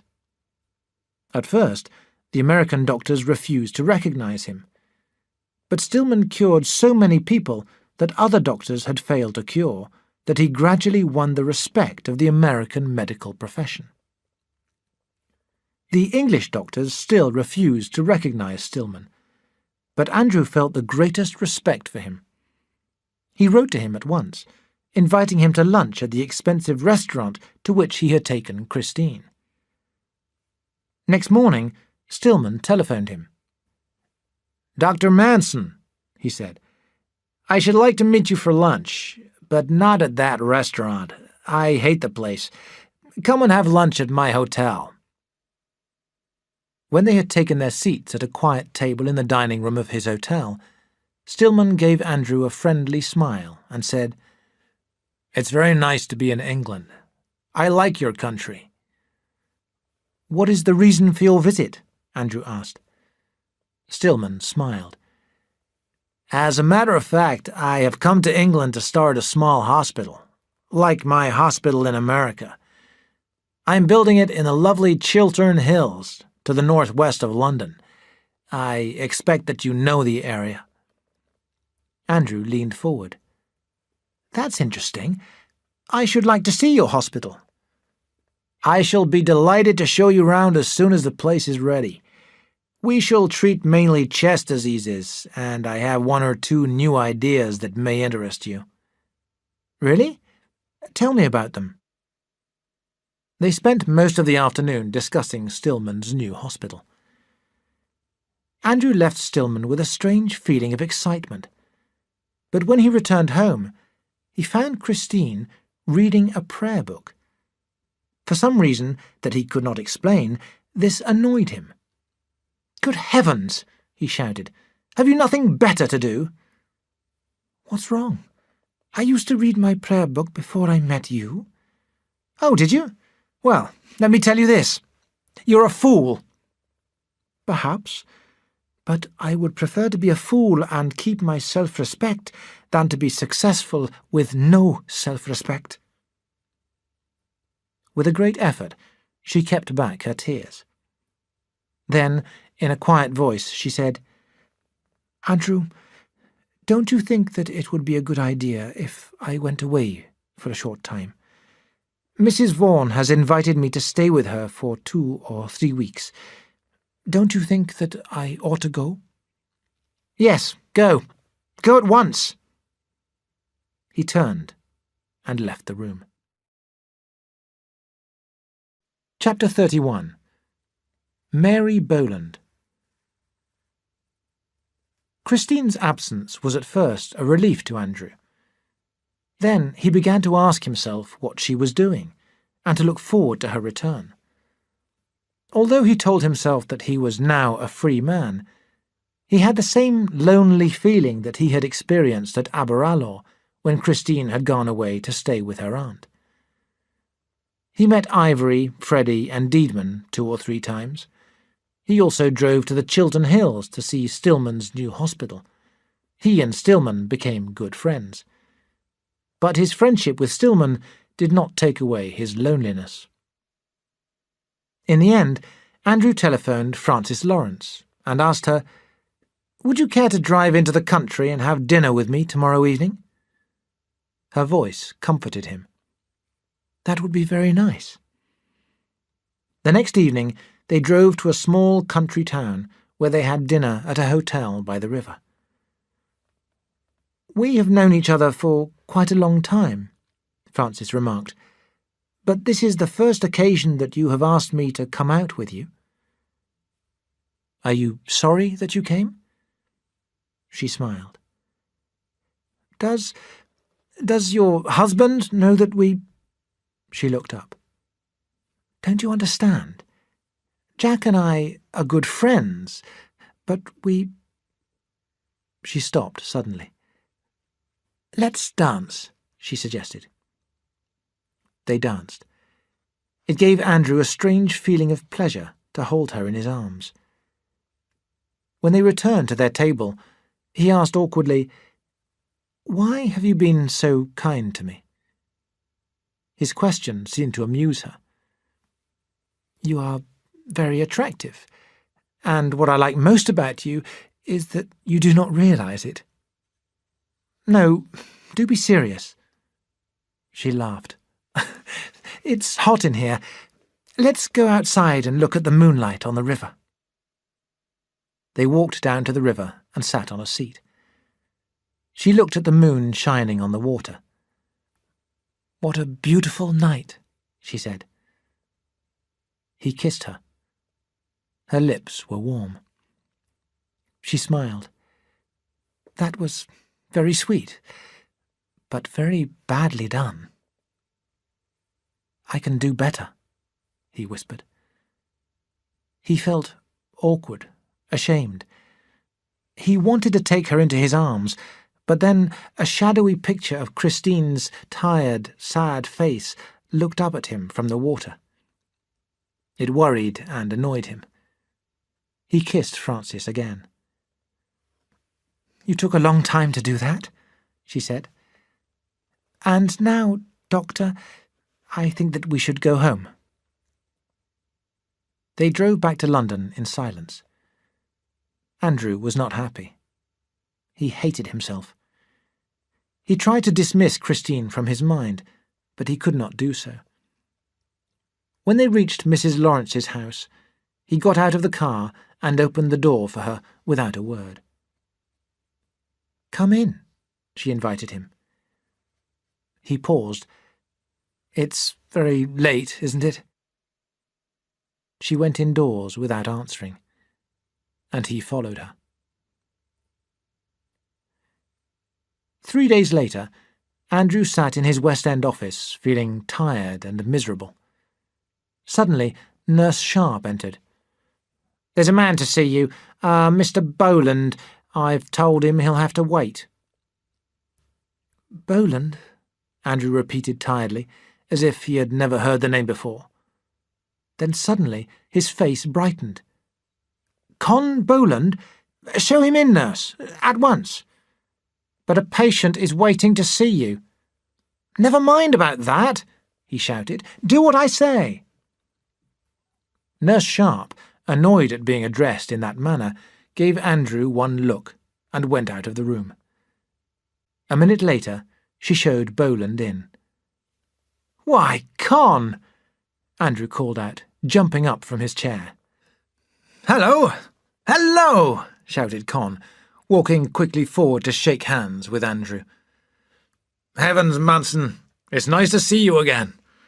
You're looking well? Well, this is a high-class practice." He looked at Nurse Sharp, who was watching him with scorn. "This nurse of yours refused to admit me at first." Nurse Sharp turned and walked out of the room. After she had left, Con's manner changed. "Listen, Manson," he said. "I've come to see you about my daughter Mary. She's ill. Llewellyn has been attending her, but, well, he's useless." Con suddenly became angry. "He says that Mary has tuberculosis and cannot be cured. Listen, Manson, will you do something for me? I know that you're a successful doctor now, but will you examine Mary? I have such confidence in you, and so has Mary." Andrew was worried. "Mary, poor girl. I'll do everything that I can for her. Everything," he promised Con. At that moment, Nurse Sharp entered.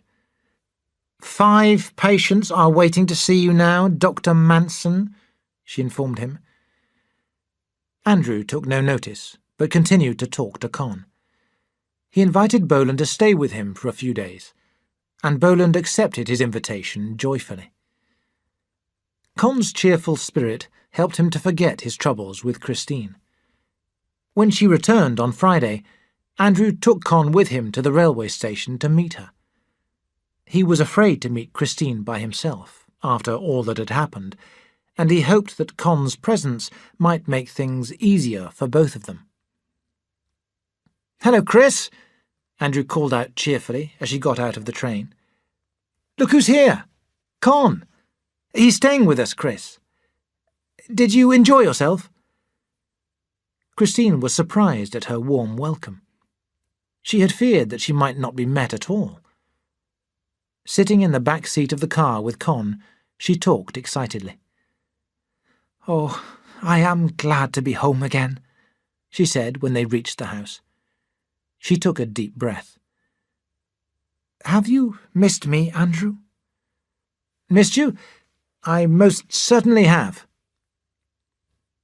After a few minutes, Andrew, who still felt awkward, said that he must visit a patient and hurriedly left the house. "Thank heavens that's over," he said to himself as he got into his car. "I'm sure that she has no suspicions about Francis. That's all that matters at the moment."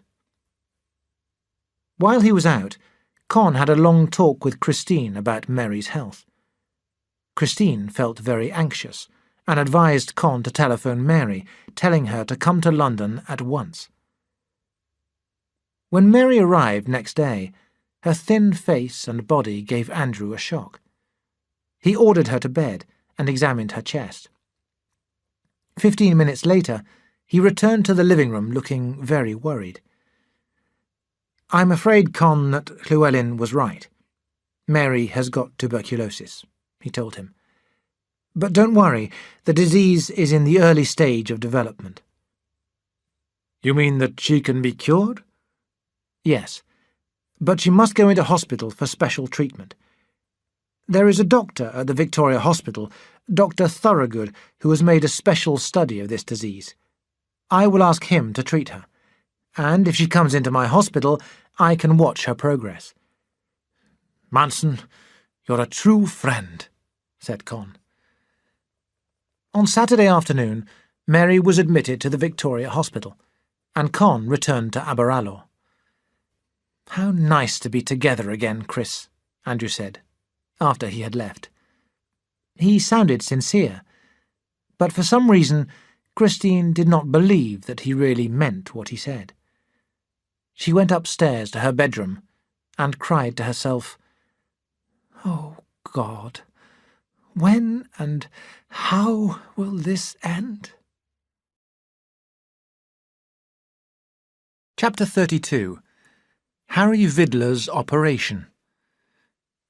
Andrew's dreams of success and wealth were coming true. His practice was growing every week.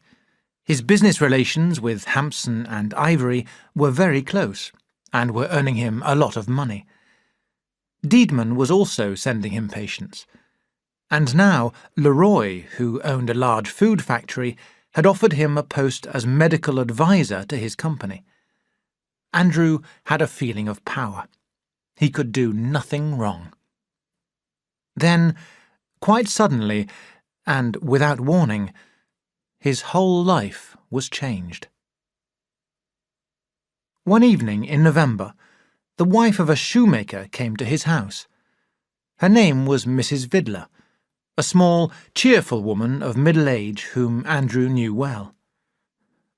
"Doctor," she said, "my husband is ill.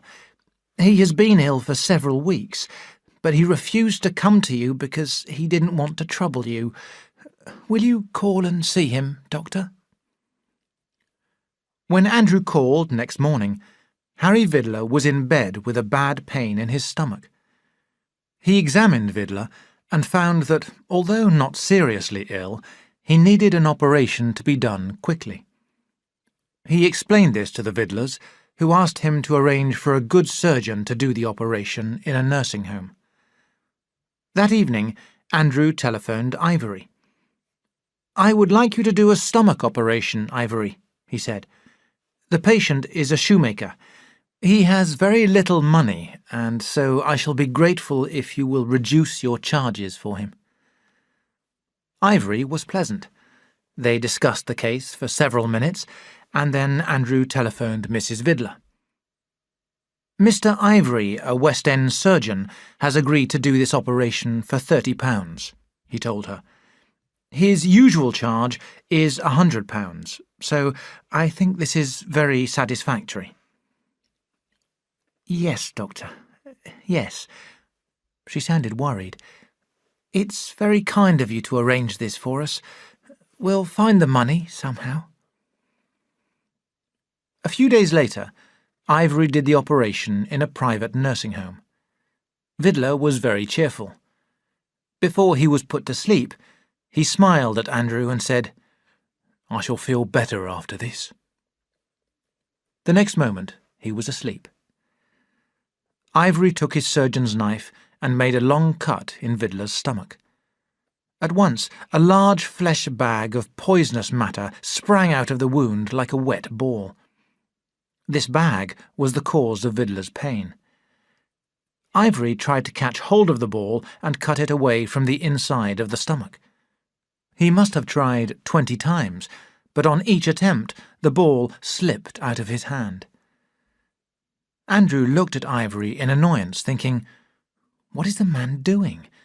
Why does he find it so difficult?" Suddenly, he realized that this was the first stomach operation that Ivory had done for him. He walked nearer to the table. Nobody else seemed to be worried. Ivory, the doctor who had put Vidler to sleep, and the nurses were all quite calm. But for some reason, Andrew had a feeling of fear. In the end, Ivory gave up the attempt and cut a hole in the bag itself. At once, the bag burst and spilled the poisonous matter into the stomach wound. Andrew watched in disgust. But still Ivory was not worried. He cleaned away some of the poison and then tried, without success, to stop the bleeding. A wave of anger swept over Andrew. "Good heavens," he thought. "This man is not a surgeon. He has no idea what he is doing." The second doctor said in a quiet voice, "I'm afraid that he's dying, Ivory." Ivory did not answer, did not appear to hear. "Yes, he's dead now," said the other doctor. Ivory laid down his instruments. "A pity," he remarked. "The shock of the operation must have killed him." Andrew could not speak. He suddenly remembered Mrs. Vidler, who was waiting downstairs. Ivory read his thoughts. "Don't worry, Manson," he said. "I'll speak to the little woman for you. Come with me." Andrew followed him down the stairs to the room where Mrs. Vidler was waiting. "My dear lady," said Ivory, putting his hand gently on her shoulder, "I'm afraid that we have bad news for you. Your poor husband, in spite of everything that we did for him—" She turned white. "Harry," she whispered. "Nobody," Ivory continued sadly, "could have saved him, and even if he had lived—" She looked up at him. "I understand. Thank you, Doctor, for being so kind." She began to cry. He went out of the room, and again Andrew followed him. "Well, that's done," Ivory said coldly. "I'm sorry, Manson. I didn't expect that to happen. Of course, the man didn't die during the operation. I had finished before he died, so there is nothing to worry about. There'll be no need for an inquiry." Andrew was trembling with anger. "Oh, stop talking," he shouted. "You killed him. You're not a surgeon. You never were, and you never will be a surgeon." Ivory gave Andrew a bitter look. "I advise you not to talk in that manner, Manson. It's the truth. Oh, God, why did I trust you? Why? Be silent, you fool." Andrew was almost blind with anger. "You know that it's the truth. You did the operation so badly that it was almost murder." For a moment it seemed as if Ivory would hit him. But with a great effort he controlled himself and walked out of the room. With a sad heart and an aching head, Andrew went home. He returned just in time for his evening surgery. Many people were waiting to see him. He looked at them and thought, "The same stupid faces. There's nothing wrong with most of them." He then went into his room and began his duties. Trying to behave in his usual friendly manner, Andrew made polite conversation with each patient and then told Christine which medicine to give him. After the surgery, he sat down to work out his accounts, as was his custom every evening, but he could not think clearly. "Well, how much money have you made today?" Christine asked him. He could not answer. When she left the room, he sat quite still, like a man in a dream. "Oh, God, what have I done? What have I done?" he kept saying. Suddenly, he noticed the bag of money which his patients had paid him for his services that day. Another wave of anger swept over him. He picked up the bag and threw it across the room. He jumped up from his chair. It was hot. He could hardly breathe. He ran outside to the back of the house and was sick.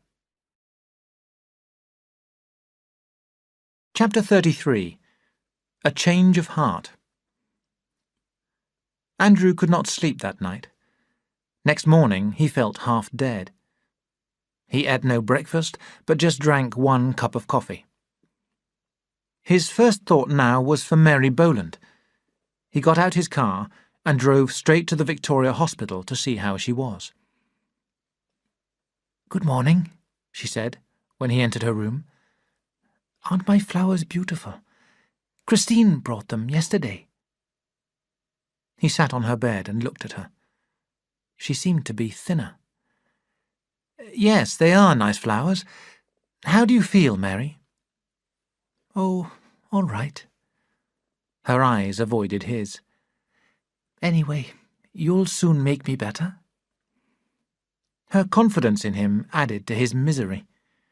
He thought, if any harm comes to Mary, I will never forgive myself. At that moment, Dr. Thorogood entered. "Good morning, Manson," he said pleasantly. "Why, what's the matter with you? Are you ill?" Andrew stood up. "I'm quite well, thank you." Dr. Thorogood gave him a strange look and then turned to Mary. They examined Mary together, and then walked over to a corner of the room where they could not be heard and discussed her case. "It seems to me," said Andrew, "that her progress is not at all satisfactory." Dr. Thorogood rubbed his hands. "Oh, I don't know, Manson." "Her temperature is higher." "Yes, but—" "This case is very important to me. I don't want to tell you your business, but I think that you should do an operation on her lung. I suggested this when Mary first came into hospital." Thorogood was annoyed. "I don't agree with you," he said. "I'm sorry, Manson, but you must allow me to treat this case in the way that I consider best." Andrew felt too weak to argue. He went back to Mary, told her that he would call to see her again on the following day, and left the hospital. It was now nearly 1 o'clock. He went to a cheap restaurant, where he drank another cup of coffee but ate no food. and then drove to his office in Welbeck Street, where Nurse Sharp, who was in a bad temper, also inquired if he felt ill. His first patient was a young man with a weak heart. Andrew gave him a thorough examination, and then asked him many questions before deciding on the treatment to give him. When, at the end of the examination, the young man tried to pay him for his services, Andrew said quickly, "Please don't pay me now. Wait till I send you a bill." The thought that he would never send a bill, that he had lost his desire for money and now hated it, comforted him strangely. His second patient was a rich woman of 45, Miss Basden, who visited him every few days. Smiling sweetly, she began to tell him about her imaginary aches and pains. Andrew interrupted her. "Why do you come to me, Miss Basden?" She stopped in the middle of a sentence and looked at him in surprise. "Oh, I know I'm to blame," he said. "I told you to come, but there's nothing the matter with you." "Dr. Manson?" "I'm sorry," he said. "I can be of no further service to you, Miss Basden. But I am sure that there are many other doctors in this area who will be very pleased to tell you that you are ill and to give you expensive treatments." She opened her mouth to speak, but no words came. Then she hurried out of the room. Andrew was about to go home, when Nurse Sharp came in smiling. "Dr. Hampson to see you." The next minute Freddie entered. His manner had never been so friendly. "Listen, Manson," he said. "I have heard about that operation yesterday, and I think that you were quite right to be angry with Ivory. It was shameful. As a matter of fact, old man, I'm rather annoyed with Ivory and Deedman. We've been working together, sending each other patients, but they haven't been paying me my fair share of the money. They're cheats. I could tell you a lot of other things about them, too." Hampson paused. "Listen, old man, I've got an idea. Let's work together, you and I, without Ivory and Deedman. We don't need them. I know all the tricks, all the ways to make money, and you're a clever doctor. If we work together, we'll make a fortune." Andrew sat quite still. He felt no anger against Hampson, only a bitter hatred of himself. At last he said, "I'm sorry, I can't work with you, Freddie. I'm tired of all this. There are too many doctors whose only thought is to make money." Hampson's face turned red. "What the—" He jumped up. "Have you gone mad?" "Perhaps. But I'm going to stop thinking about money and success. A doctor shouldn't try to make money out of sick people." "You're a fool!" shouted Hampson. He turned and rushed out of the room. Andrew got up and drove home. Christine was in the living room. The sight of her pale, sad face made him tremble. She said, "You've had a busy day. Will you have some tea before the surgery?" "There will be no surgery this evening," he said. She looked at him in surprise. "But it's Saturday, your busiest night." He did not answer. "Why? What is the matter?" she asked. Andrew gave her one look. "Christine," he said. He ran forward and knelt at her feet, crying. Chapter 34. A Visit to Mr. Stillman. Next morning, which was Sunday, Andrew lay in bed beside Christine, talking and pouring out his feelings to her in the way that he used to do. "Why did I do it? Was I crazy, Chris? Oh, Chris, I'm sorry." She smiled, actually smiled.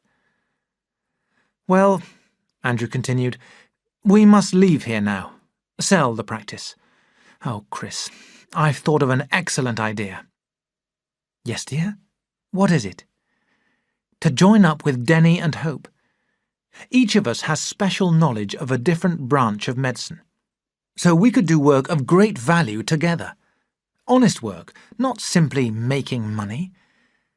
Denny and I have always said that a doctor who works alone attempts too much. I mean, he may know a lot about one subject, but very little about another. Now, if we three work together, we can share our knowledge and provide a really useful medical service for our patients. Denny is a surgeon and can do the operations. I can do the general work of the practice, and Hope can do the scientific tests and give us advice on our problems. Christine looked at him with shining eyes. "Oh, it's so nice to hear you talk like this. Oh, I'm so happy." "I believe that Denny and Hope will join with me," Andrew said excitedly. He jumped out of bed and began to walk up and down the room. Suddenly, he stopped. "Chris," he said, "there's something that I must do immediately.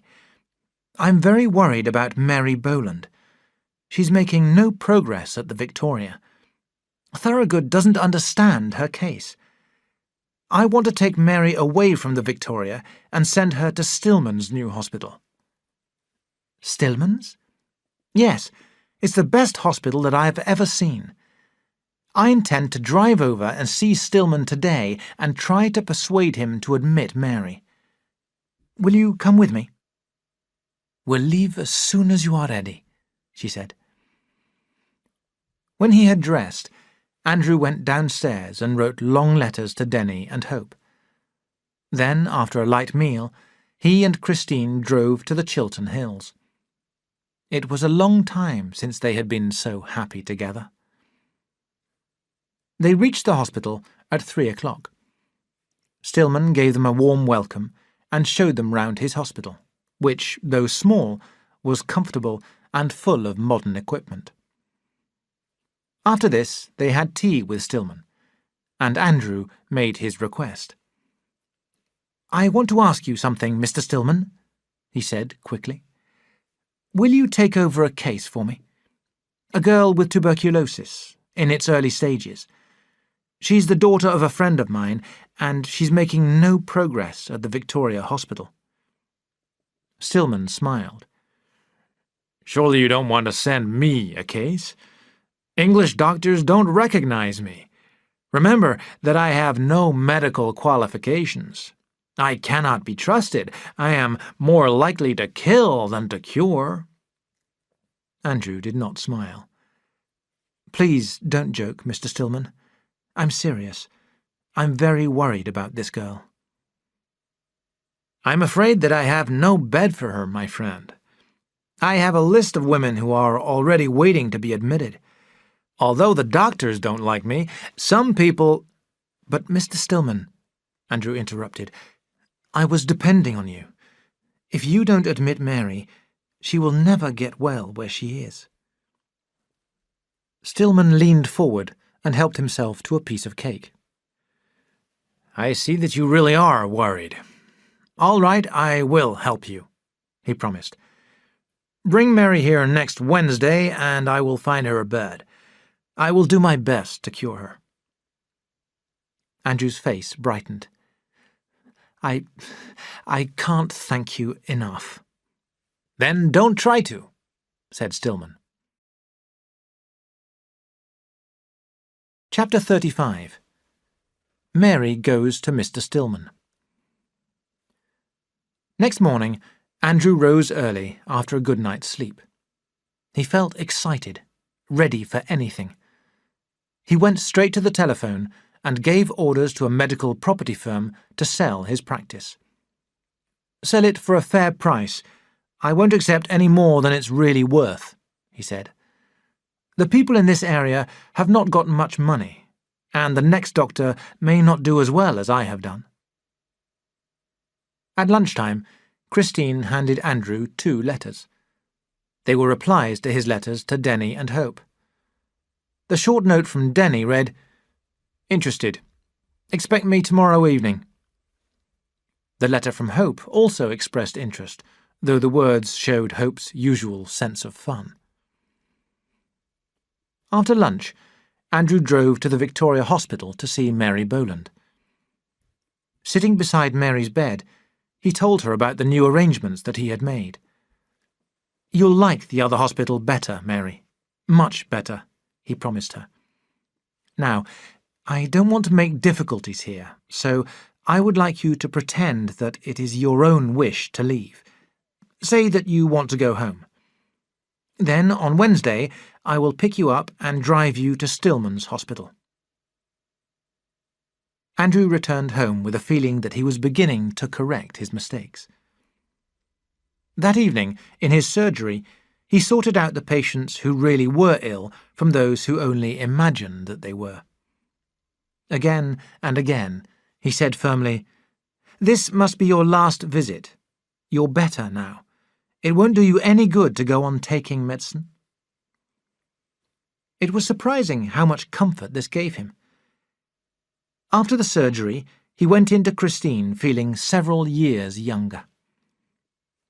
At that moment, the telephone rang. Christine went to answer it. When she returned, she looked worried again. "Someone wants to speak to you," she told him. "Who?" Suddenly, he realized that it was Frances Lawrence. "Tell her that I've gone out," he said. "No, don't say that." He walked quickly forward. "I'll speak to her myself." He came back in 5 minutes and said, "That's over too. I shan't see her again." Christine smiled happily, without answering. On the following evening, Denny came to dinner. He brought a message from Hope, saying he was sorry that he had another appointment.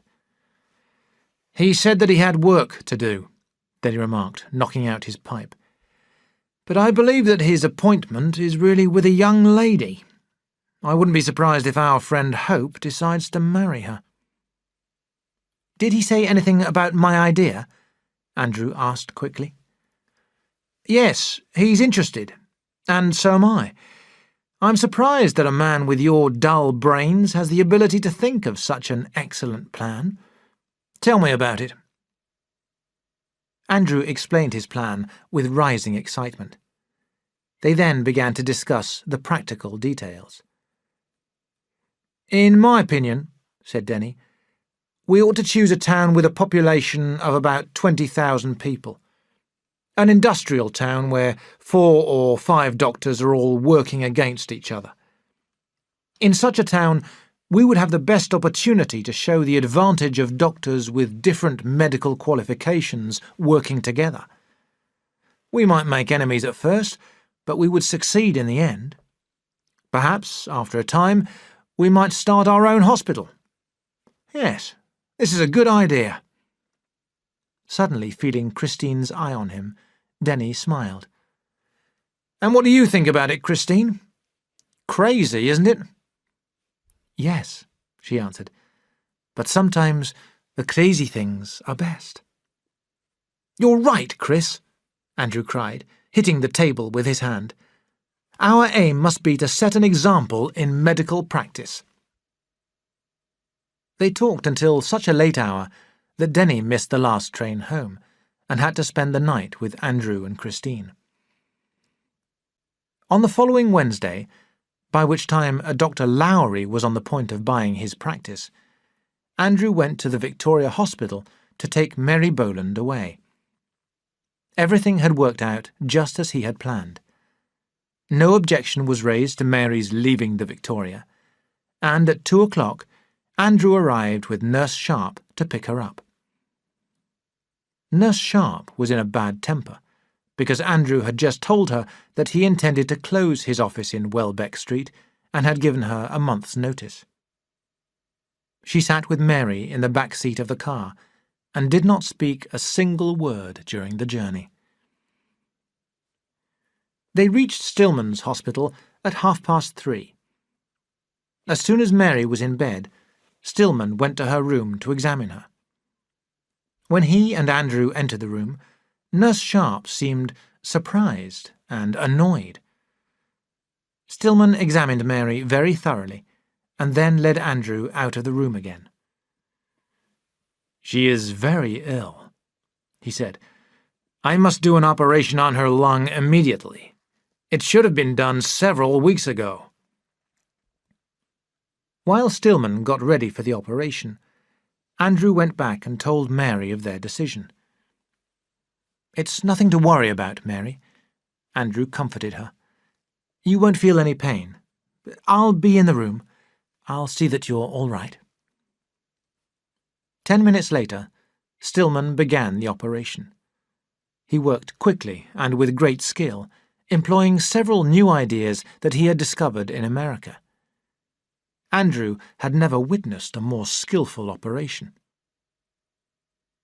When it was over, and Mary was back in her bed, Andrew went in to see her. "Well, do you feel happier now?" She smiled. "You are right. It was nothing to worry about." "All that you need now is rest. You'll soon be well again, completely cured," he promised her. Chapter 36. The Cheese from Mrs. Smith. It was nearly 7 o'clock when Andrew left Stillman's hospital. He now had peace of mind about Mary. Andrew realized that other doctors might question his action in sending Mary to Stillman, but he did not mind. He had done the best thing for the girl, and that was all that mattered.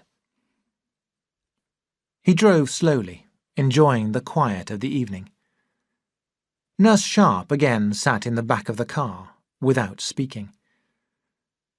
When they arrived back in London, he drove her to the place where she wished to get out, and then went home. Christine met him joyfully in the hall. Her eyes were shining.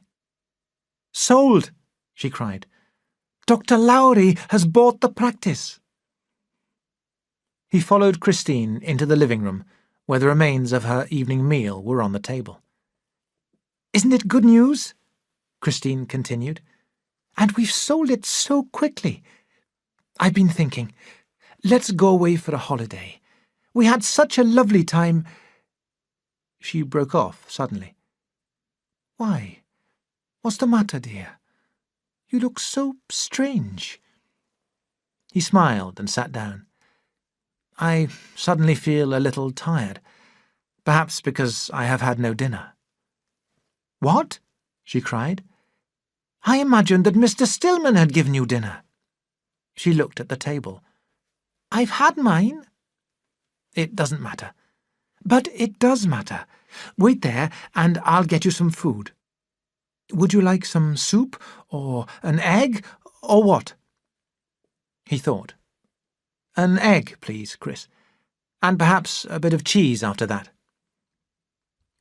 Christine ran off and got him his meal. While he ate, she sat beside him talking excitedly about the future, about Andrew's plans to work with Denny and Hope. "You know, dear," she said, "I feel as if we were starting a new life, the sort of life that we used to live.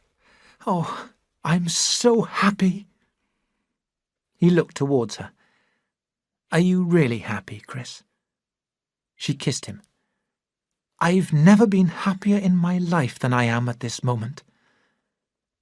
There was a pause. Andrew spread some butter on a piece of bread, and then lifted the lid of a dish to help himself to cheese. But the dish was empty.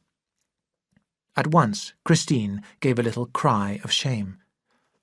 "Oh, I meant to buy some more cheese from Mrs. Smith today." "Oh, it's all right, Chris." "But it isn't all right. I'm a bad wife." She jumped up, her eye on the clock. "I'll run along to Mrs. Smith now, before she closes her shop." "Oh, don't trouble, Chris. Please, love." She silenced him cheerfully. "I want to do it. I want to because you love Mrs. Smith's cheese, and I love you." She left the room before he could say another word. He heard her quick step in the hall, followed by the sound of the front door opening and closing. Smiling to himself, he sat back in his chair and waited for her return. She was away for so long that he began to lose his hunger. I shan't want the cheese if she doesn't hurry up. She must be talking to Mrs. Smith, he thought. Suddenly the doorbell rang violently. He looked up in surprise and went into the hall. The bell rang again, more violently. He opened the front door. A crowd of people stood in the darkness outside the house. A policeman whom he knew well came forward, breathing heavily. "Doctor, there's been an accident. Your wife ran... Oh, God. She ran across the street and a bus..." Icy fingers seemed to seize Andrew's heart. Before he could speak, the hall filled with people. Mrs. Smith, who was in tears, the driver of the bus, another policeman, and 2 or 3 people who had witnessed the accident. Then 2 men carried in his Christine. In her hand was the packet of cheese which he had just bought from Mrs. Smith. They laid her on the bed in his surgery. Chapter 37. Plans for the Future. Andrew broke down. For several days he hardly knew what he was doing. Denny spent several hours with him each day, but Andrew did not seem to know he was there. He went to Christine's funeral with Denny, and then spent the rest of the day drinking. Walking from room to room with an unsteady step, he shouted at himself, "You're to blame for her death. This is a punishment for your crimes. You tried to make money, and that was a crime. Now God is punishing you." He crept upstairs, paused, and then went into Christine's bedroom. It was silent, cold, and empty. On a table lay her handbag. He picked it up, held it against his face, and then, with a trembling hand, opened it. Inside, he found an old photograph of himself and the little notes that his grateful patients at Aberalour had sent him with their Christmas presents. She had kept them for all those years. He fell onto his knees by the bed and cried. Denny did not attempt to stop him from drinking. As Dr. Lowry was already attending to the practice, and there was therefore no need for Andrew to work, Denny thought it wise to leave him alone for the moment. But after about a week, Denny took action. "We're going away," he said simply.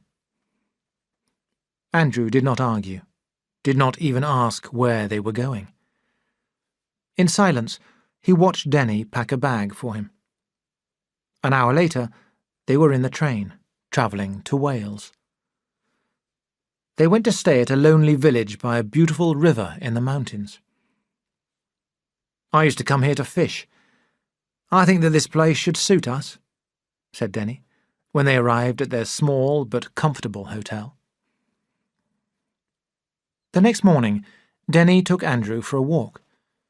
It was a nice, fine day, but Andrew, tired after a sleepless night, wanted to turn back when they had not walked more than a few kilometres.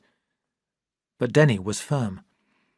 He made Andrew walk 12 kilometres, and on the next day he increased the distance to 15. By the end of the week, they were walking 20 kilometres a day.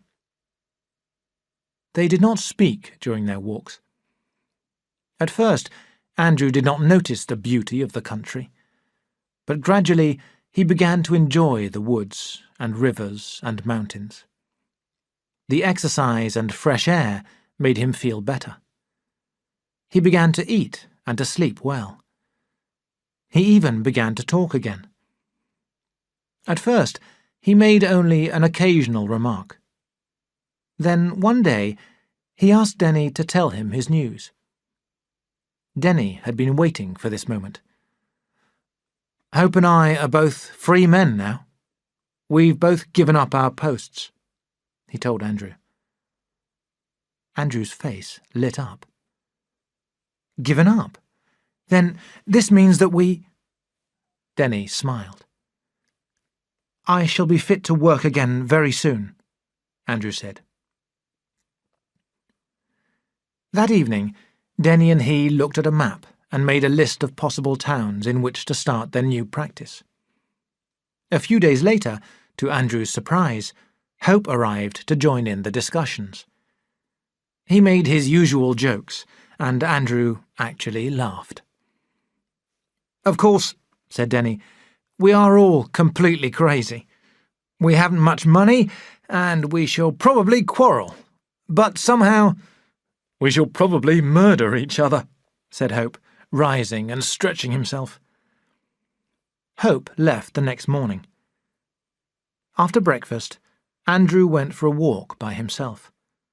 It was good to feel fit again. He was looking forward to working with Denny and Hope. Yes, he really wanted to work again. When he returned at 11 o'clock, he found 2 letters waiting for him. He sat beside Denny, who was reading the newspaper, and opened them. One letter was from Mary Boland. She sent him her sympathy over Christine's death, told him that she herself was quite well again, and thanked him for everything that he had done for her. Smiling, Andrew put down her letter and read the other one. At once, the smile left his face. He turned white. For a minute he sat quite still, looking at the letter. "Denny," he said in a quiet voice, "read this." Chapter 38. Andrew in Trouble. 8 weeks before, on her return from Stillman's hospital, Nurse Sharp had gone straight to see her friend, Nurse Trent, who was employed by Dr. Hampson. They had arranged to go to the theatre together that evening. "I'm sorry that I'm so late," she cried, "but Dr. Manson has—" At that moment, Hampson had come down the stairs. "Hello, Nurse Sharp," he said cheerfully. "You look tired. And why are you both here so late? I thought that you were going to the theatre tonight." "Yes, Doctor," said Nurse Sharp. "But I was delayed by Dr. Manson." She thought for a moment, and then decided to tell him the facts. "Dr. Manson took a girl away from the Victoria Hospital and drove her to that place in the Chilterns, to that new hospital run by an American who is not a qualified doctor." She told him the whole story. There was a silence when she finished. "I'm sorry that you have had such a bad time, Nurse," Freddie said finally. "Now, you would better hurry, or you will be late for the theatre." Freddie drove straight to his club to have dinner with Deedman and Ivory, with whom, since his quarrel with Andrew, he was now friendly again. During the meal, Freddie remarked, "Manson seems to be taking some risks since he left us. I hear that he is sending patients to that man Stillman." "What?" Ivory almost shouted. "Yes, and I understand that he also helped Stillman at an operation. His own nurse told me so." Ivory looked down at his plate and ate his dinner. He had not forgiven Manson for his remarks about the Vidler operation. Ivory knew that he was a bad surgeon, but nobody else had dared to tell him so. He hated Manson for that bitter truth. After a few moments, he raised his head and said, "We must do something about this. We must tell Gadsby. Gadsby spoke to me about Stillman the other evening. He had read a piece in a newspaper praising Stillman's work, and he was very angry. Gadsby is the man to tell." Hampson felt awkward. He did not want to get Manson into trouble. In a strange way, he quite liked Andrew. He said, "Don't mention my name to Dr. Gadsby." Don't be a fool, Freddie. We can't allow Manson to behave like this. After dinner, Ivory went to see Dr. Gadsby, who listened with interest to his story. "Well, well," he said. "I know this man, Manson. He worked for the Coal and Mines Board. I didn't like him. He's a very unpleasant man. And you say that he actually took a patient from the Victoria and sent her to Stillman's place?" "Yes, and he helped at the operation." "Then we must report the matter to the General Medical Council," said Gadsby. "I will report the matter personally. I consider this my duty. This man Stillman is a danger to the profession. If Manson has been working with him, he must not be allowed to practice. He must be disqualified." While Andrew was in Wales, he was reported, without his knowledge, to the General Medical Council. After taking statements from Dr. Thorogood, Nurse Sharp, and one or two other people, the council decided to hold an inquiry to consider the complaints against Andrew. The letter which he now held in his hand gave Andrew notice of this decision. Chapter 39. The Inquiry. A week before the inquiry, Andrew went to London to make arrangements for his defence. He was alone. He had told Denny and Hope that he would prefer to be alone. He felt very miserable. He could not believe that he, Andrew Manson, was in this situation, a situation which every doctor feared. Why should the council wish to disqualify him from practising? He had done nothing shameful. In fact, he had done something that deserved praise. He had cured Mary Boland. A lawyer named Hopper, suggested by Denny, agreed to defend Andrew at the inquiry.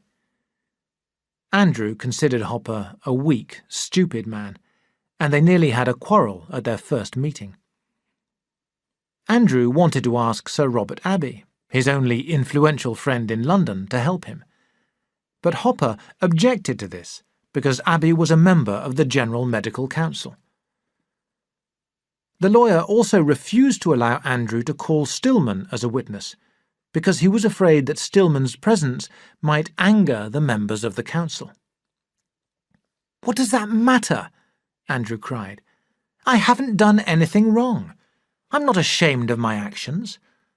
I want the council to know the truth. I want to prove to them that I saved this girl's life by sending her to Stillman, that my action was right and wise." "Dr. Manson," Hopper cried, "I warn you not to talk like that at the inquiry. If you address the council in that manner, they will certainly disqualify you.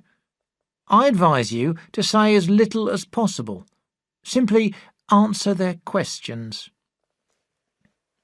Andrew realised that he must try to control his feelings. On the evening before the inquiry, while out for a walk, Andrew came to the open doorway of a church. He entered. It was dark inside. He sat down in the back seat and remembered how Christine used to read a prayer book when she was unhappy. He rarely went to church, but now here he was, like a man resting at the end of a journey. He prayed in silence. "God, don't let them disqualify me. Don't let them disqualify me." He remained there for perhaps half an hour. Then he rose and went to his hotel. Next morning, he woke feeling sick with anxiety. He ate no breakfast. His case was to be heard at 11 o'clock, and Hopper had told him to arrive early. He reached the offices of the General Medical Council as the clock was striking 11. He hurried along to the room where the inquiry was to be held. The members of the council were sitting at a long table, and at the far end of the room were the lawyers and witnesses who were to take part in the case. Mary Boland and her father, Nurse Sharp, Dr. Thorogood, and several other faces that he recognised were there. Andrew stood for a minute, looking at the long line of chairs, and then sat down beside Hopper. "I thought that I told you to be early," the lawyer said. Andrew did not answer. The inquiry began immediately. Mr. Boone, the lawyer employed by the doctors taking the action against Andrew, read out the charge against him. "Mr. President, gentlemen," he said, "this is a case of a doctor working with a person who is not qualified. The facts of the case are these. The patient, Mary Boland, was admitted to the Victoria Chest Hospital on the 18th of July. She remained there in the care of Dr. Thorogood until the 14th of September. She then expressed a wish to leave and return home.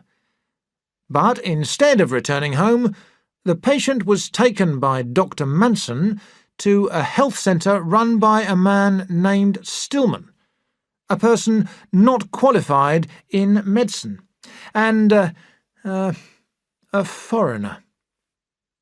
Mr. Stillman examined the patient as soon as she arrived and decided to operate at once on one of her lungs, and Dr. Manson agreed to help him. They did the operation together. Gentlemen, I repeat, they worked together." Mr. Boone looked at the members of the council to make sure that they had understood his meaning, and then called for Dr. Thorogood. "Dr. Thorogood," he asked, "is it true that Dr. Manson came to the Victoria Hospital and requested you to change the treatment for this patient, Mary Boland?" "Yes." "And what did you say?" "I refused." "In the interest of your patient, you refused?" "I did." "Was Dr. Manson's manner strange when you refused?" "Well—" Thorogood paused. "He didn't seem to be very well that morning. He argued." "Thank you, Dr. Thorogood. Had you any reason to believe that the patient herself was not satisfied?" "Oh, no. She always seemed happy." "Thank you, Dr. Thorogood. That is all." Boone questioned a nurse from the Victoria Hospital, and then called for Nurse Sharp. "And now, Nurse Sharp, can you tell us about Dr. Manson's actions on the afternoon of Wednesday the 14th of September?" "Yes, I was there."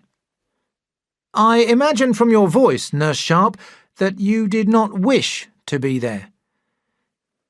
"When I realised where we were going, and that this man Stillman is not a doctor, I was—" "Disgusted?" Boone suggested. "Yes, I was." "Exactly." Boone looked pleased. "And now, Nurse Sharp, one more question. Did Dr. Manson actually help Mr. Stillman with this operation?" "He did," Nurse Sharp answered in a voice full of hate. Abby now leaned forward and asked a question. "Is it a fact, Nurse Sharp, that Dr. Manson had just given you notice?" Nurse Sharp reddened. Yes, I suppose so." As she sat down, Andrew felt that Abby, at least, was still his friend. Boone, who was a little annoyed at this interruption, turned to the members of the council. "Mr. President, gentlemen, I could call more witnesses, but I do not consider this necessary. I think that I have proved the charge against Dr. Manson to be true." Mr. Boone sat down, looking extremely pleased with himself. There was a moment's silence. Andrew kept his eyes on the floor. Bitterly, he told himself that they were treating him like a criminal. Then his own lawyer began to address the council. Hopper seemed awkward. His face was red, and he began to cough. He said, "I admit the truth of this charge, but my friend Mr. Boone was not quite fair to Dr. Manson. He did not mention that Miss Boland was Dr. Manson's own patient before she was in the care of Dr. Thorogood. Dr. Manson had a special interest in this case. I admit that Dr. Manson's action in taking her away from the Victoria Hospital was quite wrong, but he was not dishonourable, and he certainly had no wish to offend against the medical laws. He did not agree with Dr. Thorogood's treatment, and therefore decided to make other arrangements for the care of his patient." Hopper then called Mary Boland. "Miss Boland," he asked, "did you find any cause of complaint while you were at Mr. Stillman's hospital?" "Oh, no, certainly not." "Your health didn't get worse?" No, I got much better." "Thank you, that is all," Hopper said quickly. "I will now call Dr. Manson." Andrew stood up, conscious that every eye was directed towards him. He was pale and tired. Hopper addressed him. "Dr. Manson, did you receive any money from Mr. Stillman?" "None." "Did you intend to do harm to Dr. Thorogood by your actions?" "No, certainly not. We were good friends. I simply did not agree with his opinions about this case." "Exactly. You can tell the council honestly that you did not mean to offend against the medical laws." "That is the truth." Hopper, who had worried about calling Andrew as a witness in case he should say too much, dismissed him with a feeling of relief. Then Boone suddenly jumped to his feet and began to question Andrew. "Dr. Manson, you say that you did not mean to offend against the medical laws, but you knew that Mr. Stillman was not qualified, didn't you?" Andrew looked at him coldly. "Yes, I knew that he was not a doctor." "I see. And that didn't stop you from sending a patient to him?" "No, it did not." Andrew was angry. He took a deep breath. "Mr. Boone, I've listened to you asking questions. Now I will ask you one. Have you heard of Louis Pasteur?" Boone was surprised at the question. "Yes, of course. Everyone has heard of him." "Exactly. Everyone has heard of him. Well, Mr. Boone, do you realize that Louis Pasteur, the greatest name in scientific medicine, was not a doctor? Nor were many other famous names in medicine. Perhaps this will show you that every man who hasn't got a medical degree isn't necessarily a criminal or a fool." Silence. Every member of the council sat up. Abby looked at Andrew with a friendly expression. Hopper looked embarrassed. Boone was annoyed. Yes, but those men had rare qualities," said Boone. "Surely you don't compare Stillman with them?" "Why not?" "Those men had a long struggle before they became famous. Stillman has done more for medicine than thousands of men with degrees, far more than these doctors who drive about in expensive cars and charge high prices for their services. Stillman is a great man. He's done more for the cure of tuberculosis than any doctor in this country." His words caused surprise throughout the courtroom. Mary Boland looked at him with admiration. Hopper slowly and sadly began to put away his papers, feeling certain that Andrew had lost his case. The President spoke. "Do you really mean what you are saying, Dr. Manson?" "I do," Andrew said firmly. He was determined to express his opinions. If they were going to disqualify him, he would give them cause to do so. He continued, "There are a great many things wrong with our profession, and it's time that we tried to correct them.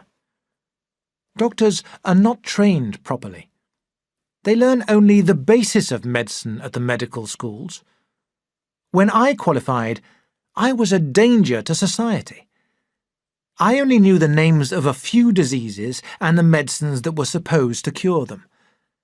I've learned nearly everything that I now know about medicine since I left medical school. But how many doctors study when they are running a practice? Very few. They are too busy to study. Our whole system is rotten. Doctors should work together and share their knowledge. Make a real study of the causes and cures of their patients' diseases, instead of just giving bottles of medicine. What's happening now? Many doctors make fortunes from their patients by giving them medicines and expensive treatments that are useless. It isn't right. It isn't honest. I have made many mistakes myself, and I am sorry about them. But I made no mistake about Stillman, and I was right to turn to him. I ask you to look at Mary Boland. When she went to Stillman, she was dangerously ill. Now she's cured. Judge my actions by that." Andrew sat down. For a minute there was silence. Then the President ordered everyone to leave the room. Andrew went out with the others. He now felt angry with himself. He wished that he had controlled his feelings and had not spoken in that manner. He wanted so much to work with Denny and Hope, but now they would disqualify him. The sound of people moving brought him to himself again. He joined the others and returned to the council room. He sat quite still, his heart beating fast. The President spoke. "Andrew Manson, the Council has carefully considered the charge brought against you and has decided to allow you to continue to practice medicine." For a moment, Andrew hardly understood his words. Then his heart beat still faster with joy and relief. They had not disqualified him. He was free. He raised his head and looked at the members of the council. Of all the faces that were turned towards him, the one that he saw most clearly was the face of Robert Abbey. At once, he realized that it was Abbey who had saved him. He addressed the President, but it was to Abbey that he really spoke. "Thank you, sir." Then his friends, Con, Mary, the surprised Mr. Hopper, and people whom he had never seen before, came up to him and shook his hand. Mary, whose eyes were filled with tears, said, "If they had disqualified you, after all that you have done for me, I'd have killed that old president." Andrew smiled. The three, Andrew, Con, and Mary, went to Andrew's hotel. There, waiting for them, was Denny. He walked towards them, smiling. Hopper had telephoned the news to him, but he did not mention this. He said simply, "I'm hungry. Let's have lunch." Denny did not say a single word about the inquiry during lunch. After the meal, he told Andrew, "We can buy that house that we want for our practice. It's quite cheap. Hope has gone to see it. Our train leaves at 4 o'clock. I must do some shopping now. I'll meet you at the station." Andrew looked at Denny, thinking of their friendship and of all that he owed to him since their first meeting in the little Dreneffi surgery. He said suddenly, "What would have happened if they had disqualified me?" "They didn't disqualify you." Philip shook his head. "And I will make sure that they never do." When Denny, Con and Mary had left, Andrew went to the churchyard where Christine was buried, and stood for a long time by her grave. It was a bright, fresh afternoon, the sort of weather that she had always loved. When at last he turned away, hurrying for fear that he might be late, there, in the sky before him, a bank of cloud lay brightly, bearing the shape of battlements.